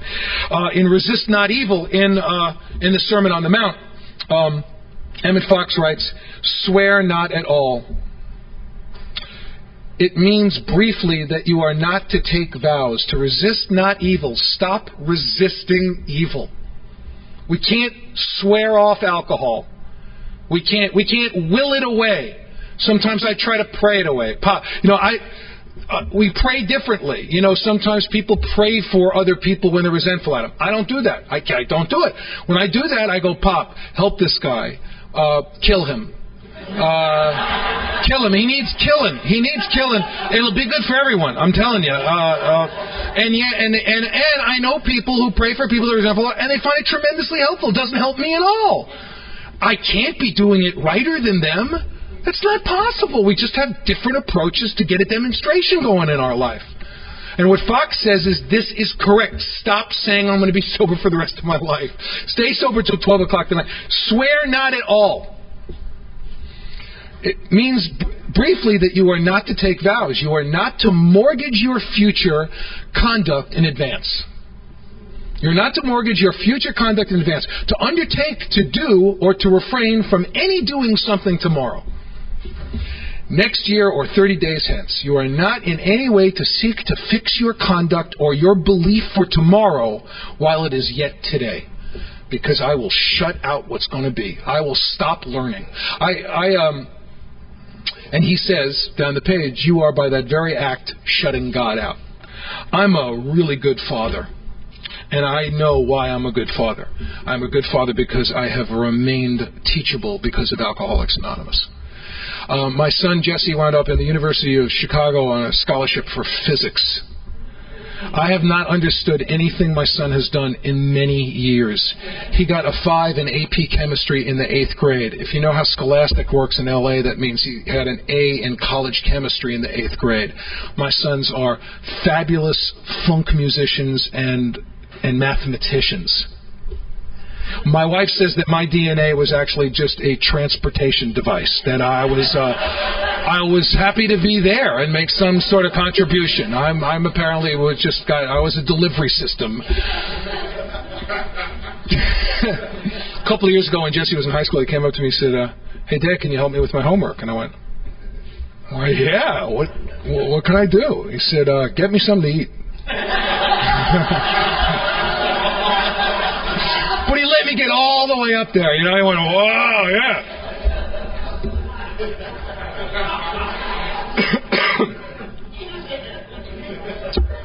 So on step 11 in chapter 6, what I did was I went through the section where we're told what to ask God for. It's kind of a description. And it starts at the bottom, page 85, 86 through 87. And I put together the following prayer based on what I saw us being asked to ask God for. Pop, please direct my thinking today. Show me all through the day what my next step is to be. Give me whatever I might need to overcome such difficulties. Please keep my thoughts especially divorced from selfish, dishonest, and self-seeking motives. Keep me from self-will and self-pity. Hold me close to you, reveal your work to me, and give me the power to carry it out. Hold me close to you and keep me sober just for today so that I might better do thy will be done, not mine. And then I try to open up to God and say, hey, what do you got? What do you got? To take that moment to open up, get out of the ritual, and say, Pop, what do you got? I'm having a hard time at work. Well, what's going on? Well, the boss is a psycho. Okay, what can you do? You've already written a 10th step. What do you need to do this morning? Okay, some mornings it's, I need to go in and make him coffee and massage his feet. I don't know. Go do it. Maybe another morning it's, you really need to stay the hell away from him. Whatever it is for me to get on board with God, to say, these are the defects that have been particularly troublesome right now. What can I do?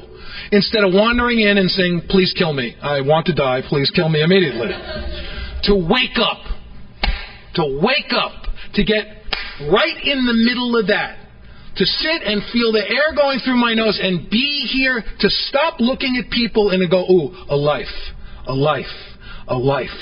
full-blown life with love and wants and needs and desires. A life. I don't want to be alone anymore. I don't want to suffer that incredible corner that I painted myself into. So this 11th step and following it, and as I shared before, this has come to me I've been developing spiritually my whole sobriety, and this delving into 11 on this level has come to me in my 17th year of sobriety. And you know what? The chapter of Vision for You says something great, use it whenever you want. It says the best years lay ahead. It doesn't say always, but as far as I'm concerned, it does. Always. The best years lay ahead. It doesn't say at first. It says the best years lay ahead. You know? So, there's a great thing I wanted to share with you. I love this very much. I've had many experiences, and if you've been around AA any appreciable amount of time, you've seen people come in and start to make a beginning and drink for one reason or another. To not be in a position to, and I don't understand that. I don't understand why people do that. But here's the catch. I also don't understand why people stay sober. I know how I'm staying sober, but I believe that this thing is absolute and complete mystery. I don't believe I'm in the same kind of danger that you're in if you're new, because I've been doing the exercise. I've been in the spiritual gym. This is a quote that I learned through a spiritual teacher of mine, and it's actually a quote from a guy who used to work at the UN. Used to be Secretary General of the UN. And it is one of the most beautiful expressions of the AA. And it makes me think of the people I know who have had a drink, and I want to share it with you now. He says, God does not die on the day that we cease to believe in a personal deity, but we die on the day when our lives cease to be illumined by the steady radiance, renewed daily, of a wonder the source of which is beyond all reason. I'll read it again. God does not die on the day that we cease to believe in a personal deity, but we die on the day when our lives cease to be illumined by the steady radiance, renewed daily, of a wonder the source of which is beyond all reason. How incredibly true for the alcoholic. When one of us drinks, the rest of us don't. And the day that our life, that we cease to get that daily reprieve based on what we're doing here. I had a guy at my house one afternoon. He drank that night. My wife saw him the next day and could not visibly recognize the guy. He was a completely different human being. Didn't know who the guy was. And don't you love that section in the doctor's opinion where Silkworth talks about seeing the guy who he had seen at his bottom and saying, this guy doesn't even vaguely resemble this guy. We turn Nazis into knights in Alcoholics Anonymous. You know, in the North Hollywood group years ago, there were two guys who were doing bank robberies in the LA area, and the cops came and took them out of an AA meeting. And one of the guys yelled as they were taking him away, "The program works." And when guys went and visited them in prison, they were going, it works. We never fought. We didn't have resentments against each other. I mean, we really... So I say... that's AA. I mean, that's AA. I say we turn Nazis into knights. We might just be turning out really happy Nazis. I don't know. It's just we don't attach a value to it.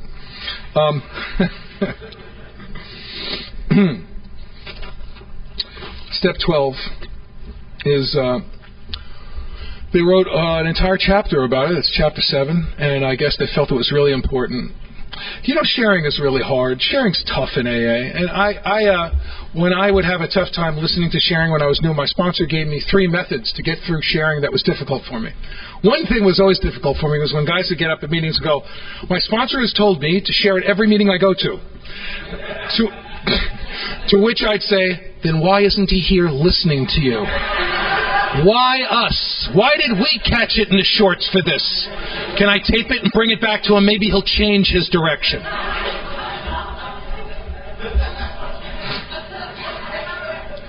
But I would go out at a certain AA meeting. At the end of the day, my sponsor used to say, at the end of the day, Alcoholics Anonymous should be a comforting, enjoyable experience. It is difficult, it is hard, but at the end of the day, when all is said and done, this should be fun, I think. And in sponsorship, too, it can be very difficult at times, but he used to say that, and I agree with him. And yet I was going to AA meetings and just nuttier than batshit. I mean, just taking everything personally, you know. And he said, look, number one, everything that is said in an Alcoholics Anonymous meeting needs to be said. You just might not be on the list of people who need to hear it, man. But if you start deciding what needs to be said and not to be said at the meeting, you're doomed. The second thing he said was, are you willing to take the following chance with your life. Because he believed, as I have believed, since I'm very young in AA, I've asked myself this question that I know my friends have asked themselves many times. Am I taking a step toward a drink or away from a drink? That's the acid test. That's what even to try to litter on the street. Am I taking a step toward a drink or away from a drink? Because that's it. That's what it is. You know? My grand sponsor used to say, talk about newcomers who were, coming back and going, geez, I was with some guys who were smoking crack last night, but I was really comfortable. They of course forget that it's illegal. The cops don't care if you're comfortable. And Cliff used to say, he said, that's like Jonah getting out of the belly of the whale and going back in for his hat. And I just, I love that. I love that a lot.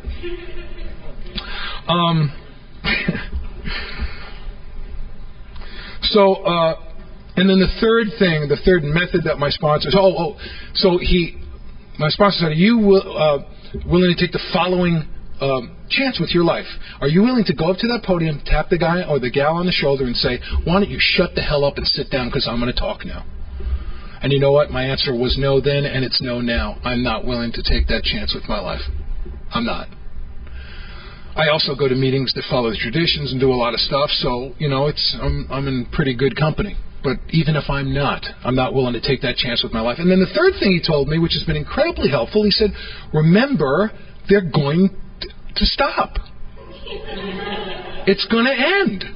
It is, And when I'm in the middle of it, I don't think it's going to end. My DNA is unraveling. The flesh is falling off my face. I'm just going insane. I just want to see their face burst into flame, Just stop. But I judge no man. And so I've got this little mantra. I go, this will stop.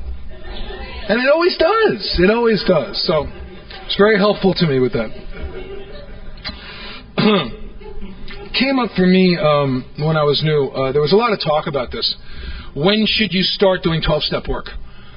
If you have not ever heard her and you are new in AA, I want to urge you, and I know you can get it from Encore Tapes, to listen to the story of a woman named Sybil Corwin. She was one of the first women to sober up in AA, and in fact was the first woman to sober up in Los Angeles.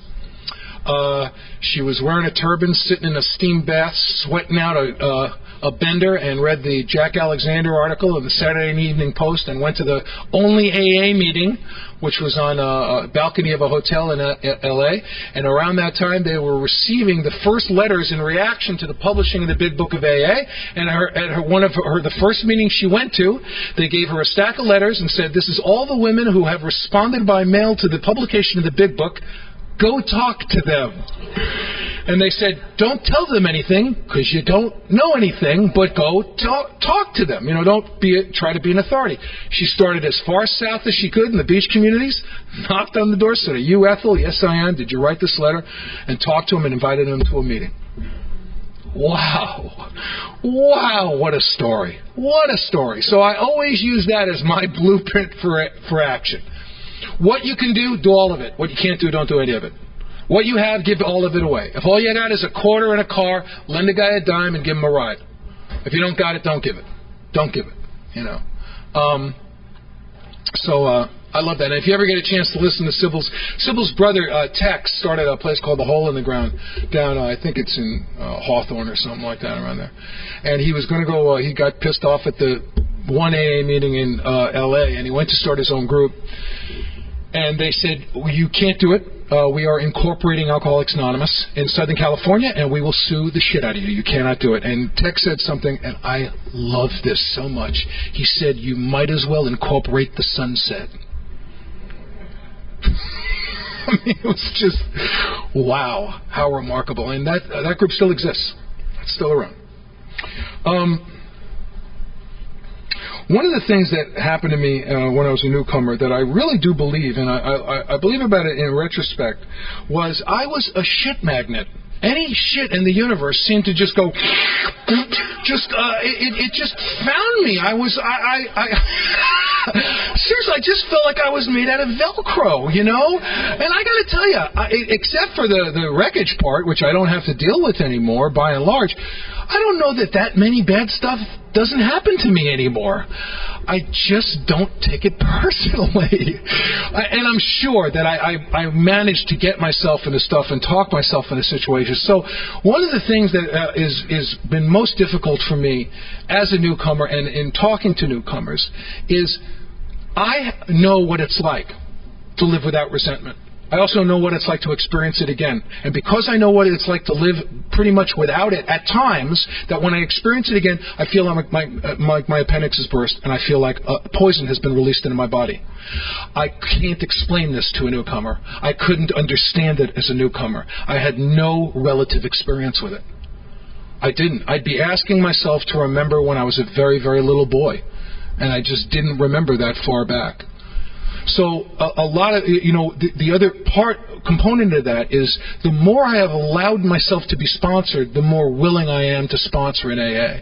And allowing myself to be sponsored is no small thing at times. It's been very, very difficult, because I work with guys who, unless I ask them what they think, they're pretty much not going to tell me.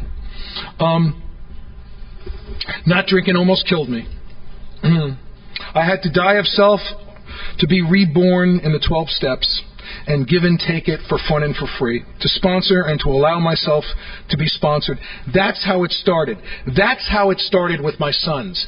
The template of good sponsorship was, for me, I got to use it directly with my children.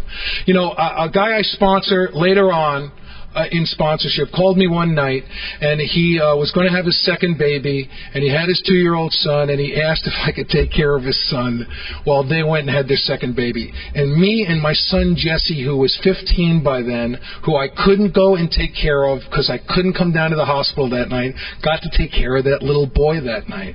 And I got to tell Jesse about the grace we were experiencing. I got to tell Jesse about, you're doing this for someone and it could not be done for you, and look at this.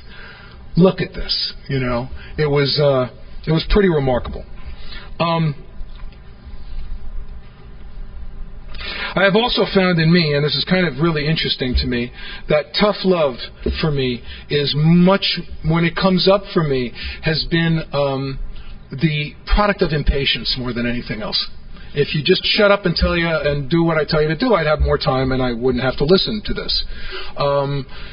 And I also have had to tell some guys some stuff that they haven't particularly been excited about hearing. I've had some pretty serious, difficult situations with guys. What I try to do as a sponsor is I try to err on the side of not playing God, as opposed to erring on the side of playing God. I have a sponsee named Phil.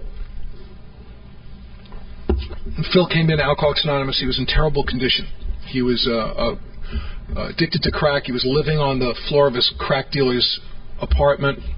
There were a lot of firearms. It was really bad, really bad. And he made a beginning. He was in one of the youngest punk groups that ever came out of England. His parents actually had to sign his contract so that he could go on the road. He came from a pretty wild deal, and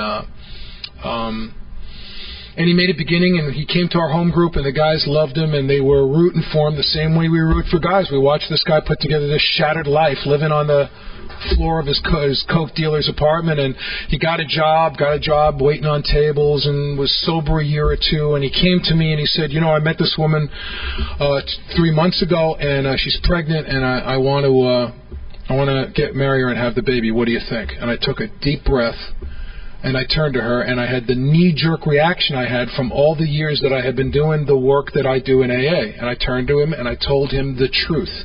The truth. I'll do whatever you want me to do. What do you want to do? Do you want to have the baby? I'll drive you to I'll show up, I'll be your best man, and I'll, what do you want me to do? Do you want an abortion? I'll lend you the money, and I'll drive you down to the hospital. What do you want me to do? I'm not going to put a value on this. I'm not going to let my personal stuff get into it. What did I think? I thought he was nuts. But I don't put a particularly high premium on, marriages don't work. A lot of my wife and I have the longest marriage outside of Appalachia of anybody in the United States our age, for God's sake. A lot of marriages don't work. We don't know what the right way to do this stuff is. And they had the baby. And they asked me to be the best man. And I went and I was the best man. And the home group was really loving this. They just loved the guy, loved the whole thing. The baby was born, and the baby was grievously sick. The baby was dying.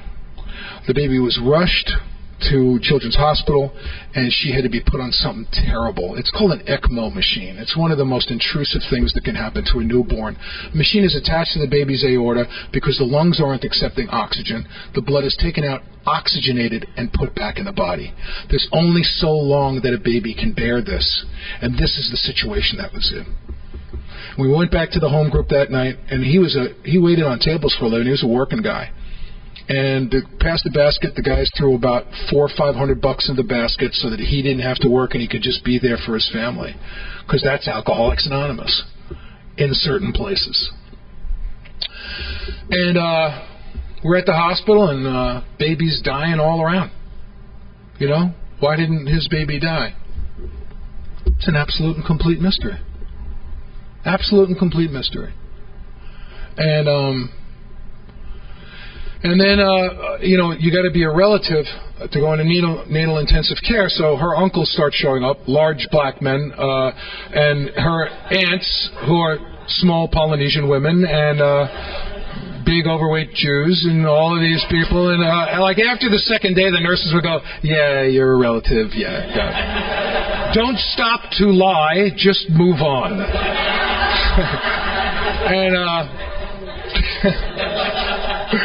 The call went out for blood, and 2 weeks after they were home with Cassidy, the hospital called Phil and said, "You might want to tell them to stop. They're like dropping off blood in jars, you know. They're like, I mean, most of us can't give blood because you're either an old hype or you got fresh pictures, you know, fresh tats. So, but we just go down to get pissed off that they won't take our blood, you know. What do you want?"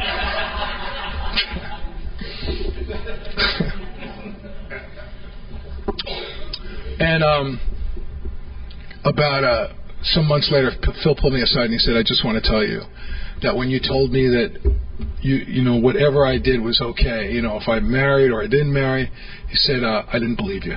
But you were there all 16 days the baby was in the hospital, and I believe you." Phil didn't need to know. He didn't know that every day I walk into the hospital, I feel the presence of my father, who I couldn't show up for the night that he died. I celebrate that. I feel so incredibly free and wonderful. I'm going there. I'm glad he thinks I'm a nice guy. But I'm going there because this demonstration is unbelievable. That's something I was never, ever going to be free from. You know, and still today, when I've done that, and I've had an opportunity to be in a room when guys have taken their light into another room, I just feel that thing. My sons, Jesse and Micah, a couple of years ago, when they were about before they turned 20, one of their dearest and closest friends died suddenly and unexpectedly. A 19-year-old kid died in his sleep from a congenital heart problem that no one even knew that he had. And they loved him. They loved him so much. This was horrible, absolutely horrible. And Micah came to me and said, "Dad, what am I going to do?" And I said, "Son, all I can tell you is I do three things. I make sure that I don't have any resentments with the person. I make sure that I find a way to continue my relationship.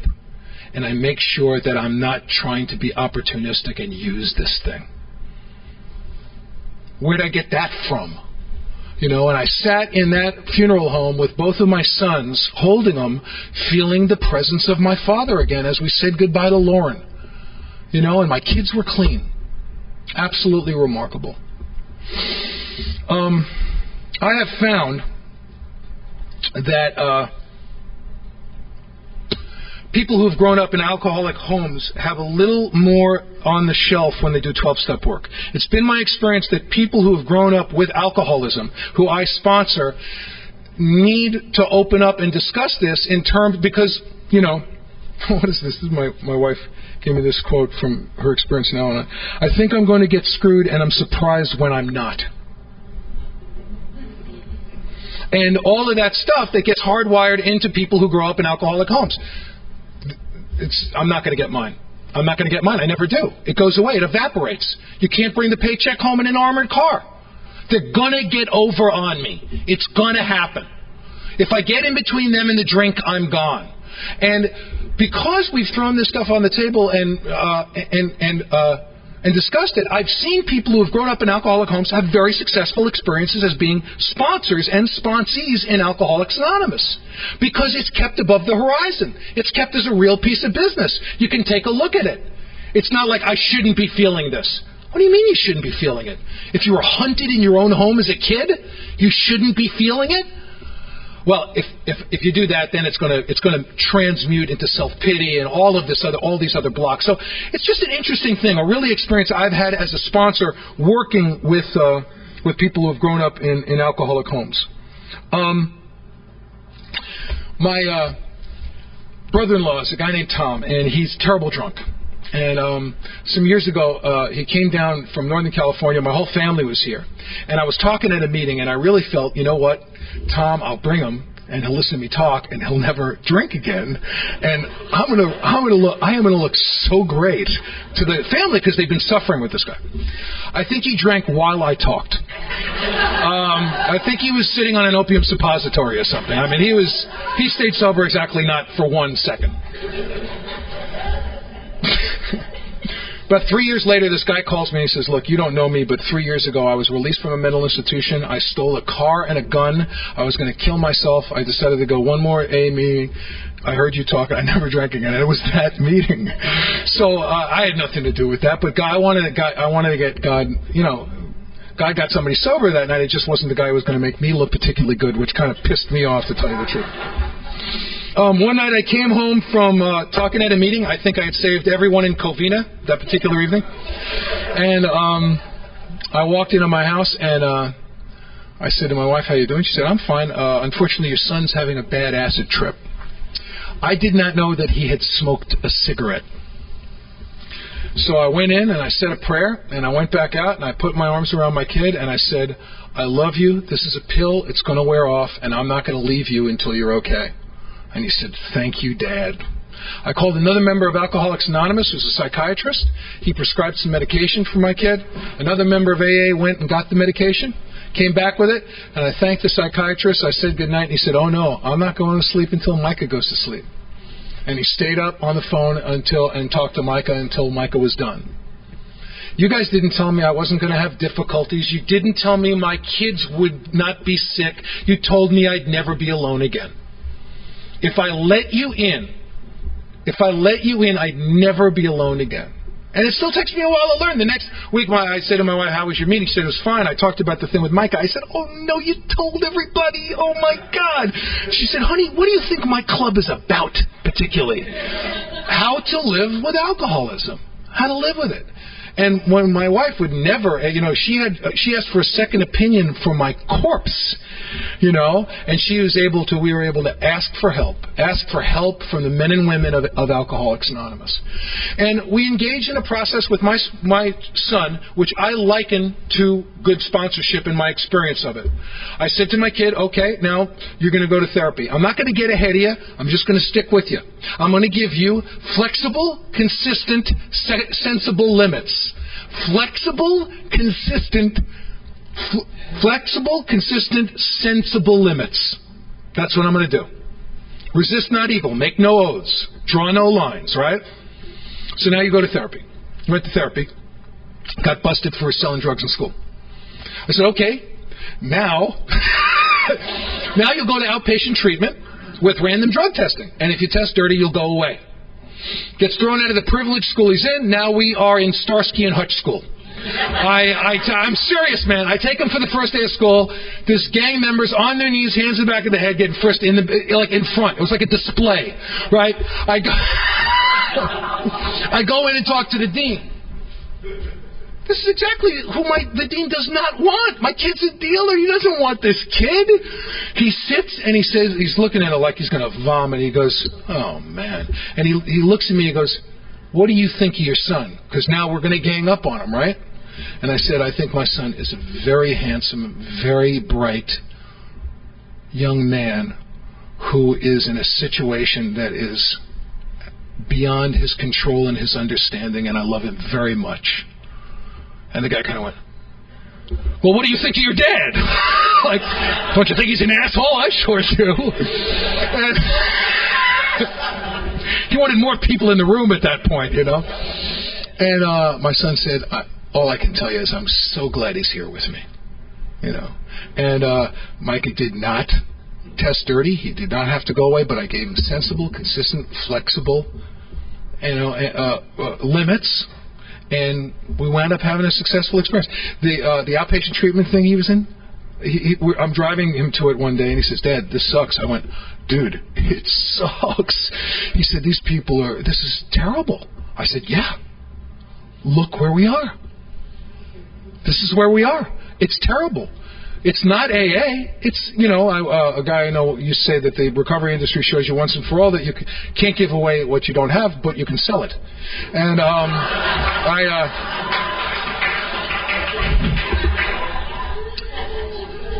I got to tell you, I love recovery houses, and I got no beef with recovery houses or anything like it.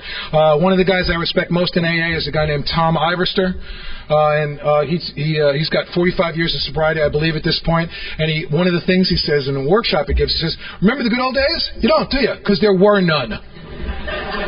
There were no good old days in AA. What was the good old days? When we had to go out and back behind the doctor's office and we get a shot in the hip in secret?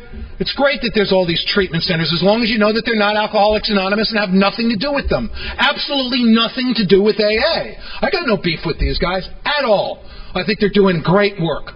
I wish I had the guts to go to one when I was new, but I was just psycho and went to lovely Unity.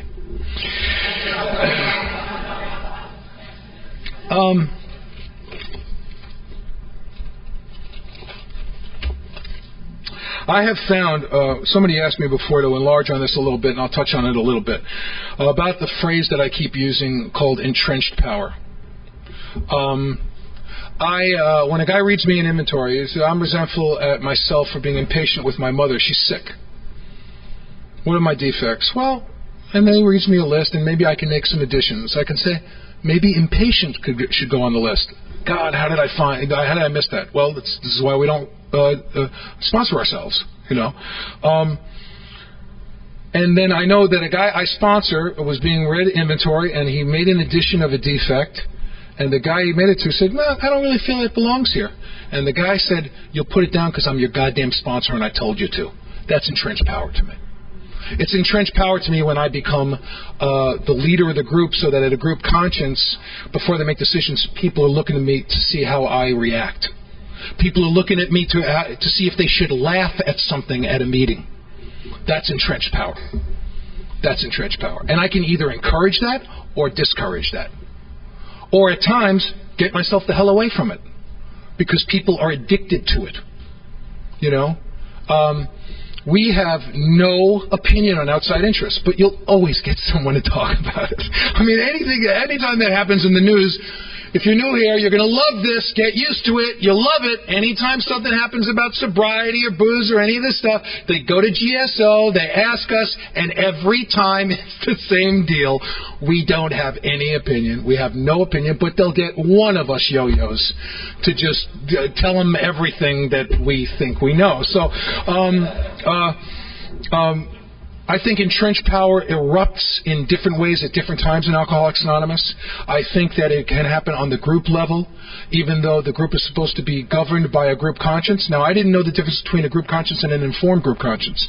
In my group, for instance, on a group conscience, you cannot vote unless you have attended 2 group consciences, which take place every quarter, so you have to attend the group for 6 months, have attended 2 group consciences, and then we feel that if you're a regular member and you've seen how we adhere to the traditions here, then you should have a say. You can't even raise your hand or participate or ask a question if you're not a voting member of the group.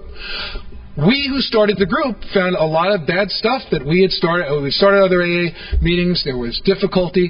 People would load the meeting with people to get a vote. I mean, and what we did was we came up with a way to adhere to the traditions. We're autonomous. We get to form our group the way we want as long as we don't affect AA as a whole, to make sure that it was an informed group conscience, that the group conscience was being expressed by people who understood the traditions of the meeting, what the meeting was used to doing. And man, it's just worked out great. It's just worked out great. Also in our format, we asked that Robert's rules get adhered to, which no one knows what the hell Robert's rules are. But a member of our group actually read it last week, so it was uncanny. So I hope that's help. That's what I'm talking about with entrenched power. It can happen on the grit level. It can happen on the level of sponsor to sponsee. You know, and I practice not playing God. That's not comfortable for a lot of people. I don't put a premium on that. Some people have to be more interactive, proactive, and instructive in sponsorship. So what? That's great if it's helping. The thing about entrenched power is I cannot, me personally, involve the positive impact of not playing God if I'm participating in entrenched power. That's at the end of the day, that's what that means for me. I've seen people in Alcoholics Anonymous do stuff, as I told you about with my friend who was a member of the Aryan Brotherhood. Not that they're ill-equipped to do, that they're unequipped to do, that they're actually not equipped to do at all. Some years ago, one of the guys I sponsored who grew up in an alcoholic home and taught me many things about sponsoring someone who had suffered in an alcoholic home as a child. Taught me a lot of stuff. Asked me to become the godfather for his baby. So I went to become a godfather, and there were a lot of people from AA at the christening in St. Charles Church, and I was going to become a godfather in the Catholic Church. And the priest, I was holding the baby, and the priest said, do you believe that Jesus, the Son of God, died on the cross and was resurrected? And all my AA friends went like that. And I turned to him and I went, yeah, sure, absolutely. Who am I to say no? Who am I to say no? Who are you to say there is no God? You know, I held him. He said, will you raise this child Catholic? I said, yes. Do you believe this about Jesus? I said, yes. Who am I to say no? It was great. It was great. I resisted no evil. I made no oaths. I said yes. Who am I to say no? It didn't feel like a lie. It didn't feel like a representation at all. A couple of months later, he and I were talking about it, me and my friend, and part of me was saying, dude, didn't you think maybe to tell me this or like anything? I mean, I didn't. They cut this out of The Godfather. They went right to the piano wire. You know, they sang a song in Garada to Guy. They didn't show this part at all. And he told me that a couple of days before he went to the priest and he said, I just want to tell you that the Godfather is Jewish. And the priest said to him, you know what? It's all going to be fine.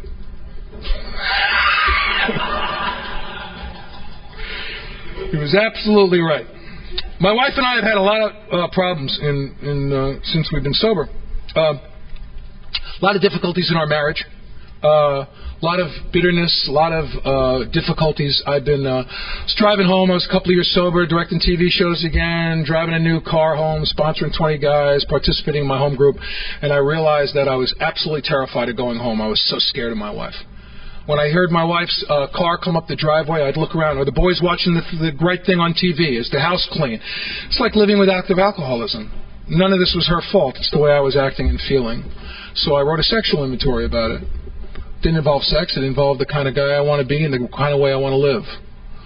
And I went to my sponsor and I discussed it and I prayed about it. And what came out in the wash, what I should be doing instead, I should have an open and honest conversation with my wife.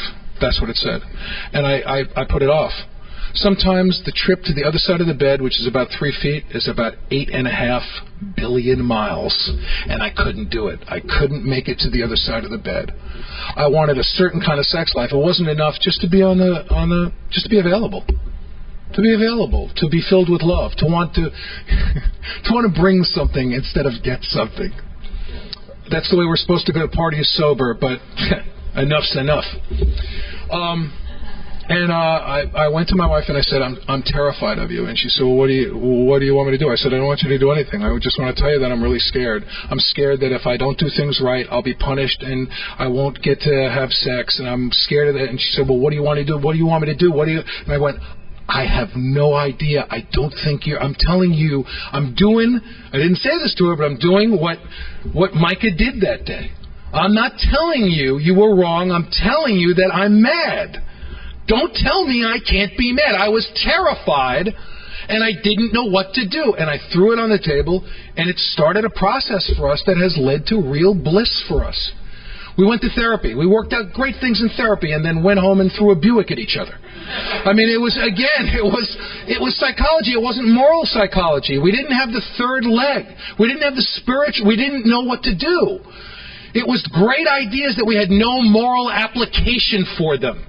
You know, until we finally, my sponsor would say, could you pray with your wife? And I go, oh, pray with my wife. No, I'll pray with a known puppy strangling felon, right? I picked a guy up at the bus station. He's just been released from jail, for puppy strangling.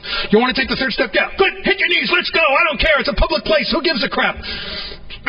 But my wife, that's embarrassing and unnecessary. She's just my wife, my lover, my buddy, my bride, my confidant, the person who I'm involved in this adventure with. Pray? Use the only thing that's ever helped me? Who wants to do that?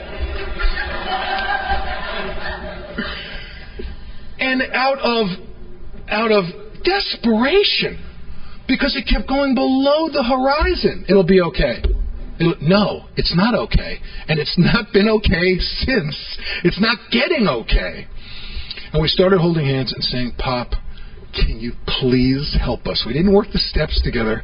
We said, can you help us to stop taking everything personally? Everything. Can you help us to have a sense of humor? It's like we've had our sense of humor surgically removed. Can you help us try to show each other the God in us to each other, to walk closer to you? Please help us. And we started really getting better. And this is deep into sobriety. This is years in, Why is it that I'm so focused on creating comfort and being kind to other people, and in my head I'm balancing out insane shit? If I leave that dish in the sink, she'll be annoyed, but I'll take out the garbage. But I'll have to let her know that I've taken out the garbage so that when she sees the plate, she'll know, it's not that bad, he took out the garbage. This isn't even a life. This is like I'm like in a dungeon in the middle of the earth. But these are the kind of dialogues I'm having.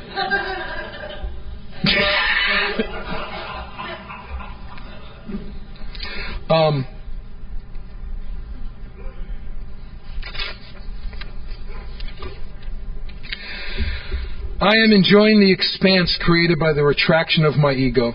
I'm enjoying the expanse of my life and the roominess of my life that has been created from the retraction of this insane disease of self that I've had. I've heard at meetings of AA another thing that has not been true for me. I've heard people say that you can't be in fear and faith at the same time. It's just not true for me. I'm quite often scared, and I have full faith that I am going to get through that fear. I've had fear and faith simultaneously many, many times. I believe eventually down the road I can't be in those states at the same time because I'll just get exhausted after a while. I'll just get ground. My sponsor used to say something I just really loved. It's very interesting. One of the things that, not God, that I love is it explains some stuff a little more. Bill, in Pass It On, I talk about this whole chapter about him dropping a lot of acid, which I always love. I just think of Bill playing with a headless doll under a black light at GSO. But also there's all this talk about Bill Wilson's depression. It's this mythical depression that he went into, this 5-year depression, and that he suffered from depression. And Not God points something out incredible. It says that anonymity is the spiritual foundation of all our principles. I don't believe that you can have entrenched power and have anonymity at the same time. And that's no small thing. It's the spiritual foundation of all of our principles. Bill ended a couple of year-long press junket before he began his depression. This is when Marty Mann and the catcher from Cleveland were out there. He had his picture in the newspapers. He was out there giving interviews. And he came off this press tour and he fell into a 5-year depression. And you know what? I need to know that. That's valuable information for me. I really appreciated it.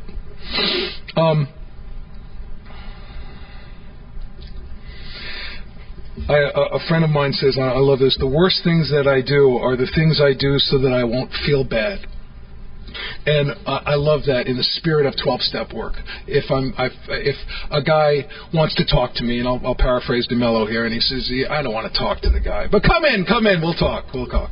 He comes in, he tells me all about his girlfriend's transmission and all this stuff, and I go, and he says, what should I do? And I say, well, write a 10-step, and he leaves, So, oh, thank God he's gone. All I wanted to do was watch TV, and he leaves, and the next day he comes to me and says, oh, what you did was so helpful.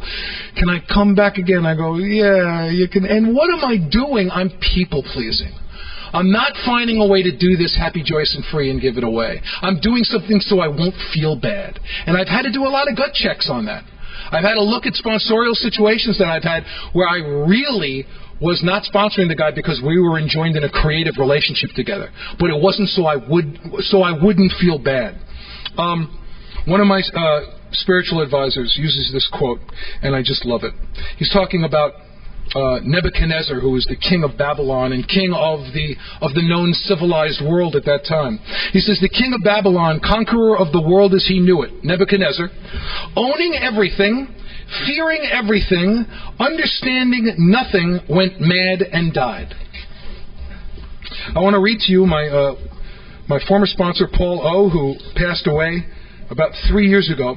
One of the last interchanges we had was he wrote this thing about sponsorship, just as this little note that he wrote me. I'm going to read it to you. Paul lived to be about 83. He was married 61 years, sober 33 years. Was walking 10 miles, 15 miles a week until 48 hours before he died. I mean, I'll sign up. Where do you sign up for that? I'll sign up for that. This is a guy who went to check his wife into a mental institution. They let her go home and kept him there. So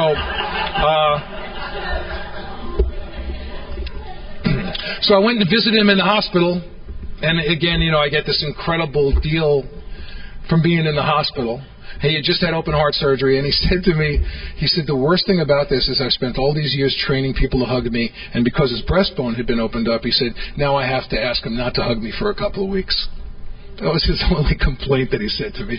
And when I came there, and the nurse took his blood pressure, and his blood pressure was up, and he's high, and he pointed to me and he said, he excites me. And it was another one of those incredible blessings. And I want to read this to you. I just love it to pieces. This was written by Paul a couple of months before he passed on. It's about sponsorship. He says, be an interested observer. Have you ever watched the continuing deterioration of someone you really want to help? Perhaps a close friend or a relative, maybe one or more of your own children, and they don't respond to anything you say or do. This can be extremely frustrating and discouraging for people in recovery. You want so badly to help, but you can't. They just won't hear you. They do not respond to unsolicited advice or counsel. This happens to me when I try too hard in sponsoring, when I am working harder on their recovery than they are. It happens to people who have heard about the highly directive, dictatorial type of sponsor and want to be like that, but discover that the sponsee simply ignores them. In a situation like this, I assume the role of interested observer.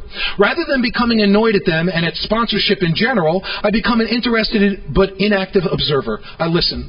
I'm interested in what they're doing and how it is going to turn out, and I answer an occasional question, but mainly I observe. I see myself as sitting quietly in the audience rather than projected into the action on the screen. Since I have no investment in the outcome, I'm not emotionally involved in making it come out my way. As a result, I'm comfortable and entertained, rather than frustrated and resentful. Indeed, I am practicing the AA principle, love and tolerance of others is our code. And one more time, I realize that if I want to change my feelings, I must first change my actions and my thinking, mine, not theirs. I can't let their behavior be more important to me than my emotional sobriety and serenity. No matter how much I love them, no matter how much I care for them, no matter how important their welfare is to me, I must watch my priorities. I must value my serenity above their behavior. I am going to wrap our workshop up, and I'm going to read to you one more thing, and then I want to give a little minute or two talk on something else, and then we'll wrap up. I hope today that that you found something else exciting about the steps. Maybe you found a personal application that you hadn't thought of before. Maybe my talk has made you more convinced that what you're doing is really what you ought to be doing and you shouldn't waver. It doesn't matter to me. I just can't tell you how much I appreciate us coming together today and you trusting enough to sit here and while this workshop's going on. I really am very grateful, and you've allowed me to get to know you a little bit better, and that's the only way that I get to know God at the end of the day. I'm now going to read to you what Bill Wilson wrote. He was watching the 12 traditions become ratified at the first Alcoholics Anonymous International Convention in 1955. And it is one of the most gorgeous expressions of the issue of entrenched power I've ever read. So the first international, in 1955, the 12 traditions were being ratified. There could no longer be a leader of AA, because the traditions were being put in place. Bill was dethroning himself by suggesting that they be accepted. When the traditions were ratified, he wrote, "Standing before the convention for the last time, I felt as all parents do when their sons and daughters begin to make their own decisions and live their own lives. No more would I act for, decide for, or protect Alcoholics Anonymous. I saw that well-meaning parents who cling to their authority and overstay their time can do much damage. We old-timers must never do this to the AA family. When in the future they might ask us, we would gladly help them in the pinches, but that would be all. This new relationship was indeed the central meaning of what had just taken place by taking the traditions in. Like most parents, at such anxious times I could not help a few last-minute admonitions." That was at our 20th anniversary. We're now 68 years old. So, as I spoke again, I felt the tug of that desire to set back the clock. For a moment, I dreaded the coming change as much as anyone. He didn't want to give up the throne. But this mood quickly passed, and I knew that all worrying concern as a parent was now at an end. The consciousness of Alcoholics Anonymous, as moved by the guidance of God, could be depended upon to ensure AA's future. Clearly, my job henceforward was to let go and let God. Alcoholics Anonymous was at last safe, even from me. Isn't that remarkable? Isn't that remarkable? I don't know that I've ever heard the president of a country say the country is safe, even from me. If you're new, I want to welcome you to AA. The good news is our problem mainly rests in our mind. That's why we're here today.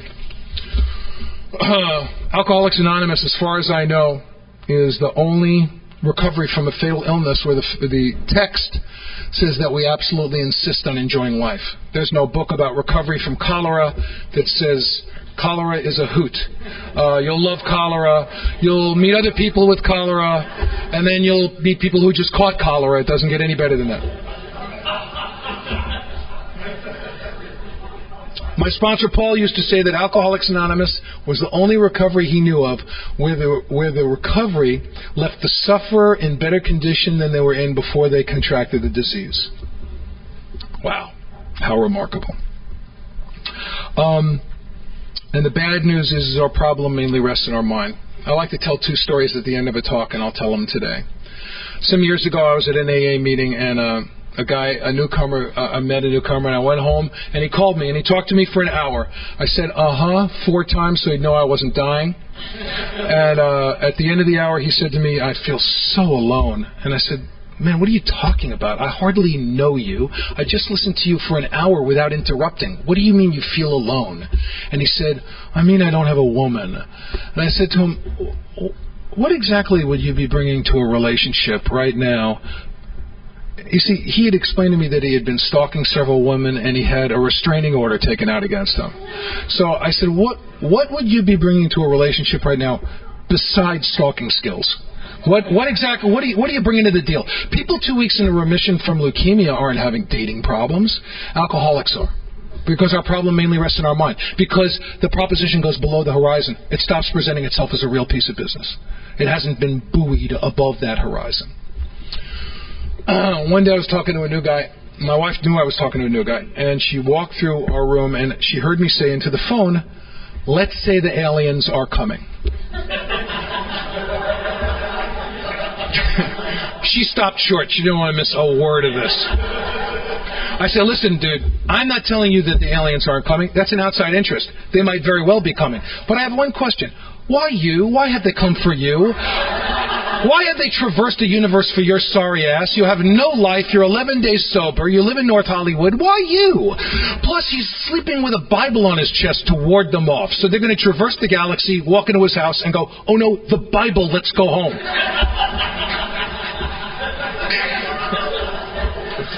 So sometime after this, I'm at my home group and I'm sharing this story, and the guy in the story walks into the room while I'm sharing the story. And I'm watching him and I'm telling the story, and the cat goes, he went like this. Oh, shit. And I saw the memory of it come into his mind. If you're new here, I want to urge you as much as I can to go out there and take this thing as seriously as you possibly can and have the time of your life. If the aliens are coming for you, welcome to Alcoholics Anonymous. Welcome home. Thanks so much, folks. I really appreciate it.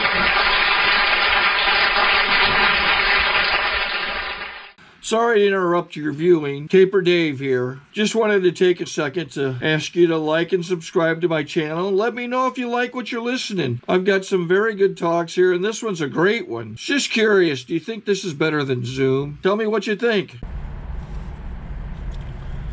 Okay, this is how I prepare my drone for launching.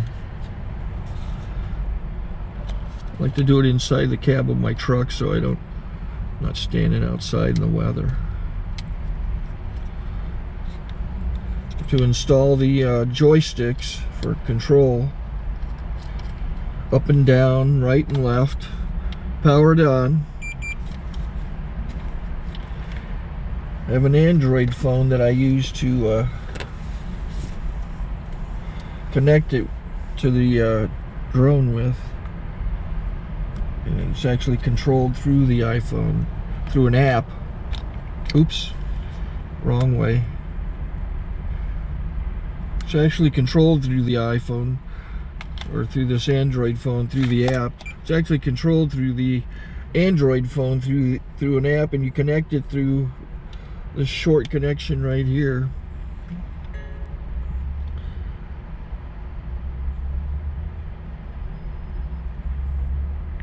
Remote control connected. Remote control's connected. So I pull out the drone. I have to extend the legs. Long legs extended first, then the short legs. Remove the gimbal protector. Set that aside, then power it on one short burst, then one long burst. I lay it down. So I have to go to calibrate. So the drone's not connected yet. It shows you here as this drone gets disconnected, even though the remote's powered on. So the drone has to establish it's connected. So I go into the app to calibration mode. First I'll calibrate the remote controller. Start calibration. Out, in, oop, out, in, up, down, and then this little wheel is to control the gimbal. So it's calibrated. Go to gimbal calibration, start calibration, and then it calibrates the gimbal. I don't know if that shows up. The gimbal's moving all over the place. Changes, you can see it on the video. And I'm calibrated to take off. It's acquired 7 satellites at the moment. There are 26 satellites up in the sky, which it has to acquire before you can take off. So it's connected. It's got enough satellites. This is white. I can go to press this little arrow button, swipe right to take off, and it would start the motors if I slid this to the right. But I'll wait till I get outside. Don't want to do it inside.